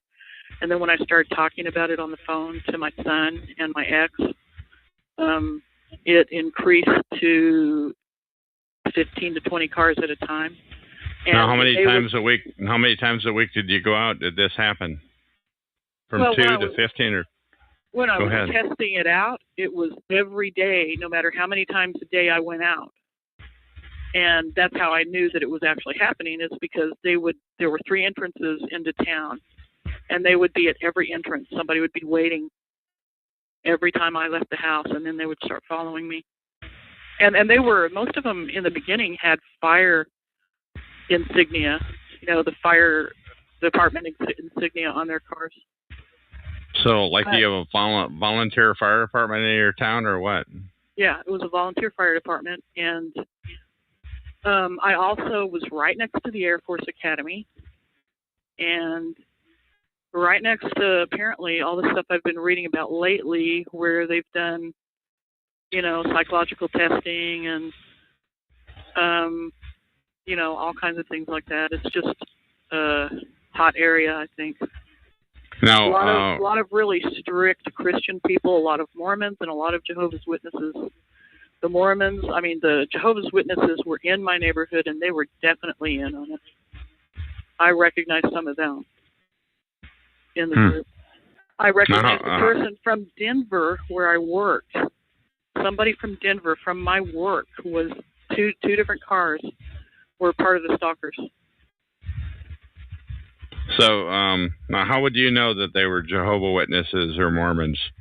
Oh, because the Jehovah's Witnesses came to my house to try to recruit me. And so that would be 1 or 2 people, but if you're talking about stalking, we'd be talking about quite a number of people. I'm just asking. Well, how you might have ascertained the fact that they were Jehovah's? Because they told me they were, and I talked to them. And yeah, but you only talked to 2 of them. There must have been. How many do you think were in on the stalking? I don't know. I have no idea. I'm just asking. All I know is that it was my neighbors, and there are a lot of Mormons in that town and a lot of Jehovah's Witnesses. And I know that my neighbor the neighbor next to the guy with the BB gun, was one of the Jehovah's Witnesses that hung out with the one who used to come to my house and try to recruit me. And they kept saying, I suspect it's partly about my daughter. I think that I got put on a list. I made somebody mad, and I got put on a list. And I think that somebody just went crazy with that to get revenge. Okay. Now, why would you be put on a list because of your daughter, if I may ask? Well, because I care for her. She's disabled, and I care for her. And, I've never even spanked my kids. Not once in my life did I ever spank my kids, because I believe violence breeds violence. And we just don't have that kind of relationship, And but, I pissed somebody off. Go ahead. I pissed somebody off whose husband is an EMT, and in that small area, all the EMTs and the cops and the firefighters know each other, and they're all buddies. Of course. It's a good old boy system. When you talk about a small area, can you give me an approximate population of that town that you're in? I don't really know what the population is, but it only had 2 2 or 3 fire department buildings that had 2 grocery stores, 2 big grocery stores, and about 3 convenience stores, and that was it. You know, the rest of it was residential. Did you get harassed in all 3 of the convenience stores, or? I got harassed in every single store, every store in town that I went into. Now, was it the employees of these stores, or was it just people that were customers? It was mostly the employees. And, you know, it's not like I ever knew them or even talked to them in a bad way or anything like that. You know, I just went in and did my shopping, and all of a sudden everybody was really nasty to me. And you know, they kind of looked at me like I was a freak. Now, when you say all of a sudden, what do you mean by that? Or did they do that from the first visit, or did it happen after 12 visits, or what say they, please? I would say after I was in that town for 3 years. I would say after about the first year is when I started noticing it. Maybe they did it before and I didn't notice. But then, you know, all of a sudden, during the last year I was there, it was all the time, everywhere I went. Yes. Okay.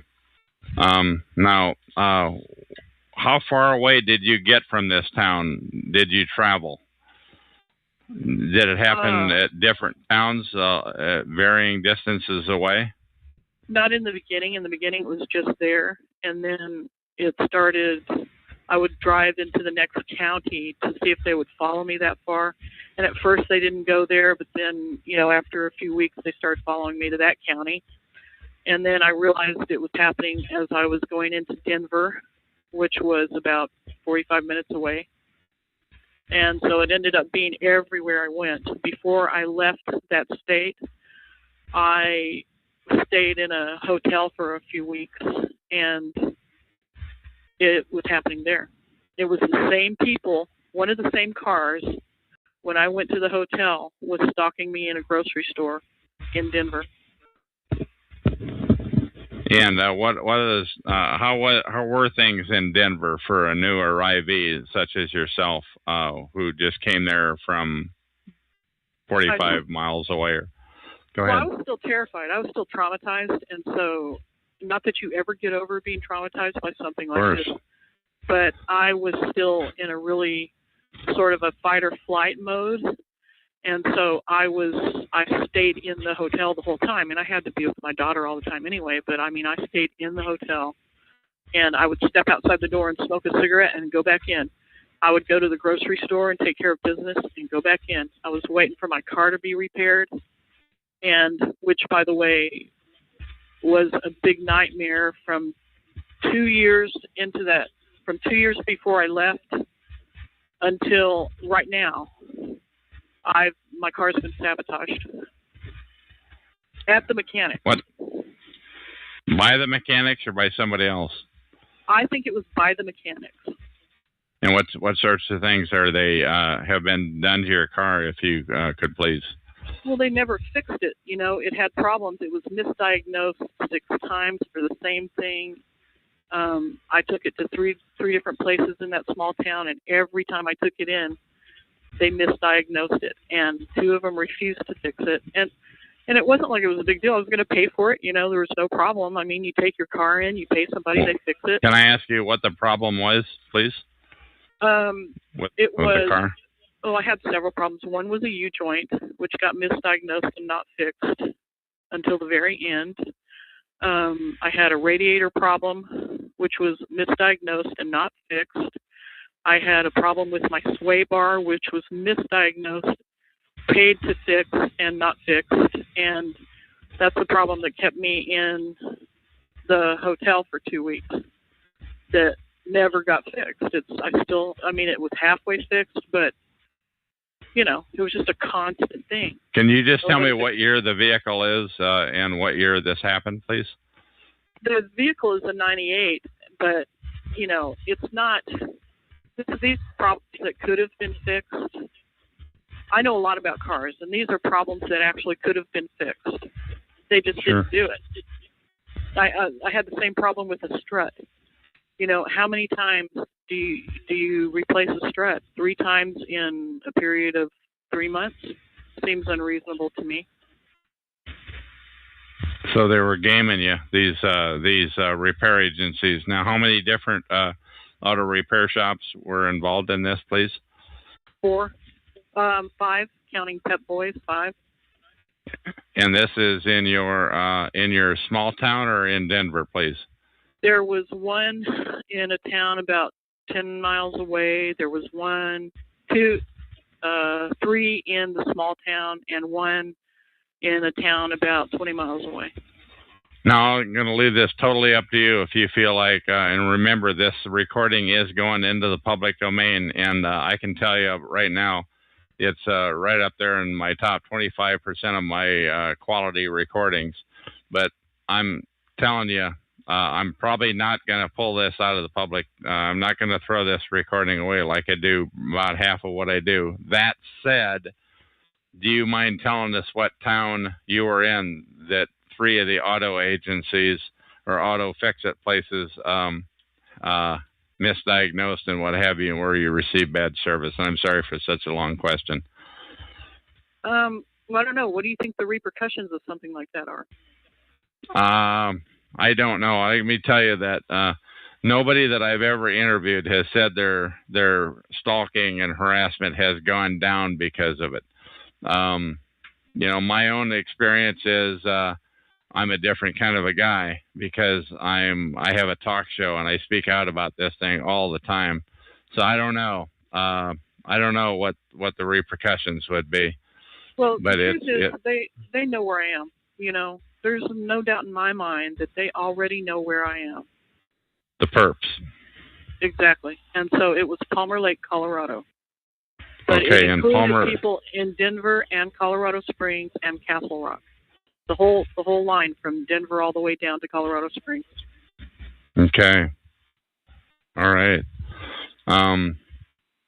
I thank you for disclosing that, and I think that's about as deep as we want to get into any disclosure. But it doesn't sound like anything that's purely isolated to that area, because I've heard these types of things, although yours would be one of the more shocking stories. I've heard these types of things in other towns. What other sorts of things have happened to you?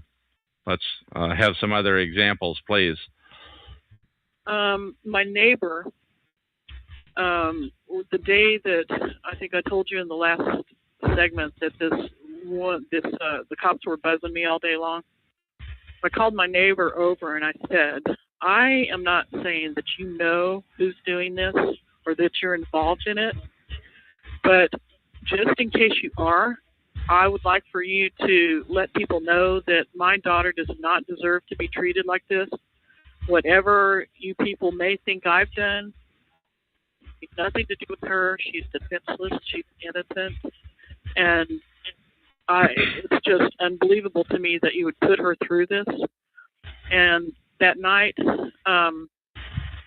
after a certain period of time, absolutely nothing happened. I went out. Nobody followed me. I went out twice. Nobody followed me at all. When I came home,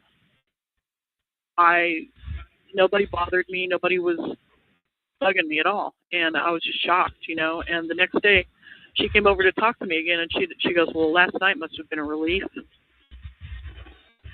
And this is it. Go ahead. That absolutely confirmed that she was involved in it. She sure. had conversations she had conversations with me mentioning things that my brother and I had talked about on the phone. So in my mind at that time, she had talked to my brother. Now, she may have just had access to my phone calls somehow. Maybe I was wrong about how she got the information, but she got private information about me somehow. Now, when you said that cops were buzzing your house, what do you mean by that, please? They just drove by it all day long, back and forth. And I called my son to tell him, I told you about them shining the laser at me. When I called my son to tell him about that, there was a whole crowd of cops across the street in a parking lot. And I actually broke down and started crying on the phone when I was talking to him about it, which is rare for me. And you could hear this audible, oh, like, oh, now she's feeling sorry for herself, that kind of thing. The cops that were across the street in a crowd were saying this. Yeah. How many cops were there?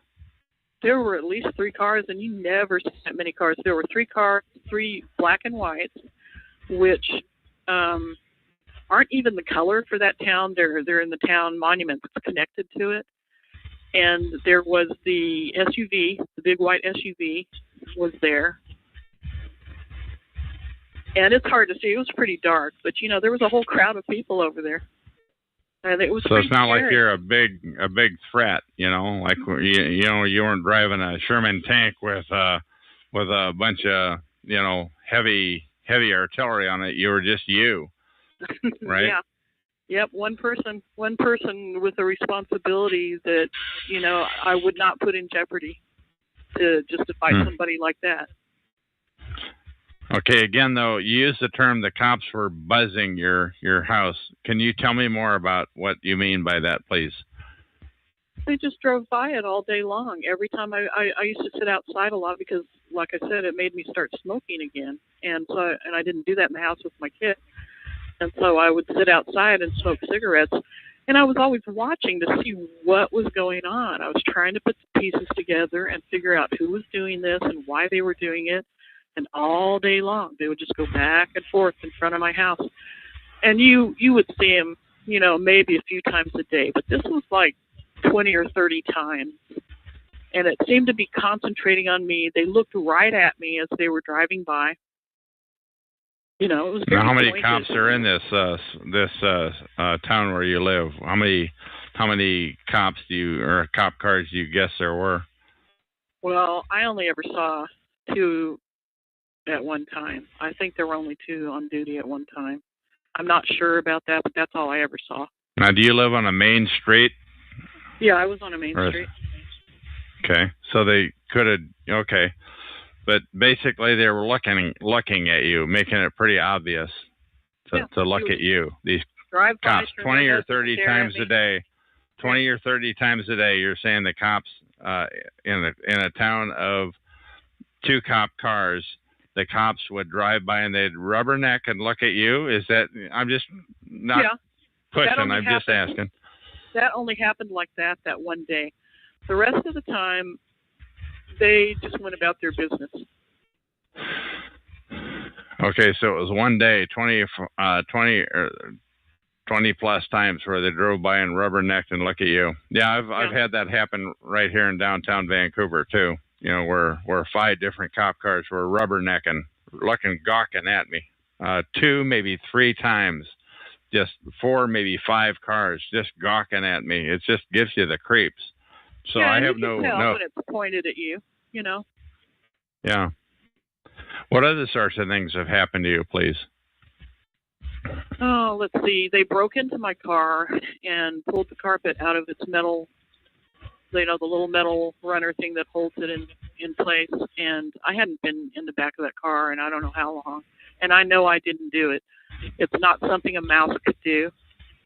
It's not something that could have happened any way except for somebody pulling that carpet out of there in order to get to something underneath it. I'm assuming that that's what they were doing. I believe that happened even before I moved to this town. The first time that happened like a year before I moved to that town.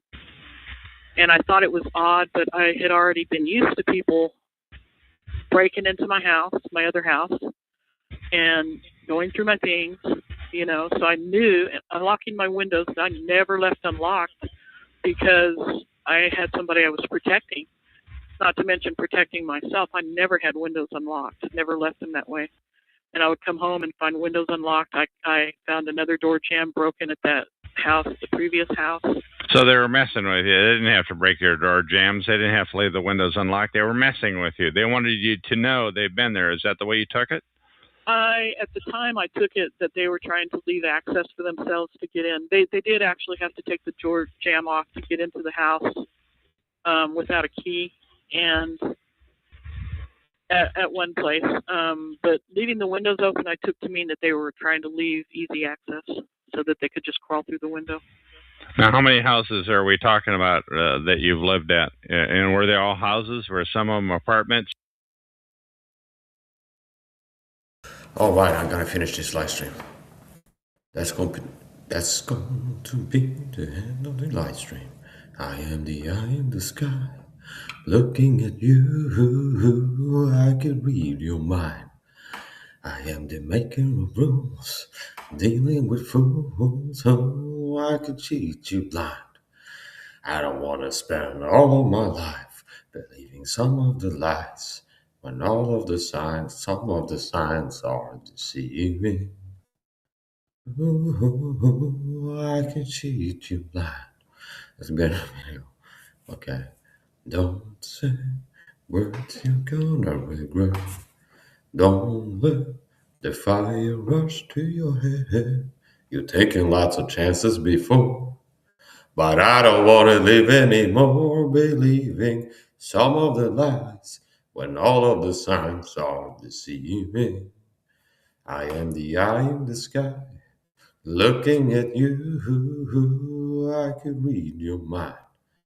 I am the maker of rules, dealing with fools. I could cheat you blind. Oh, you know, it's me, Kathy. You're out in the wily window, all the tune. You had a temper like my jealousy, too cold, too greedy. How could you leave me when I needed to possess you? I hated you, I loved you too. Bad dreams in the night. They told me you were going to lose the fight. Leave behind. Make a deal with running up that hill. Make a deal with God. Get him to change our places. I'll be running up that hill, running up that road. Da da da da da da da da. It's gonna be another video. You're watching Mike Saha live on YouTube, broadcasting from Truth Headquarters, Oxelösund, Sweden. Be here or be square. It's gonna be another video. Take care of yourself. Bye.